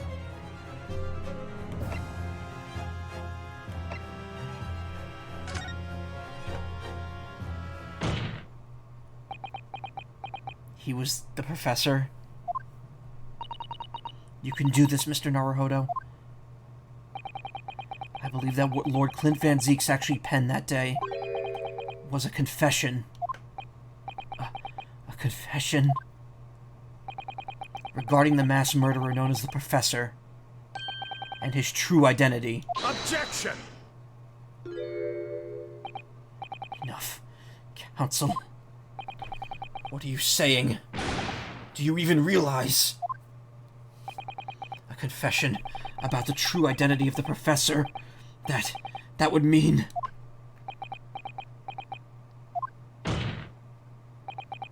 Lord Van Zeeks, I appreciate this must be hard to take in. But it's the only explanation that fits. Wow, I did not see this coming. The killer that terrorized London a decade ago and became known as the Professor. The man believed to have murdered 5 members of the aristocracy. Wasn't Genshin Asogi at all. No, you can't be suggesting... It was in fact the man believed to have been the 5th victim. Lord Clint Van Zeeks himself.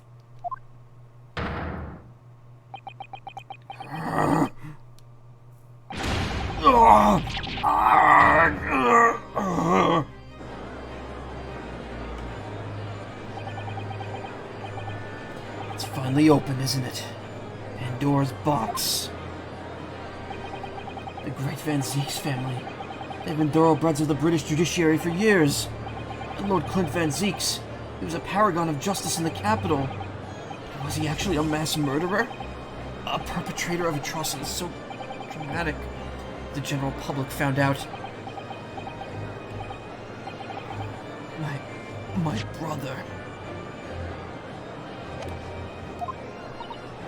Oh, this is too awful. Lord Van Zieks. I wonder, though, did he never suspect Mr. Naruhodo? Lord Barrack Van Zieks is a brilliant prosecutor. Is it conceivable that he didn't realize what his older brother really was? Order in the court. Lord Van Zieks. The professor made use of an enormous hound as his murder weapon. Tell me, did your brother own a dog? Yes, he did. Balmung. He was a well-known hunting dog. People called him a giant. I don't believe this. When my brother would go hunting in the forest of the grounds behind the house, he always took Balmung. After Clint's death, the creature passed away too. Named after the sword of the Norse hero, yep. Almost as if he was following his master. He was a magnificent hunting dog, worthy of the jewel-studded collar around his neck. A jewel-studded collar. That's right, though sadly, some years ago now, it was stolen by a thief who broke into the house one night. A jewel-studded collar stolen by a thief. It so happens that myself and my colleagues have come across such a collar during our time in London. How could you? There was an old emblem attached to the collar, too, made of pure gold. It was topped with a small crown and bore an ornate capital letter B. How did Herlock know what that was, though? What? An emblem bearing the initial B? Ma, you know it? It's the insignia of the Baskerville family. What? The Baskerville? Why is that name coming up now? Baskerville's the family, the name of my late brother's widow. That pure gold emblem was an heirloom which Clint acquired upon their marriage. There can be no doubt, then. The collar you've described was Balmung's. The family insignia of Lord Clint Van Zieks' widow. Oh my god, let me guess. She died during childbirth. There was a considerable amount of blood on the collar when we saw it. Since we know the dog was used for hunting, it could have been from its quarry, of course. But it could equally have been from human prey. So it is true, then. Clint Van Zieks really was the professor. Impossible. These Japanese are making it all up to exonerate their own. So in fact, the person responsible for these murders of nobles and royals was a noble himself. And that threatened to be an enormous scandal that would irrevocably destabilize British society. My father knew that, and was using it to negotiate his way out of the unjust charges brought against him. But at the very last hour, those he bargained with betrayed him, slaying him mercilessly on foreign soil. Well, can you deny it, Lord Strongheart?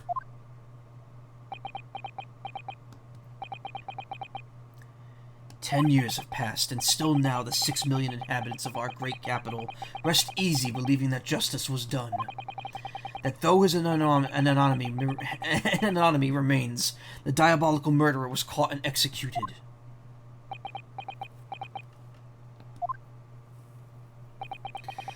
Very well, then, you may have the truth.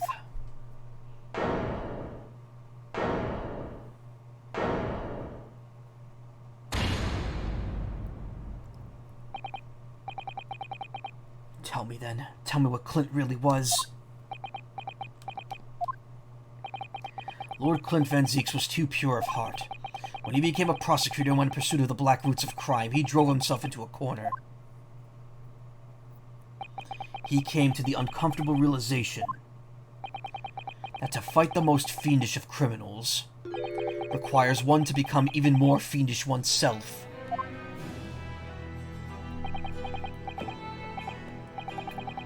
Clint.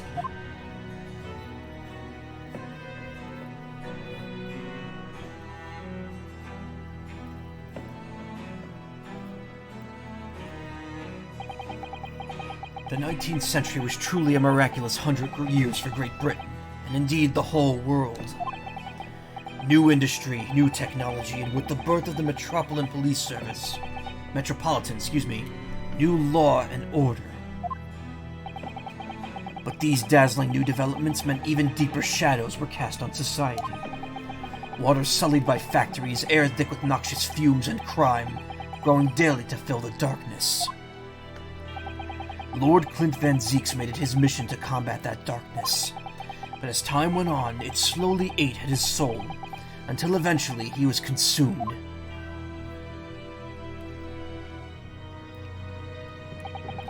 It's ironic, really, and somewhat surprising, that the truth has once again been unearthed by a Japanese. Once again? What do you mean? 10 years ago, your father, Genshin Asogi, turned up at my office one night. The professor? Yes, beyond all shadow of doubt. You must issue a warrant to search his home at once. Don't be absurd. The man comes from one of our country's most illustrious families. He's a paragon of justice here in the capital. Yes, that's the point. That's why none of you British can see it. He's using his noble status as a diversion whilst he commits those atrocious crimes behind the scenes. Do you have evidence? Nothing definitive as yet, but he keeps an enormous savage hound on the estate. We need full support of the judiciary for this. We're up against a murderer, a member of the aristocracy. Wow. Really cranked that one out. So a large family estate has a fierce guard dog. You should know that's commonplace here in Britain. I'm sorry, but I can't possibly put Scotland Yard onto this based on the tenuous accusation of a visiting student.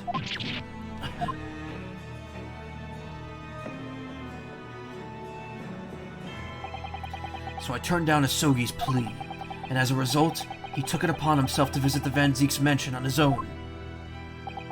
We can only imagine now what happened between the two men. Though we know the outcome, of course. Lord Clint Van Zieks perished. I don't believe this. So in actual fact, Kazuma-sama's father did. He made the late Lord Van Zieks meet the same fate.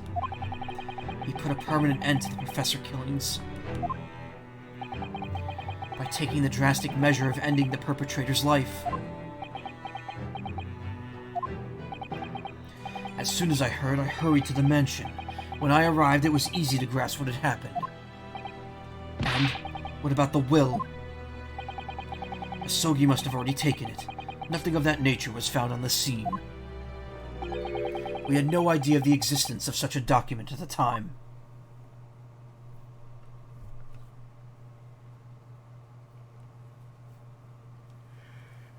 Yeah, I know. Van Zieks did nothing wrong. Barracked. I was the only person who knew of the true identity of the professor. So I resolved to keep it a secret, and to guard the secret to the bitter end. So you're admitting to it? That you were behind it all? It was you, then, who pinned the crimes on my father. I did what needed to be done in order to protect the law and order of the British Empire. Even if that meant employing an unforgivable ruse.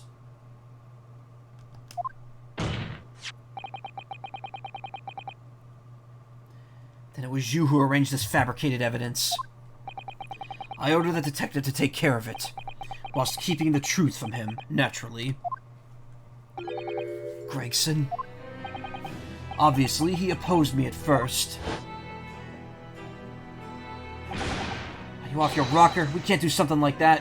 Why do we look the same even though it's 10 years earlier? There's no question that it was Asogi who murdered Lord Van Zeeks. The house staff have made statements that they saw the man running from the mansion that night. Yes, well, I have no doubt it was that Japanese fella. But we haven't got a shred of conclusive evidence against the man. And worse than that, he doesn't keep a dog, so we're short of a murder weapon to boot. And we're short on time, Gregson. We must put a stop to this man's rampage, for the good of the country.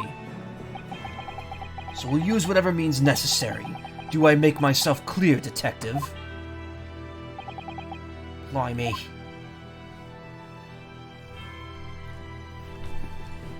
Blimey. So that night 10 years ago, when I was attacked by those thugs in the back streets, and Genshin's ring was taken, that was him, was it? That was Gregson and some hired help? Then the detective handed the stolen ring to Dr. Wilson, who feigned its discovery from the victim's stomach during that autopsy. Wow, everyone's a piece of shit in this story. I mean, Genshin, Genshin's probably the least guilty, but he still killed Clint, so... Oof. God damn.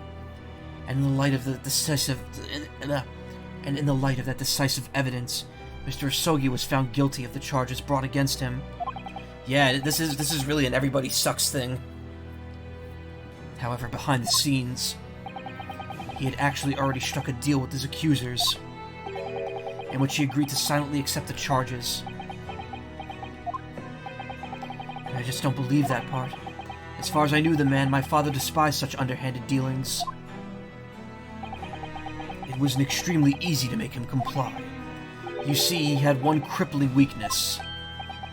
What weakness? Isn't it obvious? You, Kazuma Asogi. Me? Man, I'm getting hungry. So I ordered, sorry to break the immersion here. I ordered a sushi burrito today with some takoyaki. And I ate half of it during lunch, and then I ate half during dinner, which was at 8 o'clock, right after I got out of work. And, it's not a lot of food. It's a lot of food the whole meal, but it's not a lot to last 2 whole meals. So I usually have half and half, and then I eat something later, and now it's, been, how many hours? 6 hours since I ate, so I'm getting hungry again. Oh. I'll have to eat before I go to bed. Hopefully I'll finish this before 4 o'clock.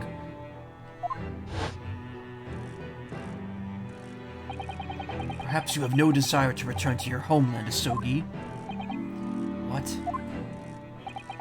Though I hear you have a 14-year-old son. Agree to cooperate and accept your guilt without contention, and you will see Japan and your son again. You scoundrel. Whether you choose wisely or not, it will be a closed trial by order of Her Majesty.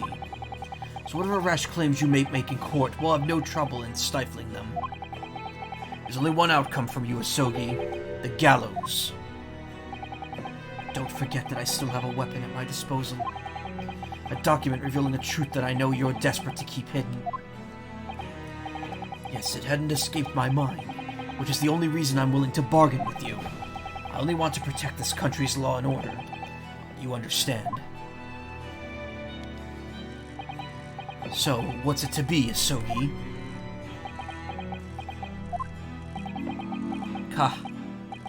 Kazuma.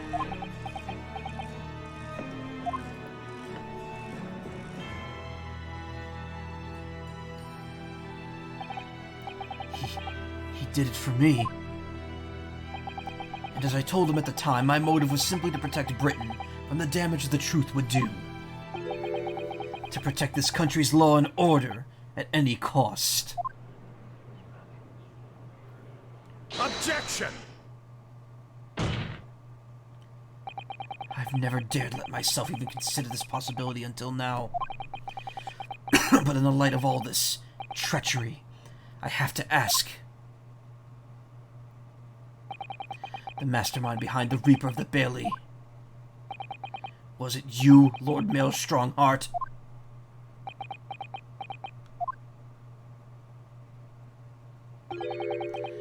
A rather brilliant idea, wouldn't you say, Lord Barak Van Zeeks? that the spirit of your late brother, that paragon of justice, should return to reap justice for his sibling. Could there be a more appetizing tale for London's masses, I ask you? What brazen? I knew that you'd play the part to perfection, but your role really wasn't of some embodiment of death. No, you were London's guardian angel. An angel with bloody hands? I think not. There's angels with scaly wings, but that's a visual novel that involves dragons. Time for stab.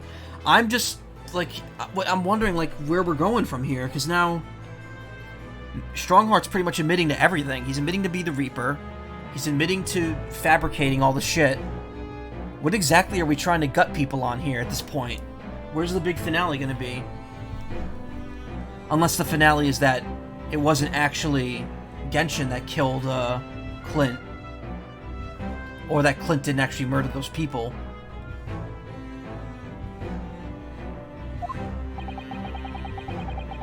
Two weeks. No. It's tonight. It's happening tonight. Those who had cooperated with me were already only too happy to participate in my plan. Inspector Gregson, Dr. Wilson. My minions worked tirelessly to ensure that the finger of guilt could never come to rest on you. It's all thanks to them that you were exalted as the demigod the Reaper became. Dr. Wilson left Britain 4 years ago when he was invited to work in Japan. That's right. So I had to employ the services of his young protege after that. Dr. Courtney Scythe. Dr. Scythe.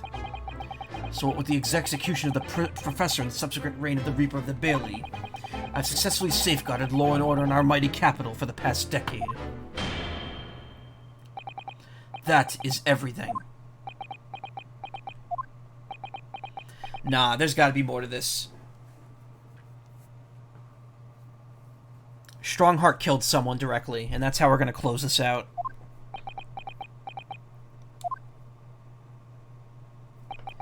My lords, ladies, and gentlemen, I do hereby confess it was I who sired the concept of the Reaper.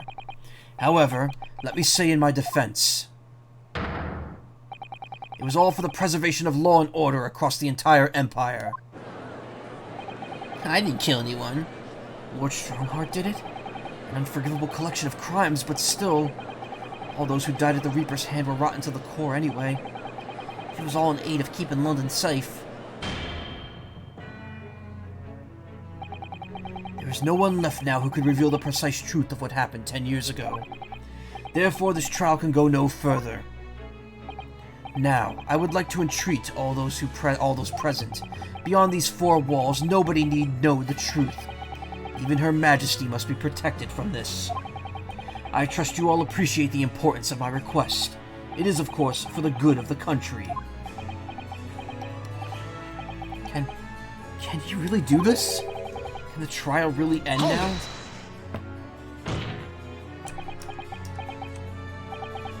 I have one last question. For the accused, Lord Van Zeeks. What? Of course, I know that you're a highly accomplished prosecutor, so I find it hard to believe that you didn't have any doubts at all. That you never suspected your older brother. Yes, the same thought occurred to me.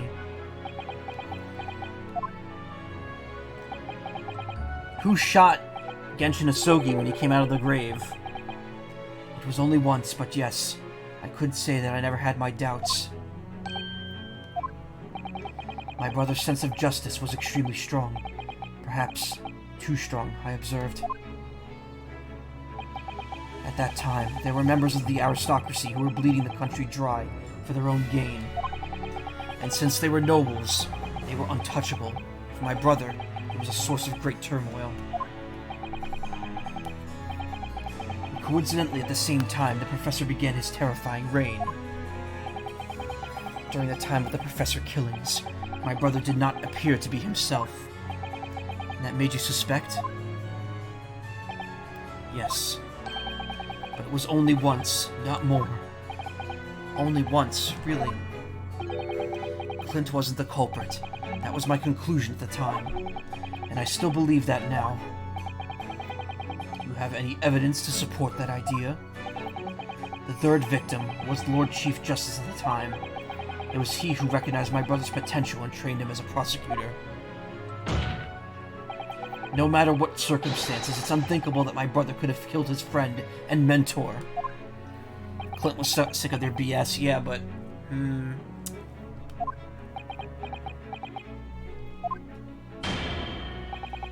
That will do. Neither Clint Van Zieks nor Genshin Asogi still walk this earth. However much we debate this matter now, we cannot hope to reach a conclusion. But... there are only two extant pieces of evidence from the time. The woebegone ring that acted as the incriminating evidence to condemn Genshin Asogi, and the 3-page last will and testament penned in black ink left behind by the man. The wretched truth of what happened is exactly as I have explained.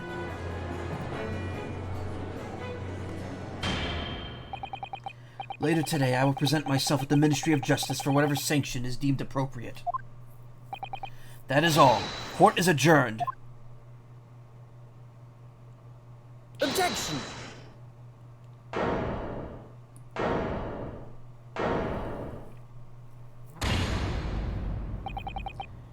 Thank you, Kazuma. Me?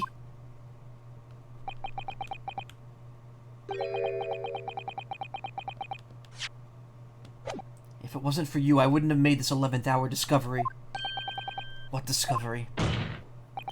My lord, I'm afraid I must insist this trial continues. I beg your pardon. As the court has been reminded already today, we must stop at nothing to uncover the whole truth. And to that end, one particular statement made by somebody in this courtroom moments ago revealed a very subtle contradiction. What contradiction? But all I did was ask the accused one simple question.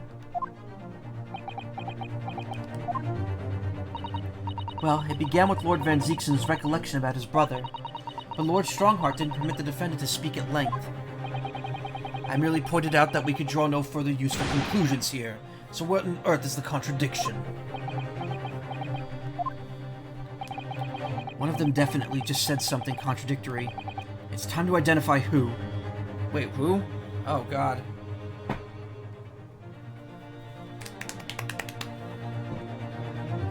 Also, my throat's getting dry. I might need to crack open a third drink here.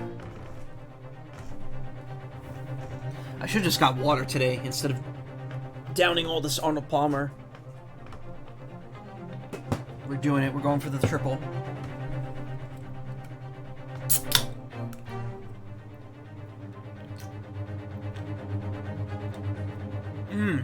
Agua. Yeah.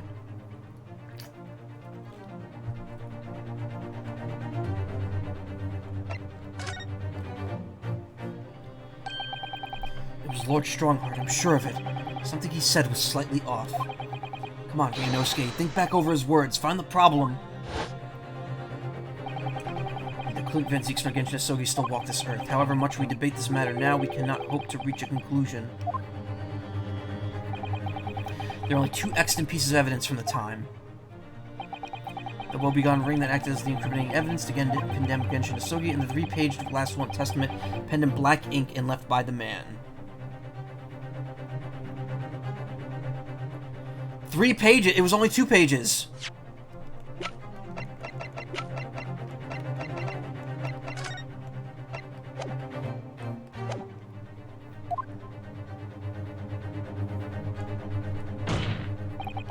Lord Strongheart, would you care to explain something?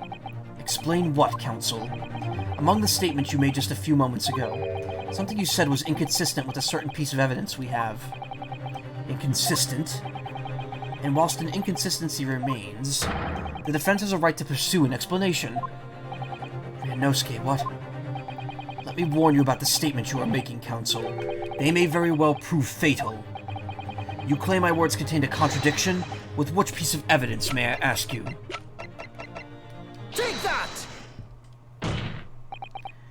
This here is the will left behind by Mr. Asogi. The 2-paged will. What? Yet moments ago, your precise words were, The 3-page last will and testament.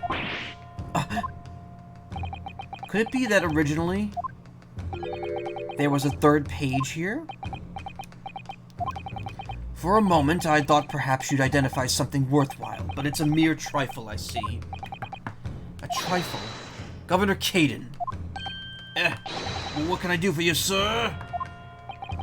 You were present when the Japanese man penned his last will and testament. Aye, I was there for sure. I remember the black Weiram-like squirrels to this day.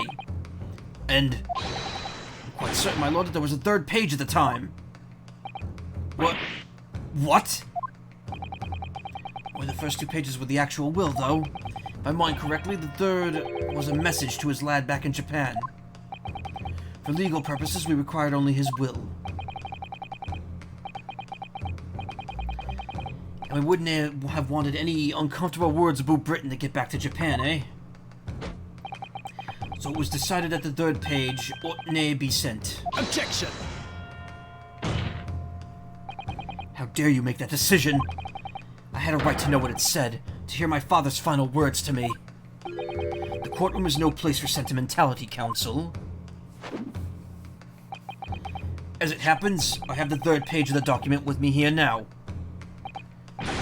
My father's message. It'll be given to you at the end of these proceedings. It'll be too late once this trial's over. We need to know what it says now. Even the slightest thing might give us a vital clue. My lord, the defense calls for Genshin Asogi's last words to his son to be read out loud before the court now. Your request is denied. The inevitability maudlin words can be of no consequence now. Objection! I still said that wrong. The prosecution agrees. The court should know the contents of that message. Every possible piece of evidence must be thoroughly examined. Very well, then. Governor Caden. You will read the 3rd page of the document for all present to hear. Yes, sir. Only, I should point out, my lord, that I cannot actually read Weiram language. This beautiful handwriting. Shame on you, Barry. Oh. I thought that was a woman for a second. If I could be of assistance here, I'd be happy to translate the words into English for the court. Father! You're still here, are you, Dr. Mikotoba? Naturally, I consider myself a member of the judiciary, albeit a lowly one. But perhaps I should quietly withdraw after I translated Genshin's message. Your cooperation is much appreciated. The fuck is this gonna be now? Kazuma, the truth is shrouded in darkness. A darkness only our clan's great sword can pierce. Mighty Karuma, twist thy head and watch them fall, all thy mortal foes. That's the end of the message, it would seem. Haikupo, twist thy head. Father, what is Karuma? The name of the Asogi clan's famous sword. A razor-sharp blade known to all, passed down for generations. It embodies the Japanese spirit. It's not known to me. It's the katana sword that was submitted as evidence earlier in these proceedings. The one worn by the prosecution counsel when he confronted Inspector Gregson. It seems there's a 3rd page to it. All these procrastinations are beginning to try my patience. Adjournment of this court is long overdue.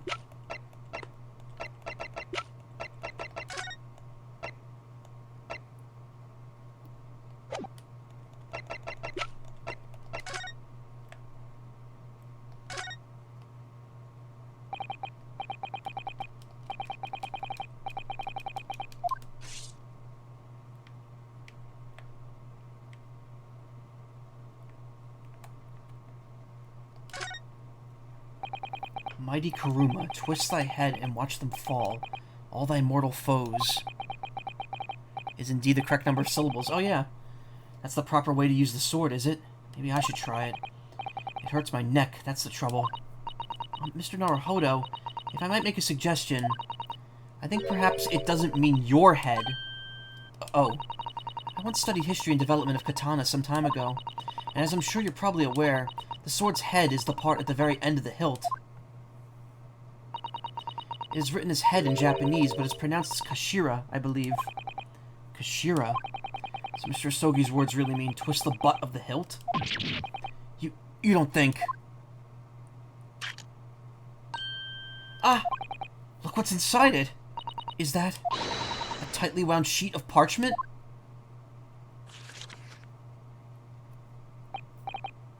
Scarlet ink! It's written in scarlet ink! I penned this in my last will and testament, in the final moments before my inevitable willing death. This isn't... Mr. Naruhodo, look at the signature at the end. Clint Van Zeek's. And the date, 10 years ago on that fateful night. So for 10 years it's been silently concealed inside Karuma, and nobody knew. The last will and testament of Lord Clint Van Zeek's. Wait. Oh my goodness.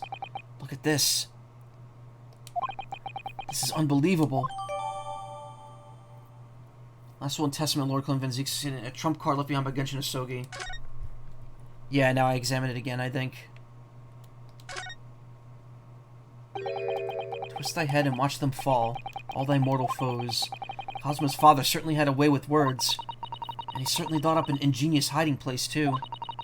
It seems almost playful at first, but I do wonder if over the years, perhaps, the duties of the Asogi clan have actually called for such inventiveness. Protecting great secrets, you mean? Those sort of duties? Well, I could believe that. Kazuma conducts himself like someone with the weight of his clan's long and noble history on his shoulders. Nice. That was the last one I needed.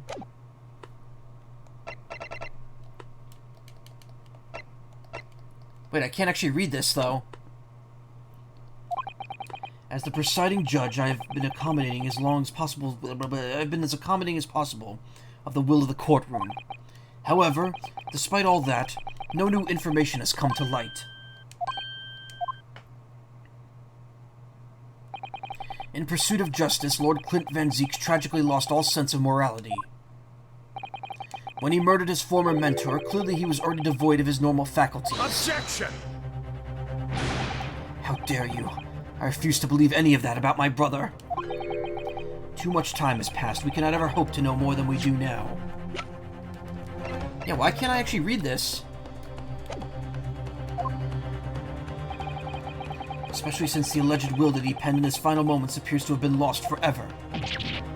Ah! Actually, no, I have it right here. Lord Strongheart, you appear to be in something of a hurry to wrap things up. Wonder why? We've heard you state time and again during these proceedings that everything you did was in the interests of the protecting British law and order. And I stand by that. Without the Reaper, we could never have achieved the reduction in crime the capital has seen. Objection! What about Inspector Gregson, then? And Dr. Wilson? They were no criminals. You used them to achieve your ends, and then you had them killed. However you dress it up. There was nothing fair or just about that.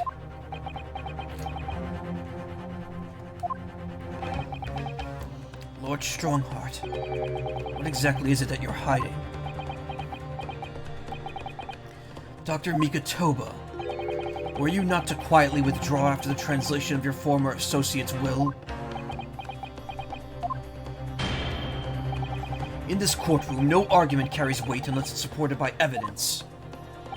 And it would seem that the defense has no more evidence to present.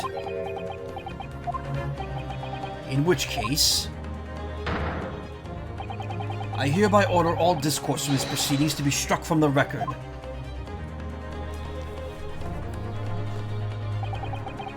This is my last chance. Mr. Naruhodo. I have to present some decisive evidence now, or it's all over. But can I? Yeah, of course. We know we have it already. Wait, my lord. As it happens, the defense does have evidence to present. What?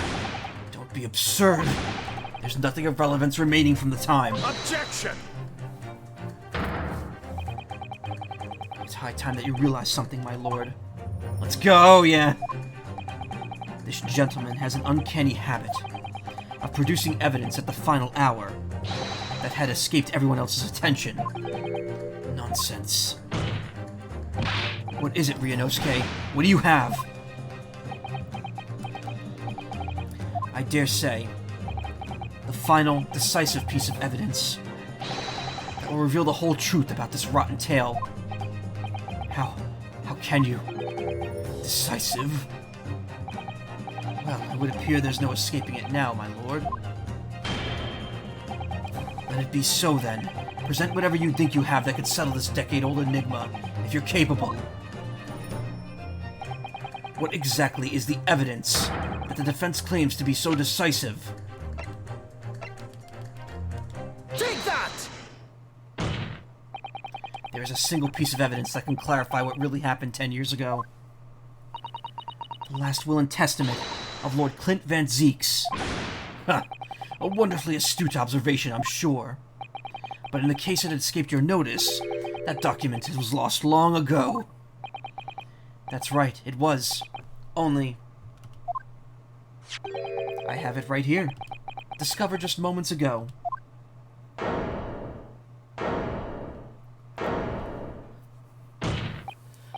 Impossible! That can't be! Everything that's happened comes back to his will. This document is the key that will unlock the entire mystery. The other witnesses are gone, finally. My brother's last will and testament. Where did you find that? It was rolled up inside this. Inside Kuruma? The ultimate weapon Genshin Asogi obtained has lain undisturbed in the hilt of this sword for all these years, just waiting for the right time to emerge and reveal the truth. The signature and seal certainly look official. My God, it's true. It's my brother's handwriting. There can be no mistake.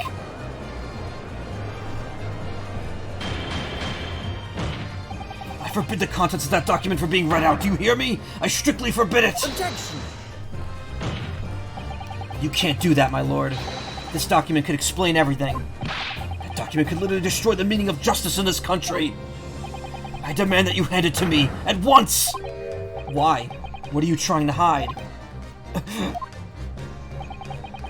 Could it be that you already know what's written on this page?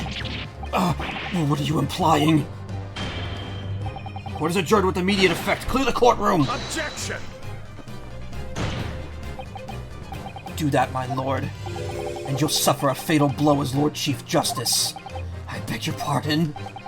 Forcibly ending a trial without good reason, and not any trial, a closed trial by order of Her Majesty the Queen. To defy the monarch's will is treason.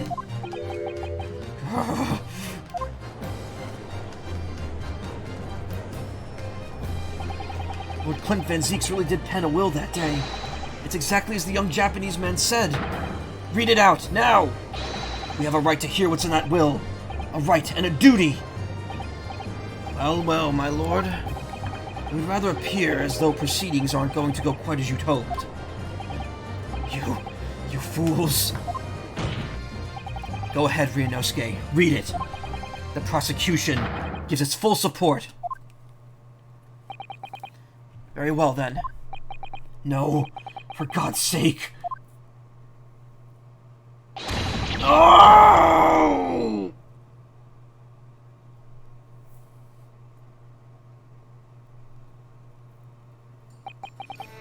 I penned this, my last will and testament, in the final moments before my inevitable and willing death. The hour is 11 p.m., and I sit at my writing desk in my office. My good friend Asogi stands at my shoulders. He has expressed his intent to invoke the dying ritual of the duel, that I may depart this world with honor, an honor of which I am utterly undeserving. The Japanese are a truly merciful people. I, Clint Van Zieks, Lord of the Manor of the Van Zieks Estate, hereby confess to the following. I am the killer who has come to be known in society as the Professor, guilty of 4 counts of murder. I will not here discourse the corruption rife among this aristocracy, which is to me as one of them, so apparent.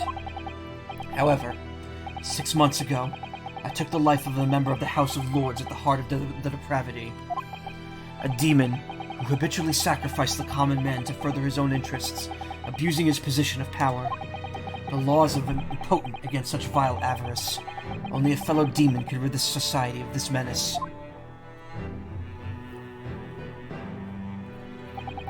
That demon was my quarry, upon whom I am willingly set my great hound. But though I am a hunter of some experience, I am a poor felon, it seems. My guilt was at once recognized by another, and I became subject to his extortion. He held over me the threat of exposing my wicked crime to my beloved wife and brother.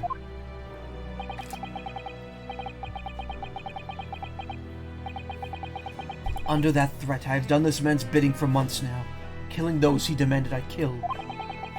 As I watched my former mentor perish before my eyes at the jaws of the hound I commanded, I realized that I had lost the last shred of decency within me, and sunk to the level of the wild beast. There is no path back to the light. Be it I or my dear friend Asogi who dies this night, I am eternally damned. To my extortioner, male Strongheart, may you feel the jaws of the beast at your throat every time you swallow.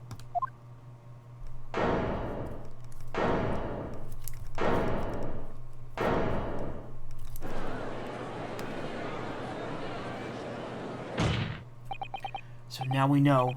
Yes, Clint Van Zieks was a murderer, but somebody was directing him and naming his victims. His extortioner, Lord Male Strongheart. It was you! Lord Strongheart, a moment ago, you claimed that what the court had just heard could destroy justice in this country. But you weren't trying to protect justice at all. All you were trying to do was conceal the secret of your true nature and the countless lives you sacrificed up until now.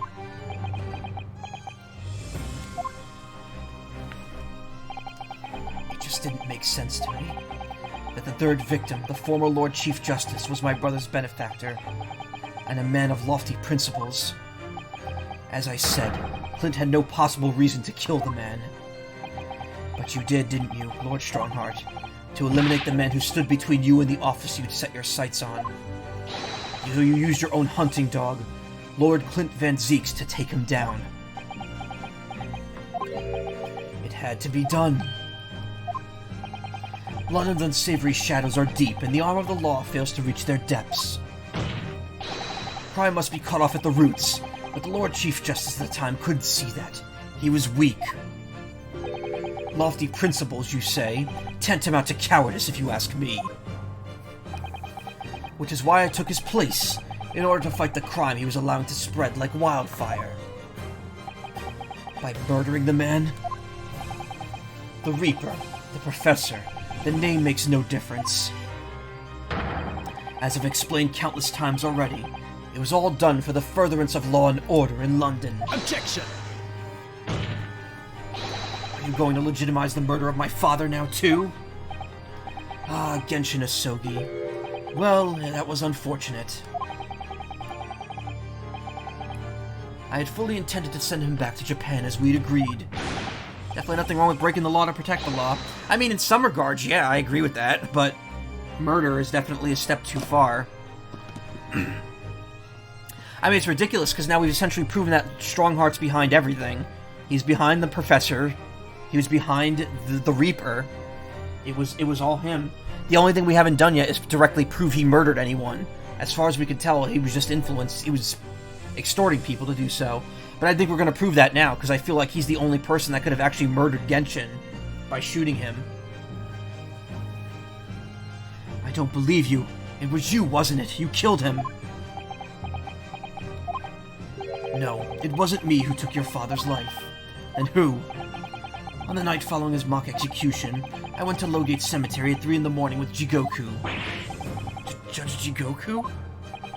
There had to be a collaborator on the Japanese side to manage Asogi's treatment after his repatriation. Jigoku had fierce ambition and made him easy to manipulate. 10 years ago, after he'd stood trial for the destruction of the witnesses stand, I had words for him. When I told him the position of the Minister of Foreign Affairs could be his, he couldn't agree fast enough. Seishiro, you fool. As you know, Asogi escaped the prison in a closed casket and was subsequently interred. We intended to dig him out of his grave before he ran out of air. But sadly, all did not go to plan. Arrgh!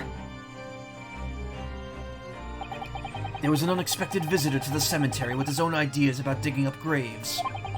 A man who witnessed what nobody was supposed to see. Enoch Drebber. Of course, I knew grave robbers frequented London cemeteries, but that grave on that particular night... Blast! If people find out the convict wasn't really executed, the scandal will rock the very foundations of the Empire. Then what do we do? Shoot him, Mr. Jigoku. Shoot Asogi at once. He can't live now that this has happened. He has to go. What are you talking about? We had an agreement. You promised him he could return to Japan. Everything has changed now. If the truth got out because of this, both of us would be finished. Forever. Why? Why would you just not shoot Enoch then?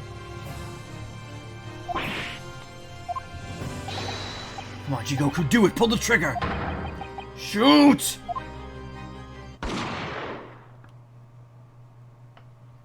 That's a lie. That's a bold-faced lie.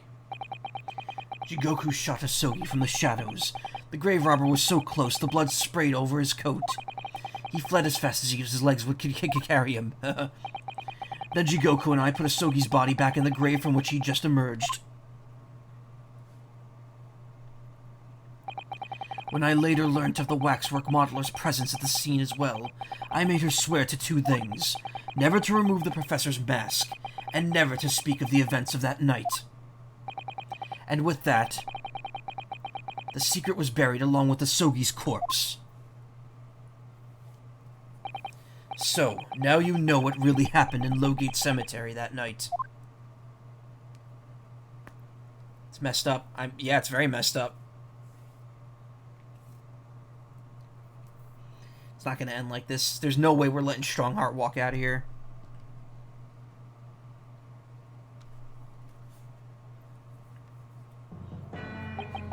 It was Jigoku, your Japanese acquaintance, who killed Asogi in the end, you see.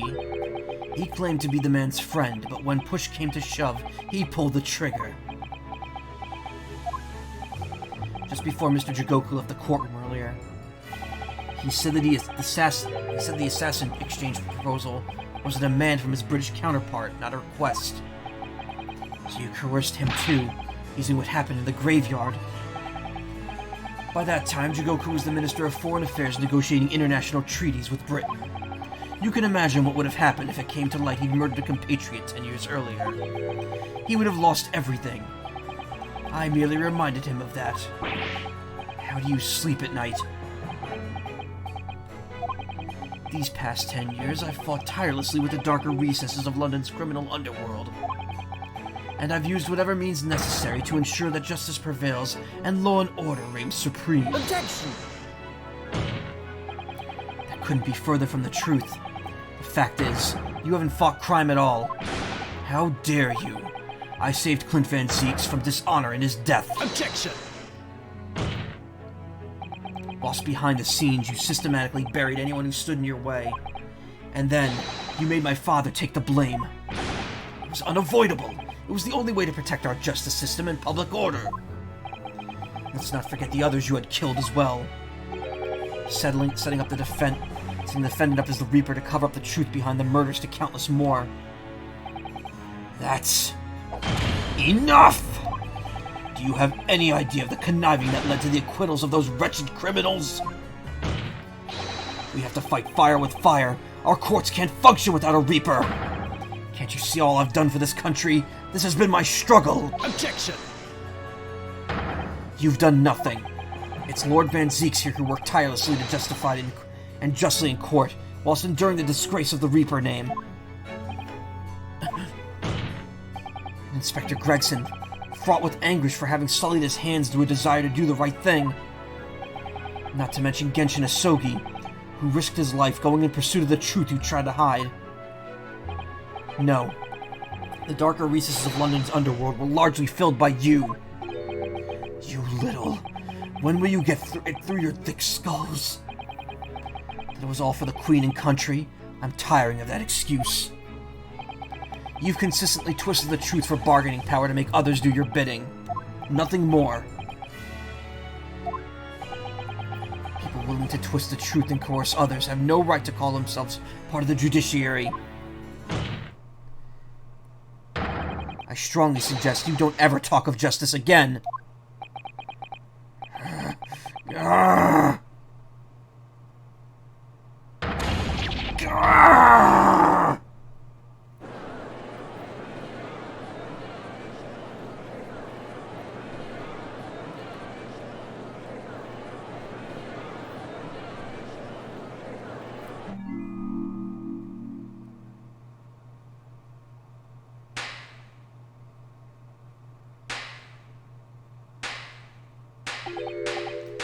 Well, well, well, dear me, my good fellows, dear me.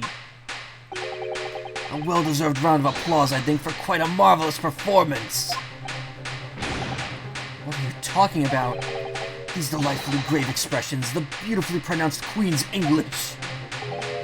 Really, our friends from the Far East are quite the picture of industriousness. You fraud, keep your mockery. Please don't misunderstand. It really is exactly as you both said. What are you trying to say? I've occupied the darker recesses of London's underworld, and how did you put it? Done nothing?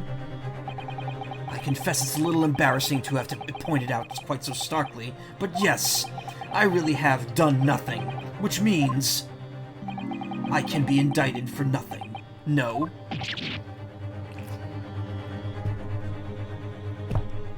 What? It's true. Personally, I've committed no crime. I've merely been surrounded by fools who've acted very rashly indeed. Objection! You can't get away with that. You've consistently preyed on people's weaknesses. And what? Threaten them? Are you sure it wasn't just bargaining? Like I said, he hasn't murdered anyone technically. Or at least as far as we know. I'd like to address all the good lords, ladies, and gentlemen of the judiciary present here. You all know the darker recesses in our great capital, and deep down I believe you also know blackmail's a crime, I would think. Yeah, maybe. I don't know. Would extortion be a crime like that? I mean, here's the thing. He's ruined no matter what. We're just trying to get him, is this point. That to fight those who dwell here, there requires at least some of us to occupy the darkness ourselves. So let me appeal to your good sense now. Consider the situation with me. If this catalog of horrifying revelations were to become common knowledge among the 6 million inhabitants of London, what might happen? To learn that the infamous murder of royals and nobles was a respected member of the aristocracy himself. That evidence was fabricated in the scapegoat's trial amid secret negotiations with prosecutors to effect a jailbreak. That the Reaper of the Bailey was an organized group of assassins managed by Scotland Yard Inspector. And finally, that it was all masterminded by the Lord Chief Justice himself. If the general public of Britain knew the truth, all faith in the police and prosecutor's office would be completely lost, without doubt. Public order in the capital would be completely break down, would be cast back to the lawless days of the last century. Precisely as it was 100 years ago when 1 in 10 of the population were criminals. Yeah, I was just about to make that same comparison. It's like the Dark Age of the Law from Dual Destinies.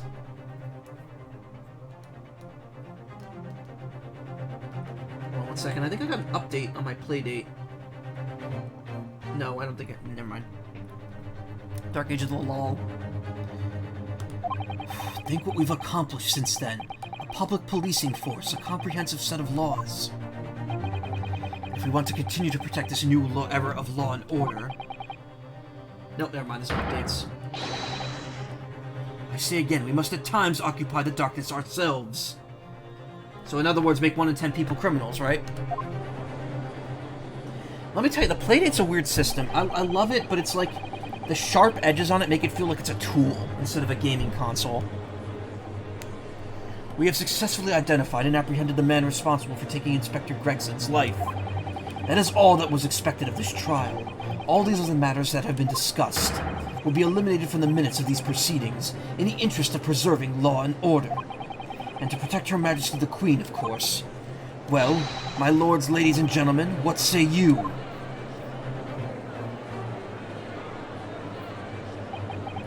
There's a point. Things Lord Strongheart has done are quite unforgivable.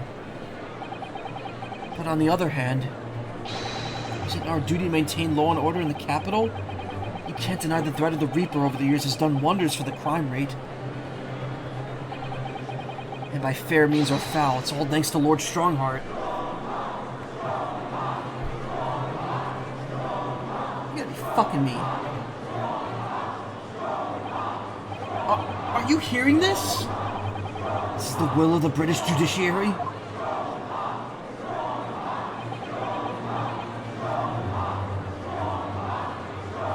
Yeah, exactly. Everyone just fucked off with their morals. For your rousing response, friends, I express my heartfelt gratitude. Therefore, in accordance with the overwhelming wishes of the court, the records shall be erased. I have to respect the man's ability to turn a situation to his favor. Lord Strongheart really is a master of manipulation.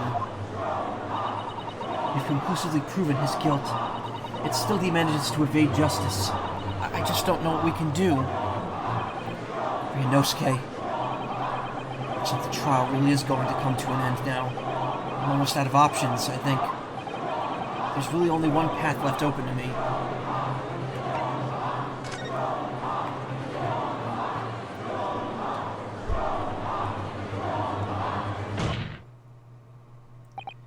Yes, as I know only too well, the only thing that carries any weight in the court is hard evidence. Oh hell, what the hell? What the hell's this? But Mr. Naruhodo!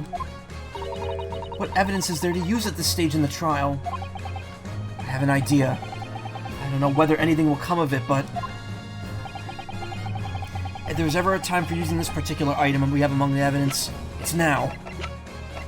Take that! Oh my, yes. Mr. Sholmes asked if you had that with you earlier. We've exposed all of Lord Strongheart's wrongdoings now. I have no doubt that Mr. Sholmes had already deduced exactly how the truth would unfurl. So I think it must be time for the great detective to take center stage, don't you? Yes, absolutely. Let's take the hair by the ears then, and heave! Alright, here goes. Heave! Ow, ow, ow, ow, ow, ow, ow! My dear fellows, I must not remind you every time. A gentle tug will suffice. Mr. Sholmes, you're looking in quite the wrong direction, Mr. Naruhodo, because I'm over here. Ah! Mr. Naruhodo, he's... What the f... Excuse me? What? No, we have holograms in 1890? Okay. It's Mr. Sholmes.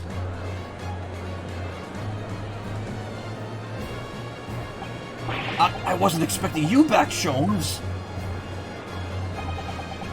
Delighted to be here again, Lord Strongheart. What the fuck? What is the meaning of this? Bailiff, seize him! Put that man in irons! This is a closed court. You've been warned once already, man. What the? We can't get hold of him, my lord. We just go right through him. Oh my god, he's dancing. I'm afraid your efforts are wasted, you see. The great detective you see before you is composed entirely of light and shadow. An image, if you will. Mr. Naruhodo, I must congratulate you on your fine deductions. Mr. Sholmes, what on earth is... Are you familiar, I wonder, with the invention known as the telephone? Well, yes, I hear that some public telephones have been installed recently in Tokyo. The sound of the speaker's voice is converted into an electrical signal and transmitted instantly to another place. Quite. Sounds are transmitted. So could not images keep them company, I mused. Iris and I did some modest experimentation to develop a device specifically for this very day. Modest experimentation, Mr. Sholmes? What a modest description. And somewhat incidentally, I thought we might just as well transmit an entire scene. Somewhat incidentally, Mr. Sholmes? Now you're just being immodest. Do you mean to say you're not actually here, Sholmes? Ah, I knew my trusty partner would have no trouble grasping the concept. Except he's grasping the stand to steady himself after your shock arrival. Poor father, would have hoped he might have been forewarned, being the great detective's great partner. Leave my courtroom at once. Get out, or I swear to you. Dear me. On the other hand, Lord Strongheart, you appear to have a very poor grasp of the situation. So if Sholmes is a hologram, does that mean he's the first Miku Hatsune? God damn it. Yes, he's the first Vocaloid. Allow me to reiterate, I am not here, which would, I hope, lead to naturally no one asking, where exactly are you? The very question I was awaiting. I'm at present enjoying the air in a rather splendid garden.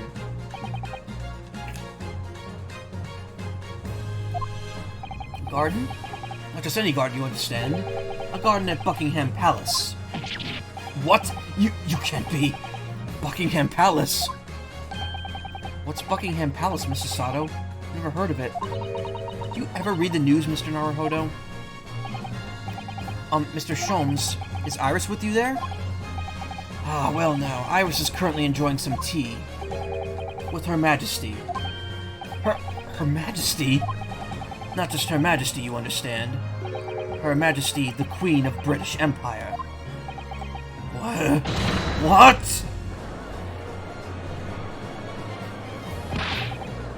What on earth is this about? Buckingham Palace is Her Majesty the Queen's residence in London, Mr. Naruhodo. Order in court! I demand immediate silence! Her Majesty the Queen? You can't be... I mean, no. This is some sort of unforgivable distaste for trickery by a third-rate detective, that's all! Unforgivably distasteful trickery? What an apt description. A closed court session attended by elite members of the judiciary is a rare event. I presume that Her Majesty would be more than a little curious about the proceedings. So I decided to show her everything, from start to finish. Huh? You showed her? Indeed. By dint of the Herlock Sholmes remote cinematograph, there we go. You meddling. Buckingham Palace was redecorated in 1901, lining up with the game's events. Oh, interesting. This is some kind of nightmare. Just as I appear to be standing before you, regaling you with talk of my latest invention. No doubt you've inferred that the reverse is also true.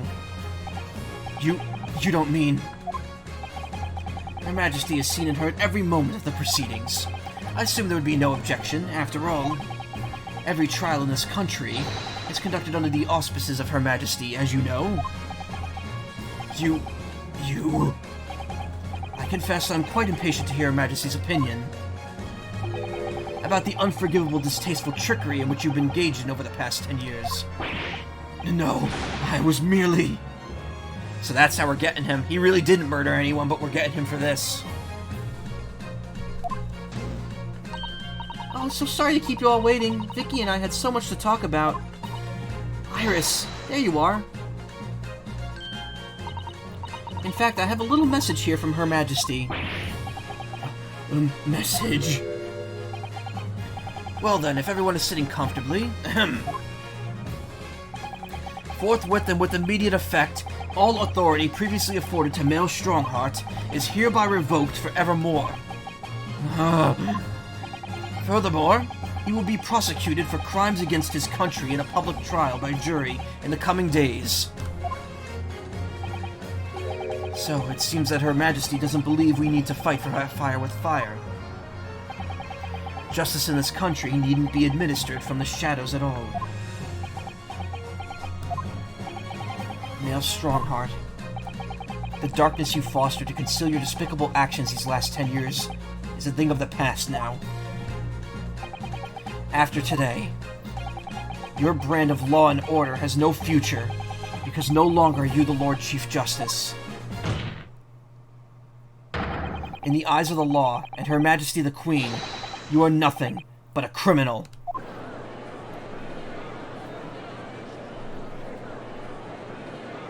Excellent way of taking him down. And good way to subvert the expectations. Adjourned! Adjourned! Adjourned! Court is adjourned!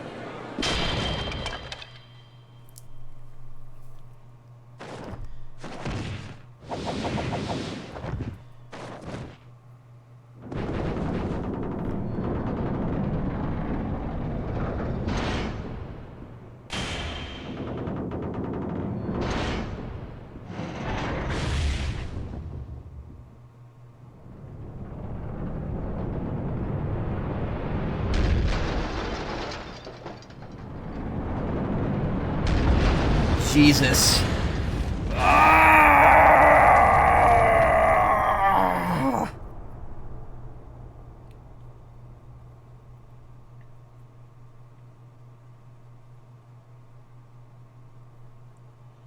Gonna be one steep repair bill. So who killed Magnus McGilded? Who set his carriage on fire?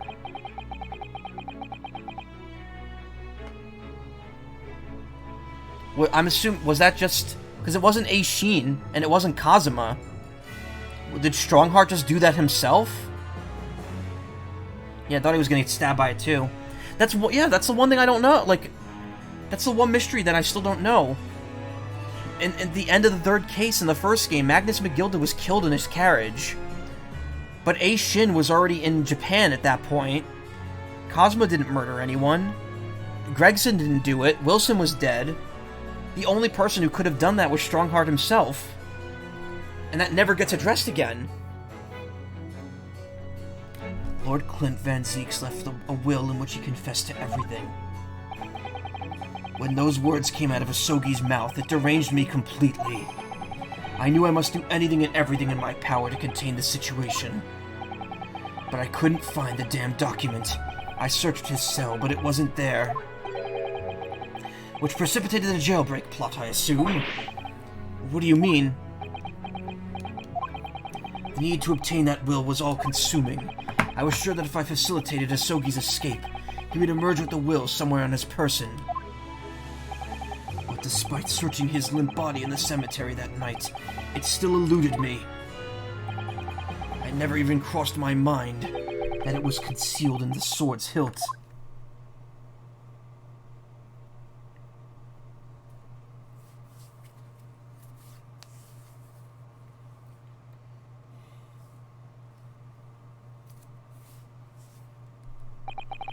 What pains me now is that my brother left this world without word to me. I'm sorry, Lord Van Zeeks. In point of fact, I think perhaps that isn't the case. Sorry? How can that be? There is more to his last will and testament. What?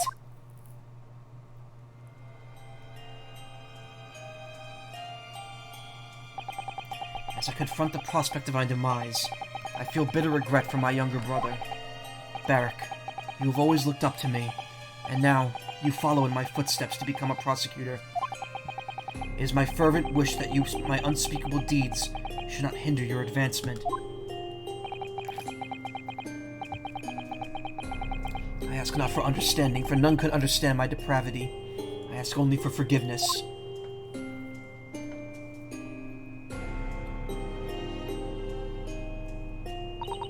Asogi is a fine detective and a hunter worthy of respect. He has agreed to honor my final two wishes. The first is that this document survives. The second, I cannot commit to paper. I have confessed my sins to my wife. May she find resolution in my death. With my eternal gratitude to my Japanese friend, I rest my quill. Clint Van Zeeks.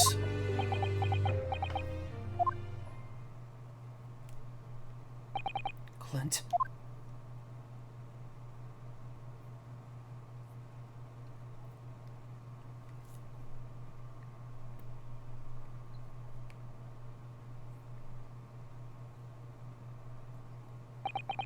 Male Strongheart, you colluded with Seishiro Jigoku in a criminal plot so immense it spanned the oceans, and you cold-heartedly murdered all those who knew the truth about what happened 10 years ago.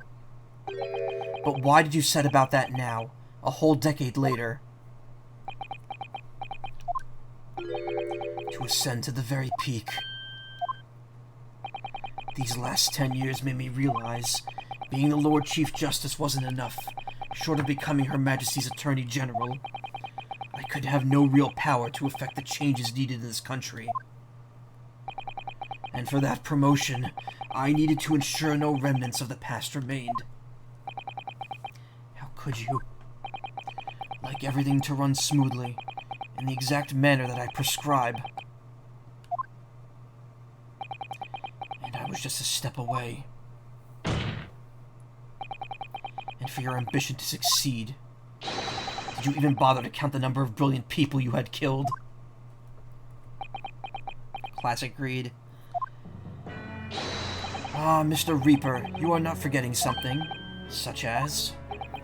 You've very much adopted your usual prosecutor-like demeanor in the proceedings now.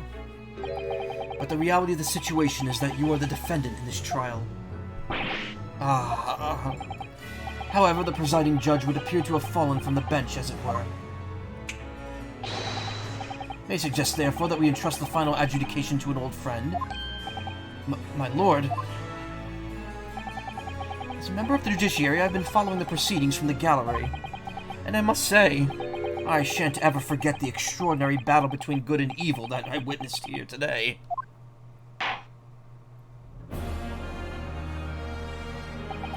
The darkness that has blighted justice in our land these past 10 years has at last been dispelled.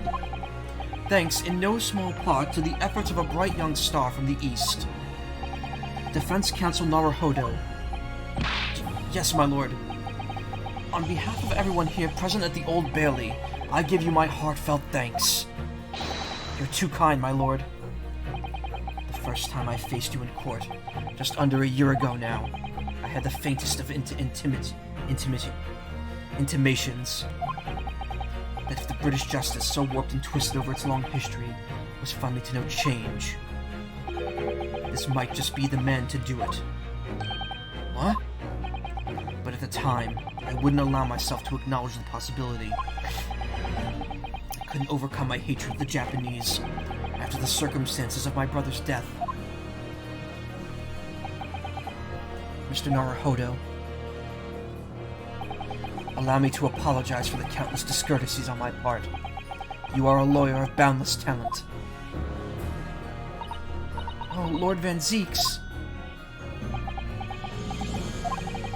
When I first arrived in Great Britain, I was literally a nobody, certainly not a lawyer. The truth is, my fortunes have entirely been made on the miraculous people I've met. My best friend, Kazuma Asogi, who led me here to Britain in the first place. He apologized. My loyal and ever-patient judicial assistant, Mrs. Sato, who helped me study to become a lawyer. The brilliant Lord Van Zeeks, who never failed to challenge his Nipponese rival.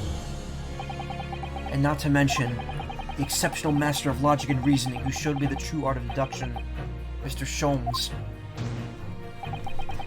Saving the best for last, Mr. Naruhodo. What a relief. I'm well aware that without all these people's help and support, I wouldn't be where I am today. The truth is a guiding light that always leads to happiness. I've lived by that principle for a long time now, but actually, it's not true. The truth can also cause great pain, sometimes even leave people on the brink of despair. And for that reason, there are those who feel the need to hide the truth, who do it instinctively, even. But as soon as we allow our eyes to settle on something other than the truth, the darkness takes hold, and from there it grows until eventually it makes us blind to the guiding light of truth altogether. So that's why it's my belief that we must all resolve never to avert our eyes from what is just and true.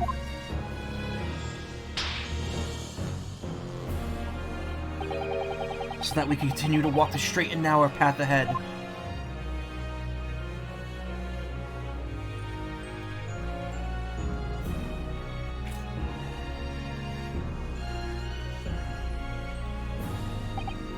Well, I must excuse myself now. Before I go, Mr. Naruhodo, let me compliment you on your grand opus. What? That your beautifully composed case against Lord Strongheart, Her Majesty would have been unable to act.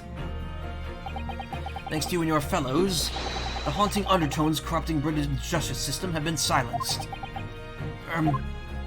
Thank you very much.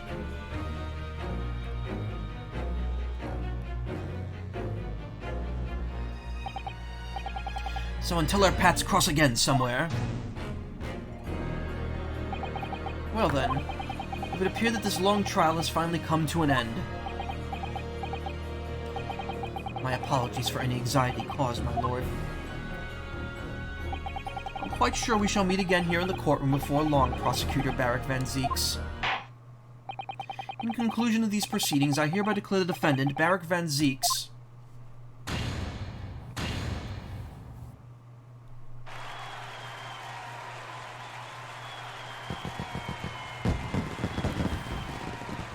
thing is still gone. The scales. That is all. Court is adjourned. Woo, lads. Woo. I've been streaming for 5.5 hours. 4th November, 4:21 p.m. Oh, can we make it 4:20 just to be nice? The Old Bailey, defendant's antechamber. It really is all over. But did I sacrifice too much? Mr. Naruhodo. I really must congratulate you. It was truly splendid performance. Honestly, I couldn't be happier for you. Oh, thank you very much. But I really couldn't have done it without you at my side through it all, Mr. Sato. Oh! Remember this being a lengthy ending. Oh man, really? Your kind words... I mean, I have a half hour still. It's fine. Your kind words mean so much to me. It really was a splendid show, that, Naruhodo. I'd have thought you to be smiling from ear to ear, but you look rather glum. Well, of course I'm delighted about the verdict. But in exposing the truth, I'm afraid I've caused my client a great deal of pain. I'm really not sure that's what a lawyer ought to be doing. Oh well, in that case...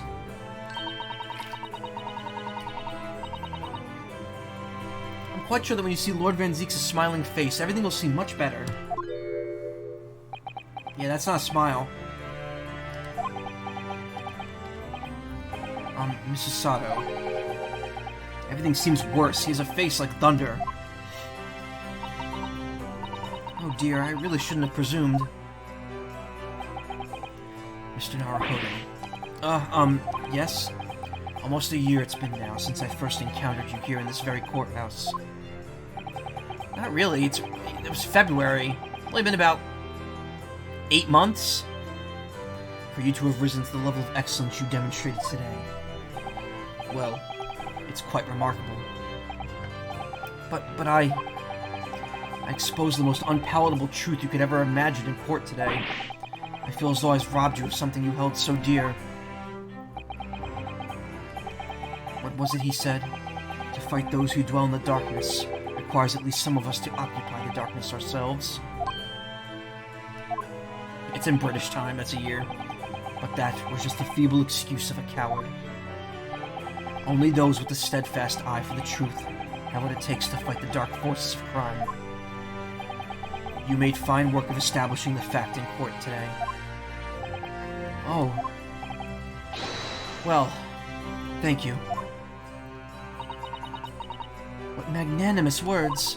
I'm quite sure that Kazuma-sama wouldn't have a smile on his face. I'm quite sure that Kazuma-sama would have a smile on his face at this very moment if he were here. Kazuma. Nope. Mrs. Sato. There's another face like thunder here. Oh my, and he really was here. Lord Van Zeeks. Allow me to congratulate you on your acquittal. Congratulate me, or curse me. You failed to bring down the Reaper. I owe you an apology.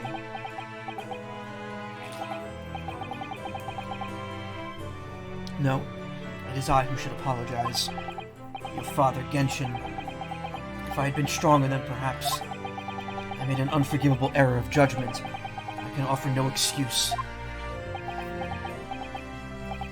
And I can offer no forgiveness. That said, I suppose you fought for justice and the truth. For that, at least, I can't withhold respect. Your words mean more to me than you can know. I will hold them dear. Kazuma-sama.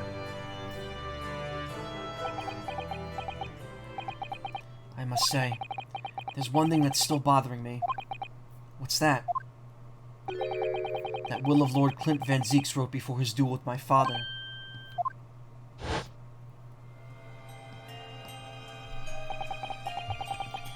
Yeah, fine detective, blah blah blah blah blah.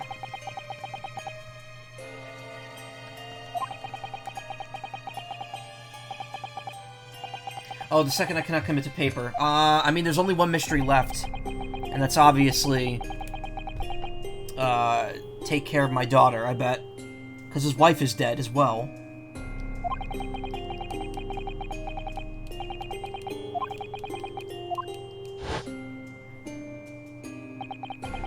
What can the second of his final wishes have been? It has to be. I mean, it's the only thing left to sew up here. That your father agreed to honor, you mean? I think perhaps... No. I might be able to shed some light on that. Oh, and Mikotoba knew the truth. What? Father? It was 10 years ago, as you know, because Iris is 10. The day before the execution was scheduled. I went to the prison to say my farewells to Genshin. I mean, it's the only possible thing left to reveal here. Why aren't you putting up more of a fight, Genshin? If you'd only agree to it, Seishiro and I would gladly petition the government. We've been through this already. You don't need to worry about me. Anyway, Yujin, I have a favor to ask of you. Something of great importance.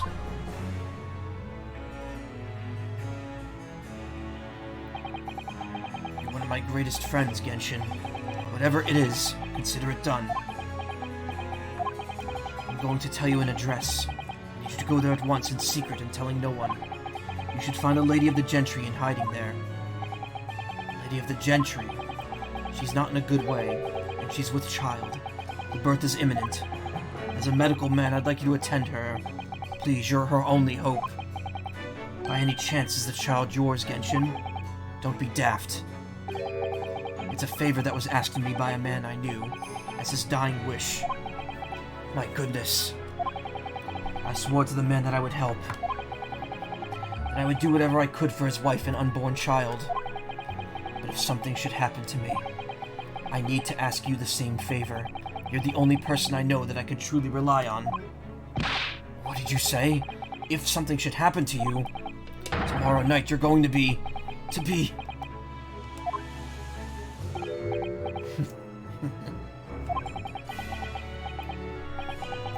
Never know, though, do you? What life will bring. Alright then, tell me the address. I'll head there at once, with Seishiro and... No, not with him. Pardon? This is a favor I'm asking of you, and only you, Yujin. Right, I see. Very well then. But in the end, the lady died anyway. That very night, I caught a train from Paddington to Dartmoor in Devon. I found the old house. In the middle of nowhere, it was. An old hunting hound lay asleep on the grounds. The poor woman was on the floor at the back of a darkened room. She was in mortal danger. I broke her waters to precipitate the labor before she weakened further, but it was a torturous birth. I did everything humanly possible for her and her child.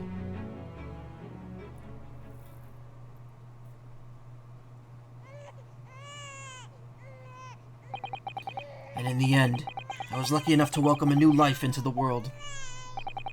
But tragically, my efforts to save the mother's life were in vain. I held the healthy newborn girl in my arms and wept for longer than I care to remember. Eventually, in something of a daze, I looked around the room. There was precious little in it, but an old travel trunk caught my eye. It clearly had been well looked after the years, made of top-quality leather and fine stitching. But it was when I saw the emblem on the side of it that everything dropped into place.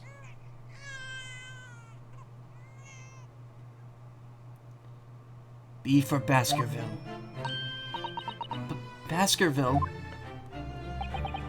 You mean the woman was the wife of Lord Clint Van Zeeks? That's right. The newborn was his daughter. But that makes no sense.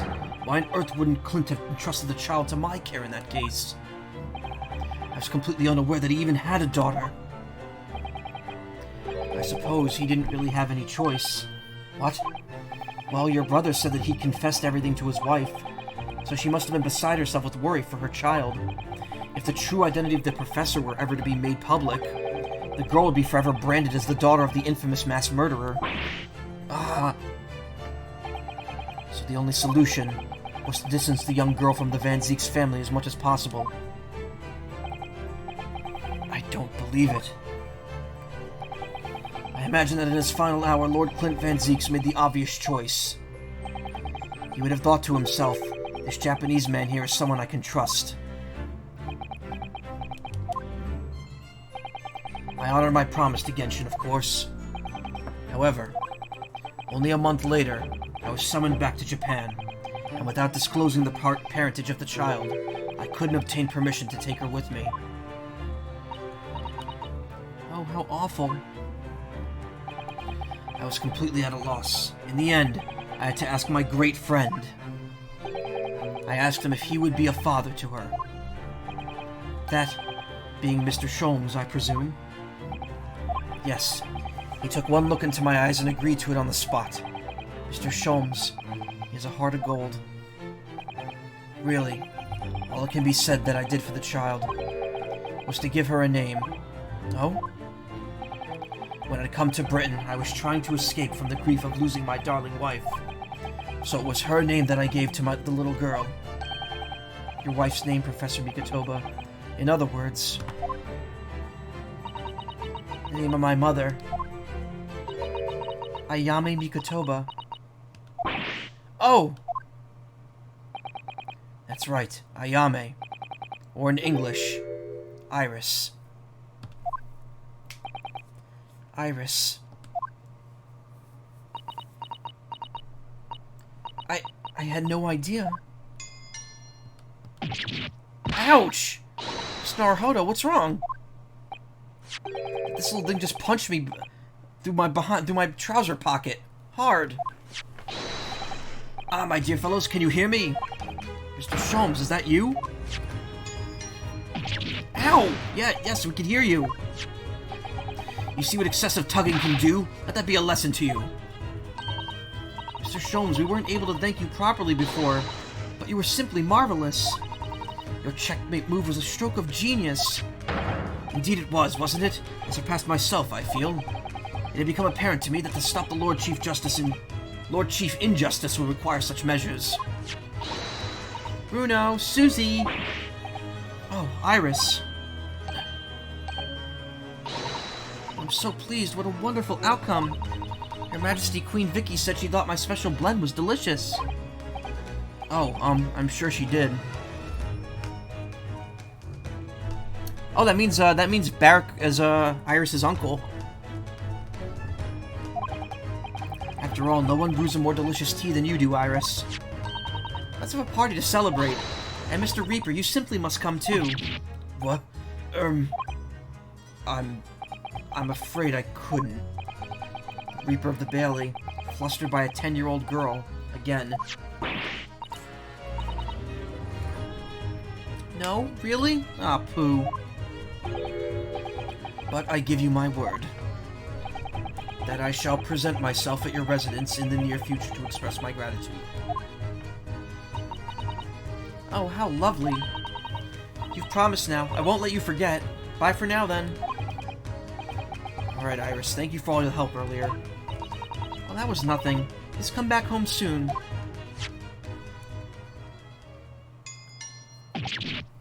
Ow! One final pinch goodbye, was it?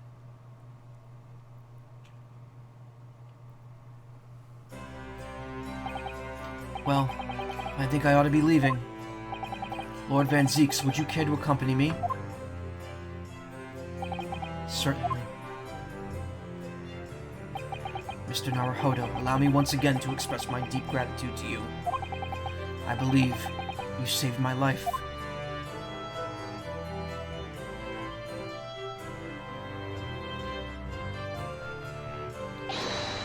Wait, Lord Van Zieks. Yes. What are you intending to do now? Well, clearly I shall have to resign from the prosecutor's office. Oh no. I intend to publicize the full truth about the Professor case. Once that's done, the Van Zieks family will be ostracized completely from London society. Surely not. So as soon as I am free from my employment, I shall leave the capital. Oh, I see. Don't be a fool. Are those the actions of a man once feared as the mighty Reaper of the Bailey? I beg your pardon. The past 10 years you've endured that pseudonym and been cast as one of the dark forces yourself. Now that you've finally been freed from that disrepute, your battle is just beginning. Surely. Well, I certainly never expected to hear those words from your lips. I waited a very long time to come to London. Now I'm properly here, I intend to learn all that I can. Anyway, goodbye for now, Ryunosuke Naruhodo. Kazuma Asogi. It seems as though he's really matured suddenly. He's not the only one who's matured, Mr. Naruhodo. Matured? Hmm? Well, I think we should make our way back to Baker Street. We must help Iris with tonight's dinner. We must.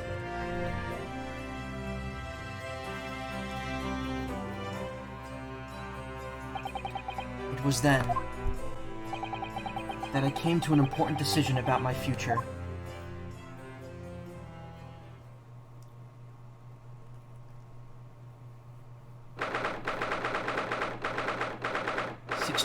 p.m. It's about 2 hours later. I'm home. Thanks, Gina. About time you got here. We've been waiting ages, Odo. What are you doing with that colorful piece of history? It's a party, innit? Gotta go off with a bang. I mean, fireworks, ideally. When you ain't got fire, smoke's the next best thing, ain't it? There's a girl on Fresno Street who could help you with that, I think. Right. I'll remember that. You don't have to reload that thing every time I speak.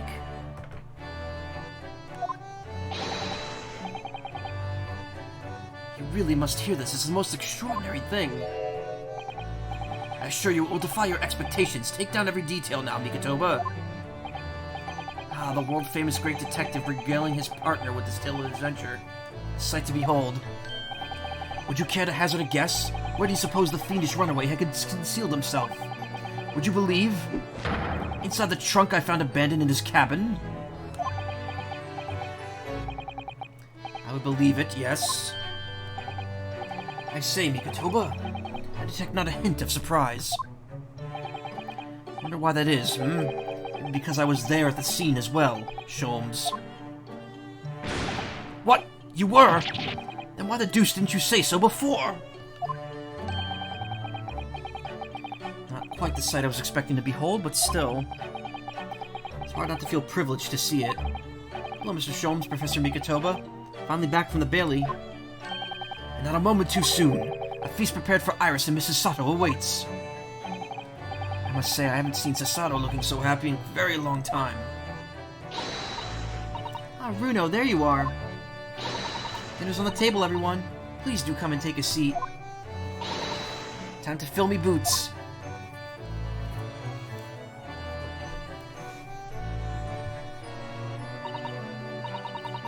Goodness, is that really true, Gina? Yep, I'm losing me copper's cobbler and going back to what I know best. The diver's life for me. Really leaving the police force? But why, Ginny? Well, the boss ain't around no more, so...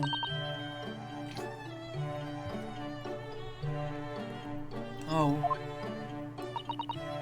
Anyway, no matter how hard I try, that Reaper ain't never gonna accept a diver turned dick, is he? Well, people can change, you know. Ah, yes, that reminds me. I rather thoughtfully offered to relieve the bailiff of this now-defunct piece of evidence. Eh? It's the inspector's pocket watch. And the crown has been reattached. That watch was his pride and joy, a symbol of his great achievements at Scotland Yard. For 10 years without fail, it measured every second of the man's remarkable career. But now, it's stopped.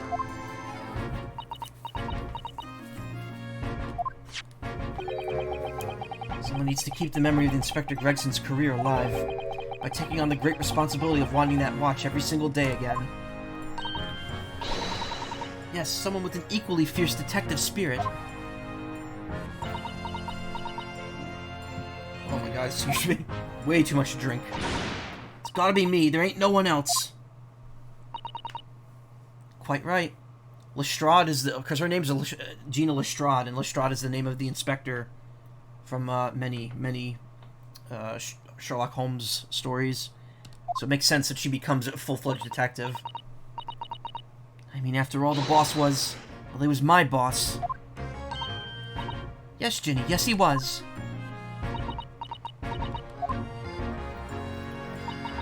Oh yeah, and I made you a promise and all, didn't I, Iris? That I'd become a proper detective one day and track down your old man? Oh! Alright then, it's decided. I'll do it.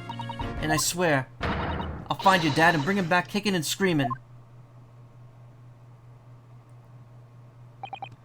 I'm not entirely sure that would be appropriate. Yes, I think, Gina, it might be best to, well... I think I'd like you to forget that promise, Ginny. Eh? Iris? Well, obviously I've always wondered about who my real daddy is. Of course I have. I wanted to know where I've come from. I thought it might tell me something about myself. But I've caused such a lot of trouble trying to find out. For so many people. Hurley, Runo, Professor Mickey. Oh no, not at all, my dear. Really, you owe no apology to anyone. Well, anyway, I've decided to give up on it. Because I finally realized my daddy is the greatest in the world. I don't think it matters what his name is or where he's from. Don't you agree? Hurley?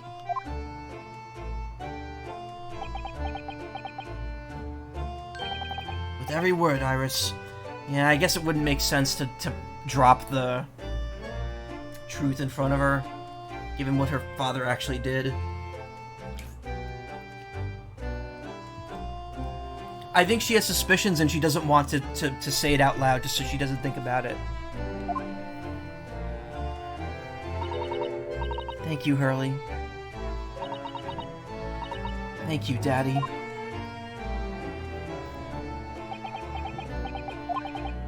I think Mikotoba.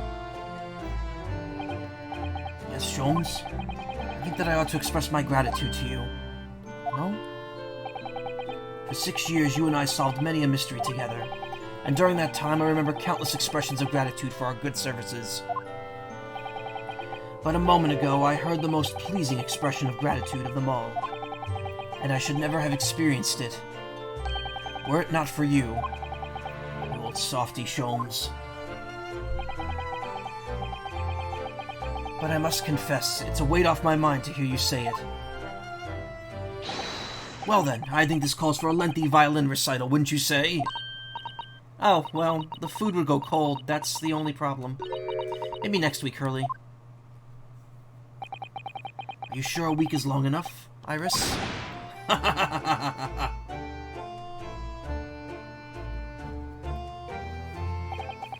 Even amidst the most troubling of cases, even reeling from the most shocking of revelations. Returning in the evening to this suite of rooms, there's always a warmth and happiness to be had. The home of the world's greatest detective, and my home too, with my greatest family. Where's Wagahai? No, he needs to show up too for a little bit here. 937, Naruhodo's legal consultancy. This attic room has been my home and office for almost a year now. I've certainly had some unforgettable experiences whilst I've lived here. But I think now the time has come. Time to bid this place farewell. Naruhodo. Oh, Professor. Are you alone? I didn't hear any sound from Susato's room. Yes, Susato-san went out after dinner. She took a carriage. Something about an important matter she needed to take care of. Ah, I see. I wanted to thank you for what you did earlier. Oh? With Iris, I mean. When the subject of her father came up. Lord Clint Van Zeeks. I made up my mind many years ago to never tell her who her real father was. It's what we agreed with Genshin, after all. Lord Clint Van Zeeks' final wishes before he died, you mean? Yes, I've had to take some rather drastic steps at times to protect that secret, you know? Calling Susato back to Japan 6 months ago, for example. That's why? When I read Soseki-san's report about his final days in London, my heart nearly stopped. You'd stumbled across the crux of that terrible case, the dog's collar. The description of the Baskerville insignia left me in no doubt. Baskerville.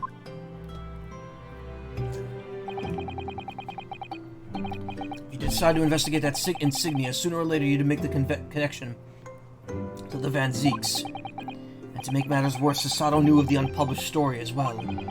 A story that Iris had written based on my notes from the time. Ah, yes, the Hound of the Baskervilles. Exactly. It was a work of fiction, but based on the grim reality of a huge beast of a dog that being used as a murder weapon. A dog with the Baskerville family emblem around its neck.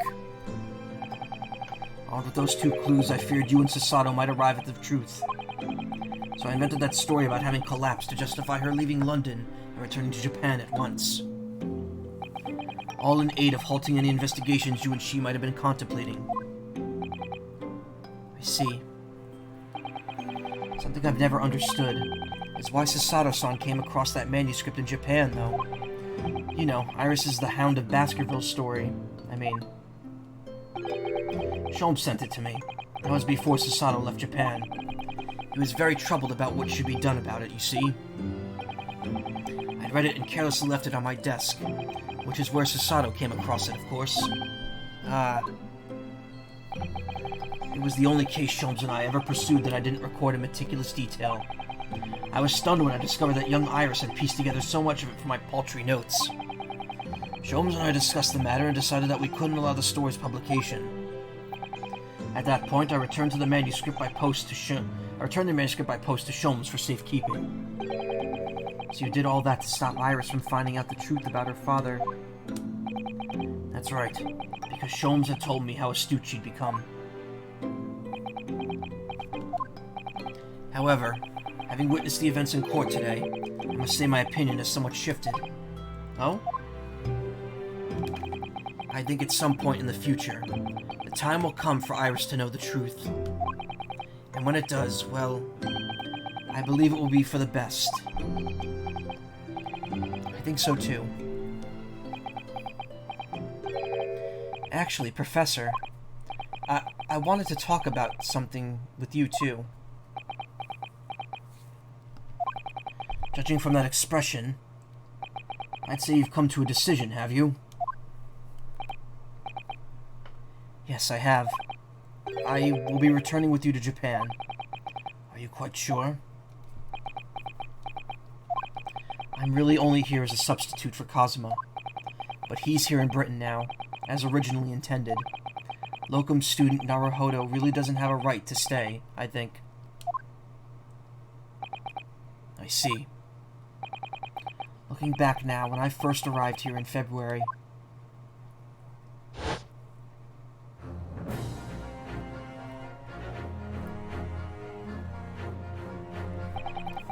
my becoming a lawyer just seemed to be the way things turned out. With Kazuma, Sasato-san, and Mr. Sholmes all gently pushing me in that direction.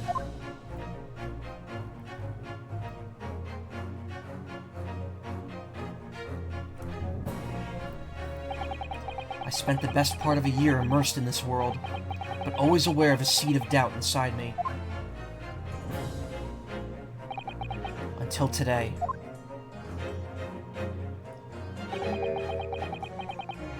Standing in that courtroom earlier, all doubts vanished from my mind.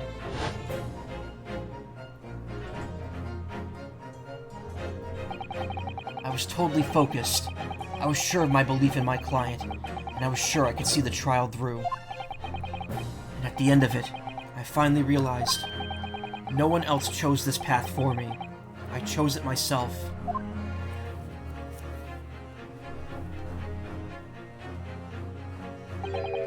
Path of a defense lawyer, eh? Yes, that's what I am now.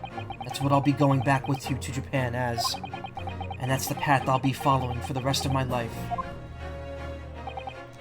Well, it sounds like you've made quite a resolution there. I have. Very well then. I must say, it's extremely welcome news. I shall make arrangements for your return first thing tomorrow, but I don't imagine we'll be apart for a few days. Not with the symposium having been cancelled now. Such a shame. Never mind, I'm sure there'll be other opportunities in the future. Well then, I'll bid you good night.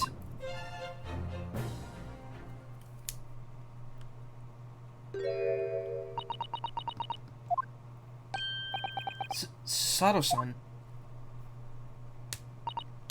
I just wanted to let you know I'm back.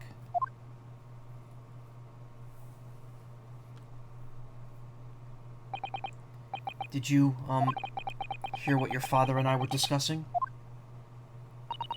I'm sorry, I did, yes. I couldn't help but... Oh, how much did you hear? Well... on the part about Iris's real father, I think. In other words, from the beginning. So you've made up your mind. You return to Japan and continue working as a defense lawyer. Ah, yes. I'm sorry. I really should have consulted you about it. I did want to early this evening, actually, but you'd already gone out. Oop. Share. Oh no, that's quite alright. I already knew that's what you wanted to decide, Naruhodo-san. You did?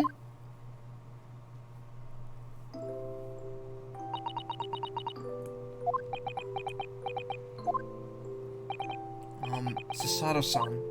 Ah, yes? I suppose this means it has to be farewell soon. I suppose. You'll be a great help to Kazuma going forward. I mean, I know he's a brilliant lawyer, but he's new to the British courtroom. He'll certainly benefit greatly having a brilliant judicial assistant at his side. I'll do my very best. I wish I could say it, but I just can't. I can't ask her to come with me. After all, she was always supposed to be coming to Britain as Kazuma's assistant. It's growing late. We should both try to get some sleep. I'm sure you must be exhausted after today. Oh, yeah. You're right. Before I retire, let me just say one more time. You really were quite splendid in court today. So if you ask me, anyone who thinks of you as a substitute or a locum should be ashamed of themselves. Sasato-san. Thank you.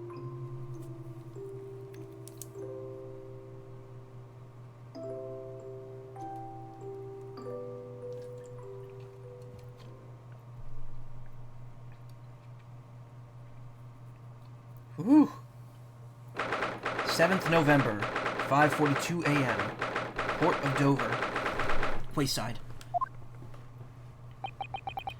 Can't believe this day's finally come. You're really leaving then, Bruno? I'm afraid so, Iris. Thank you so much for everything. I don't know what I'll do without your wonderful cooking and delicious tea. Oh, I wish you weren't going. But you have to come back and visit. Say you will. Of course. I promise. When I get, 4 months to sail back and forth here, of course I'll come back and visit.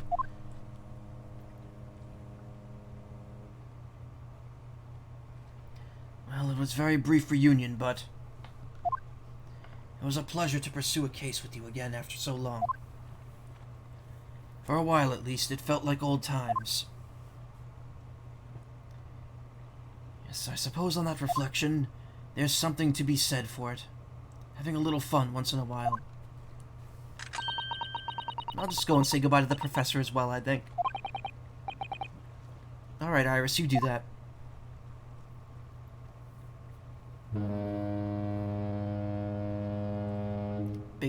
Big goose. Susato-san. I've just checked, Naruhodo-san. Your luggage is already on board. Such a beautiful morning. Perfect for embarking on a journey, isn't it? Before I set off, I'd just like to say how thankful I am for everything you've done for me. And give my warmest regards to Kazuma, please. Actually, I think you ought to give him your regards in person, don't you? Sorry? Ryunosuke, Kazuma! What are you doing here? do you really think I'd miss my best friend's departure? Thanks. To be honest, I'd been looking forward to our wild time tearing up the streets of Her Majesty's capital, but, Well, we'll have to save that for another time. Personally, I'm looking forward to facing you in court again. Me too. But, we're both defense lawyers, so, I'm going to become a prosecutor. I'll stay in Lord Van Zeek's tutelage for the time being, but before long, I intend to be just as formidable as the Reaper himself.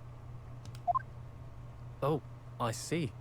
Why are you acknowledging that he's the Reaper, though? Like, it wasn't the whole point, like, whatever.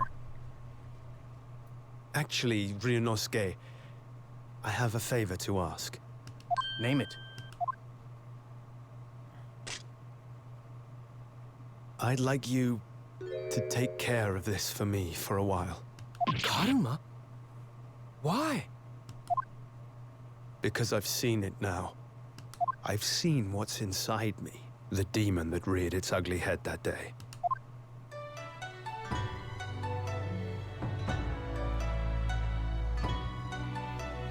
It was only for the briefest of moments. The last time I came face to face with that inspector. But it was unmistakable. I wanted to kill him. I've always known there are demons that live inside people. And now I know there is one in me. The fact that it very nearly consumed me is something I'll carry with me. Until the end of my days. So take this sword, but I still have this other sword, so if I ever get the urge to kill someone, don't worry. I could stab them instead of slash them.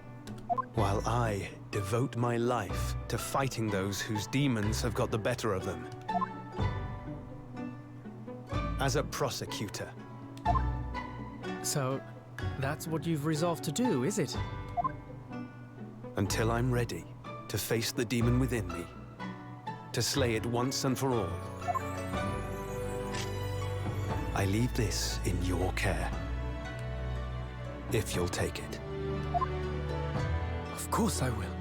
I'll keep it by my side. Always.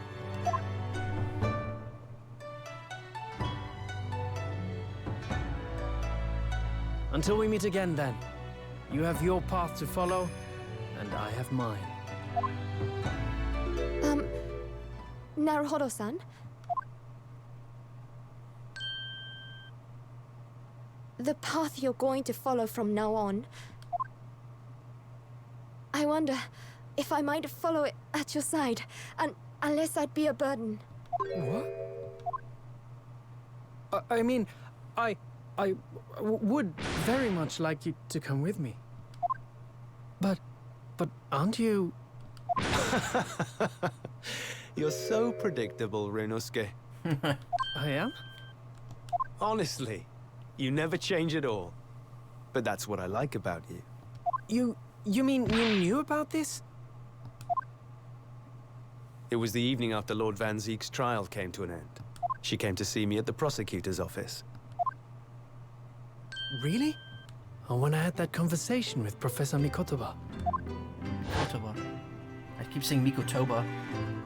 So, you'd go with Ryunosuke back to Japan? Yes. I know it's unfair of me to follow my own interests like this. Coming here especially to tell me. You're a stickler for etiquette, aren't you? Well, what are his feelings? We've never discussed it, of course, and Naruhodo-san has made no such suggestion. I worry that perhaps I'd be a burden to him. He's just as much of a stickler for etiquette as you are. He'd never say anything before he was asked. But I'd feel happy knowing you were with him. Look out for him on my behalf, will you? Of course.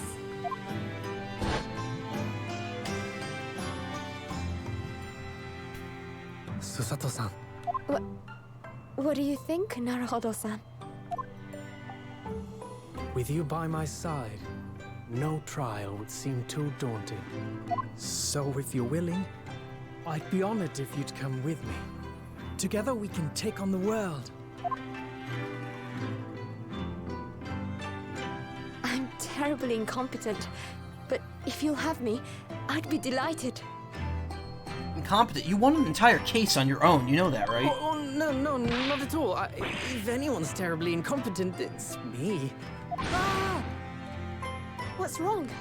Your luggage, Susato-san. There's no time. The ship's going to set sail any minute now. It's all right. There's no need to worry. As it happens, my luggage is already on board too. It is? Your fine judicial assistant has everything in hand as always, I see. Bruno! Your ship's about to leave! Time to go then. This is like exactly the Look ending of after the first yourself, game. Ryunosuke. Kazuma, draw your sword.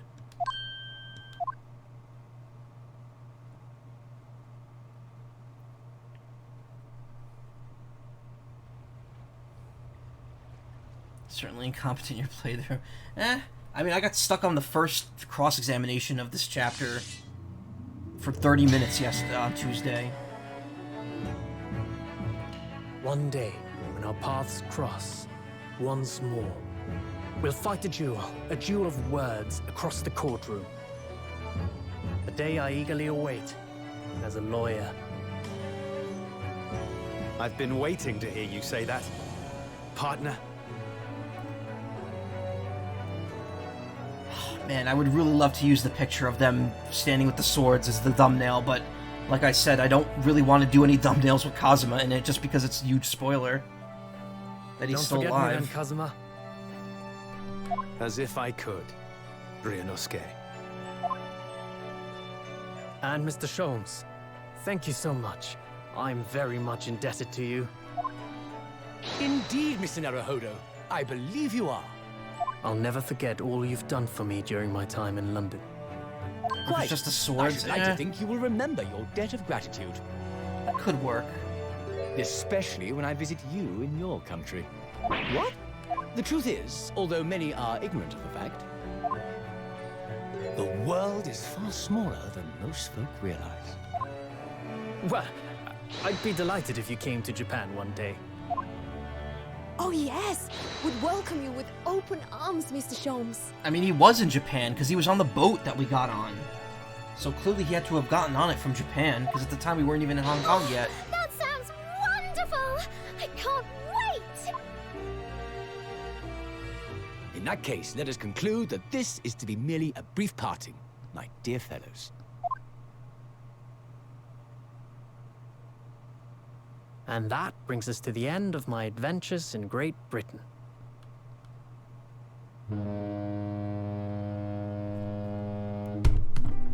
A peculiar twist of fate brought me halfway around the world those many months ago. But that was just the start of my journey. Who knows where fate will lead me next? Still, I'm confident this won't be my last meeting with the friends I've made in London. And when we're together again, no doubt the first words I'll hear will be, Come, the game is afoot.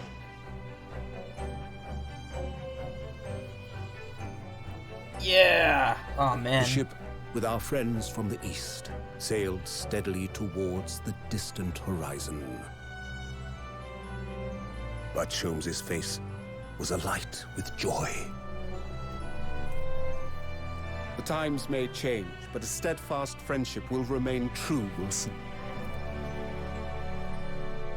We have but to gently close our eyes, and we are with our companions once more.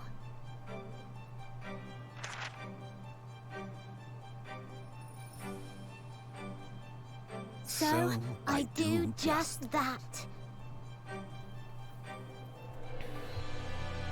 And when I do, I can hear his strong, familiar voice ring out. Objection!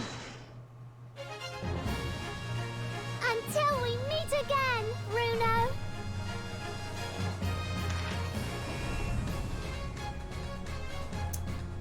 Holy hell, that was a ride.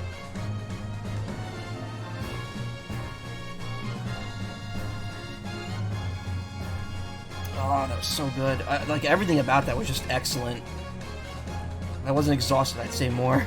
I've been thoroughly inundated with my inquiries about the remote cinematograph since that day. But I'm no purveyor of electrical goods, and what of the promised close court secrecy? Anyway, I've decided an absence from London is in order, a sojourn in distant climes. The Empire of Japan, perhaps? I understand that wardrobe class incurs no charge whatsoever.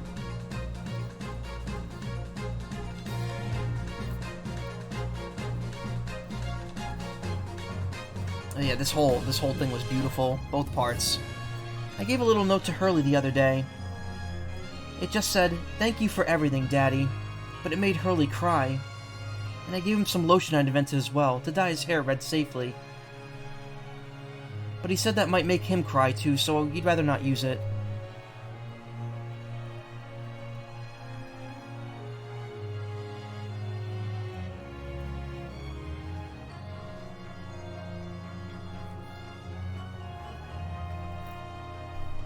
Those days when I was known as the Reaper, I felt your presence at my side. Once unable to bear the burden of that grim pseudonym, I even retired from the courtroom. Despite everything, I still wear your prosecutor's badge with pride. The darkness that once beset me is no more, as you are too. In the words of a young foreign friend of mine, I must stride forward toward a brighter future. I don't know if it performed well, though. I mean, this version of the game sold extremely well, apparently. I was getting accolades a few months ago, or a few weeks ago. Boss left a note for me, you know, and I can read every letter now, A to Z, the whole lot. It's clear to load his stuff up. The boss was trying to protect me, see? And that's exactly what me and the Chief Inspector Toby are gonna keep on doing for Londoners. I only wish I could have said how grateful I was before you know.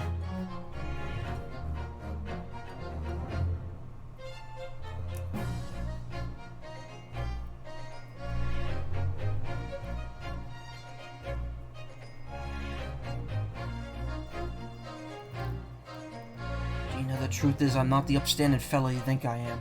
I might be a diver at heart, but it's a good heart. You reminded me that I need to be true to myself. I got one more job to take care of before it's ta-ta to London town for the foreseeable. And then, I gotta complete your education in the art of detection, a la Gregson, as they say.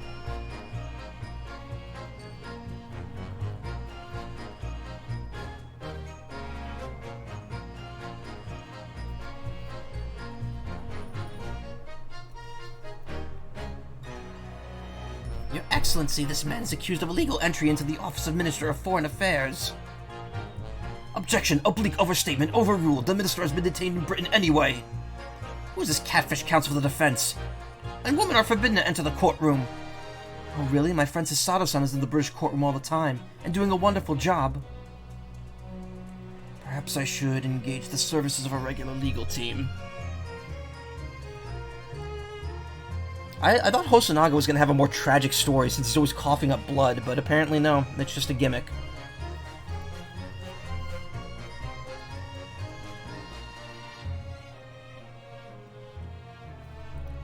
Mama, is it true about Japanese people? Are they experts at filleting corpses? Yes, they are fish corpses on the whole.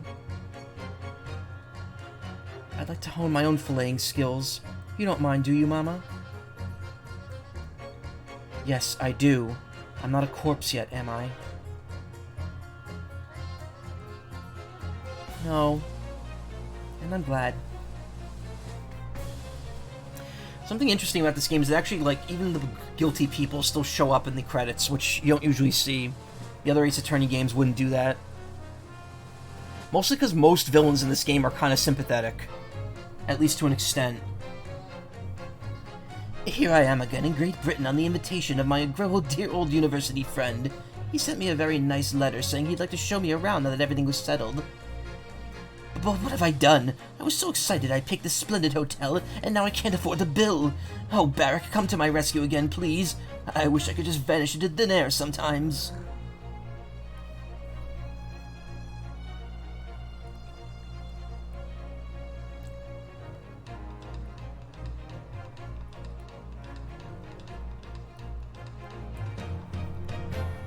When I went to make the waxwork impression of the killer in the cemetery, I realized what had happened. But even in the witness stand of the highest court in the land, I could never speak of it. The Lord Chief Justice and I had struck a bargain, you see. For a faithful reproduction of the visage, there is nothing Vito spells will not do.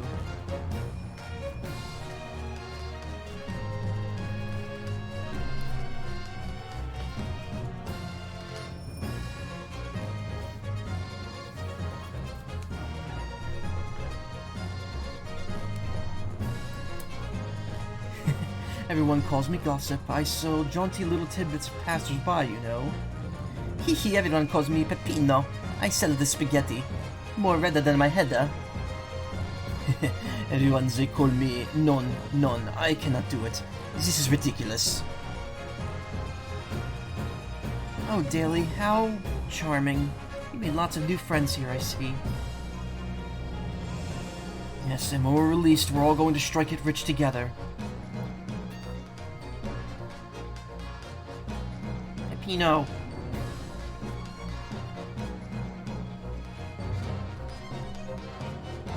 I love Peppino.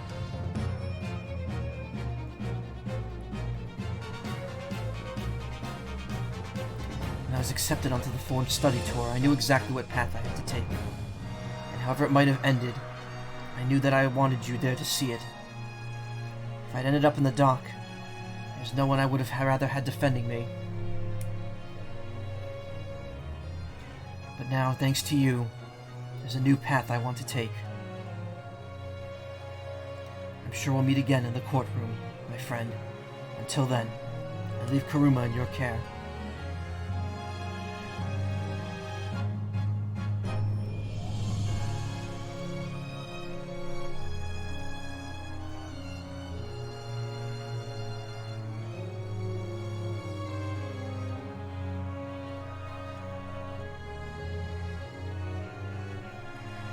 I've made some tea, Naruhodo-san.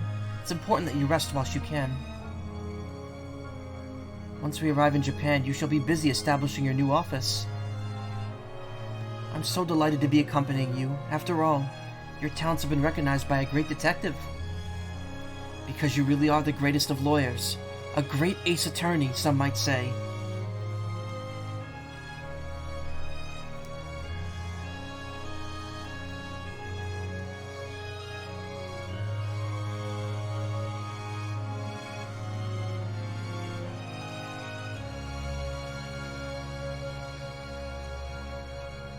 She said the thing.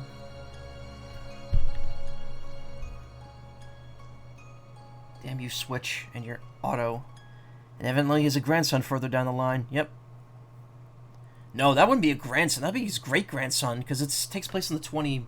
Well, maybe it would be grandson, I don't know. Son... Nah, it probably would be two generations, at least. Something like that. Yeah, man, what a ride. I mean, I started this when it first came out, and then I kind of just, oh, look, yeah, they are Japanese. The voice actors for the Japanese characters are, in fact, Japanese. There you go. Well, not Kazuma, but, Naruhodo and Susato, at least.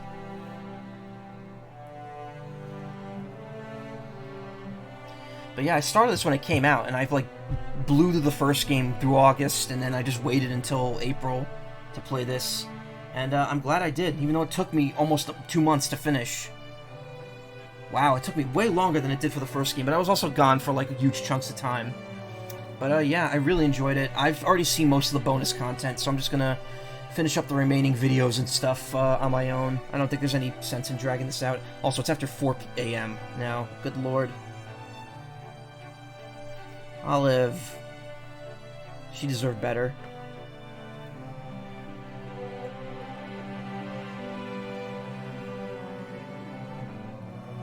Shamspear, on the other hand, could go fuck himself. God, I hate that guy.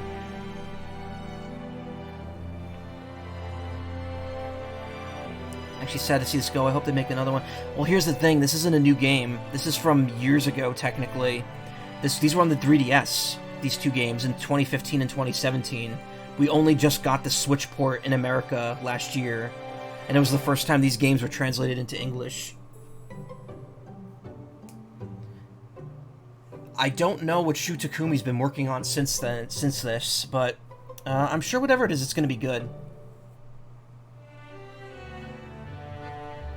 I mean, if you like this, I'll stream some of the other Ace Attorney games, but those are long and require a lot of talking, so... No wonder crossing your eyes doesn't work at all. Yeah, I love how they have to, like... They like that. You actually have to do that to see the 3D images in the first game in this, unlike the 3DS version.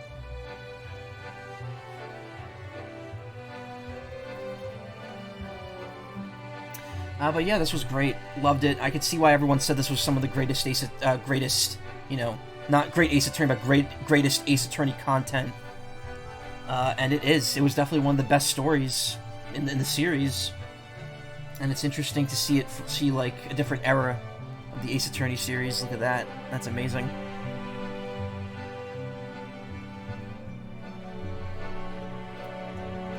But yeah, I had a lot of fun. It was great.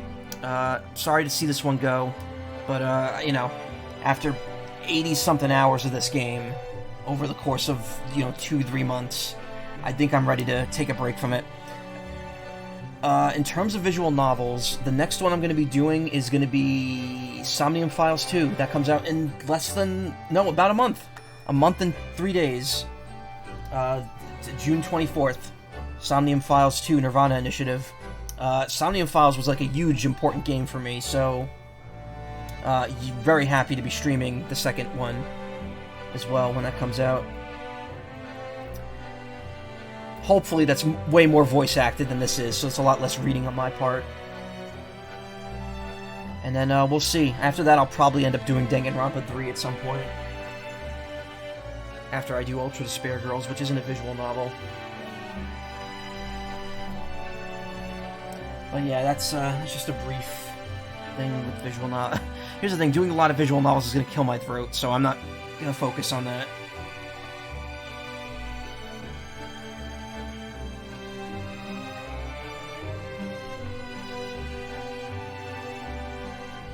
And then Naruhodo went back to Japan and kicked Ouchie's ass so hard he died.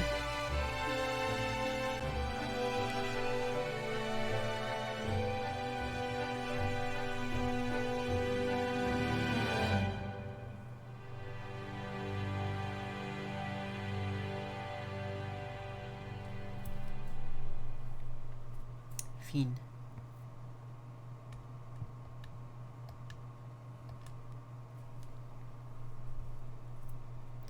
I mean, I don't think they'd ever make a third game in this, just because it feels like it's so... Wow. The Risen Resolve awarded. Great Ace Attorney awarded, and that's all of them.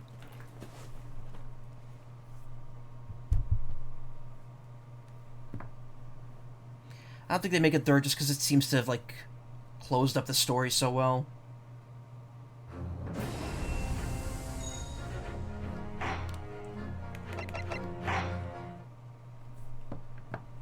Whew. 6.5 hours the stream was. Completion of the final chapter. Examine the head of Kuruma again after finding the crucial evidence inside in the last chapter. Awarded all other accolades. Nice. You would think that that little emblem up there would fit filled in. The characters are good.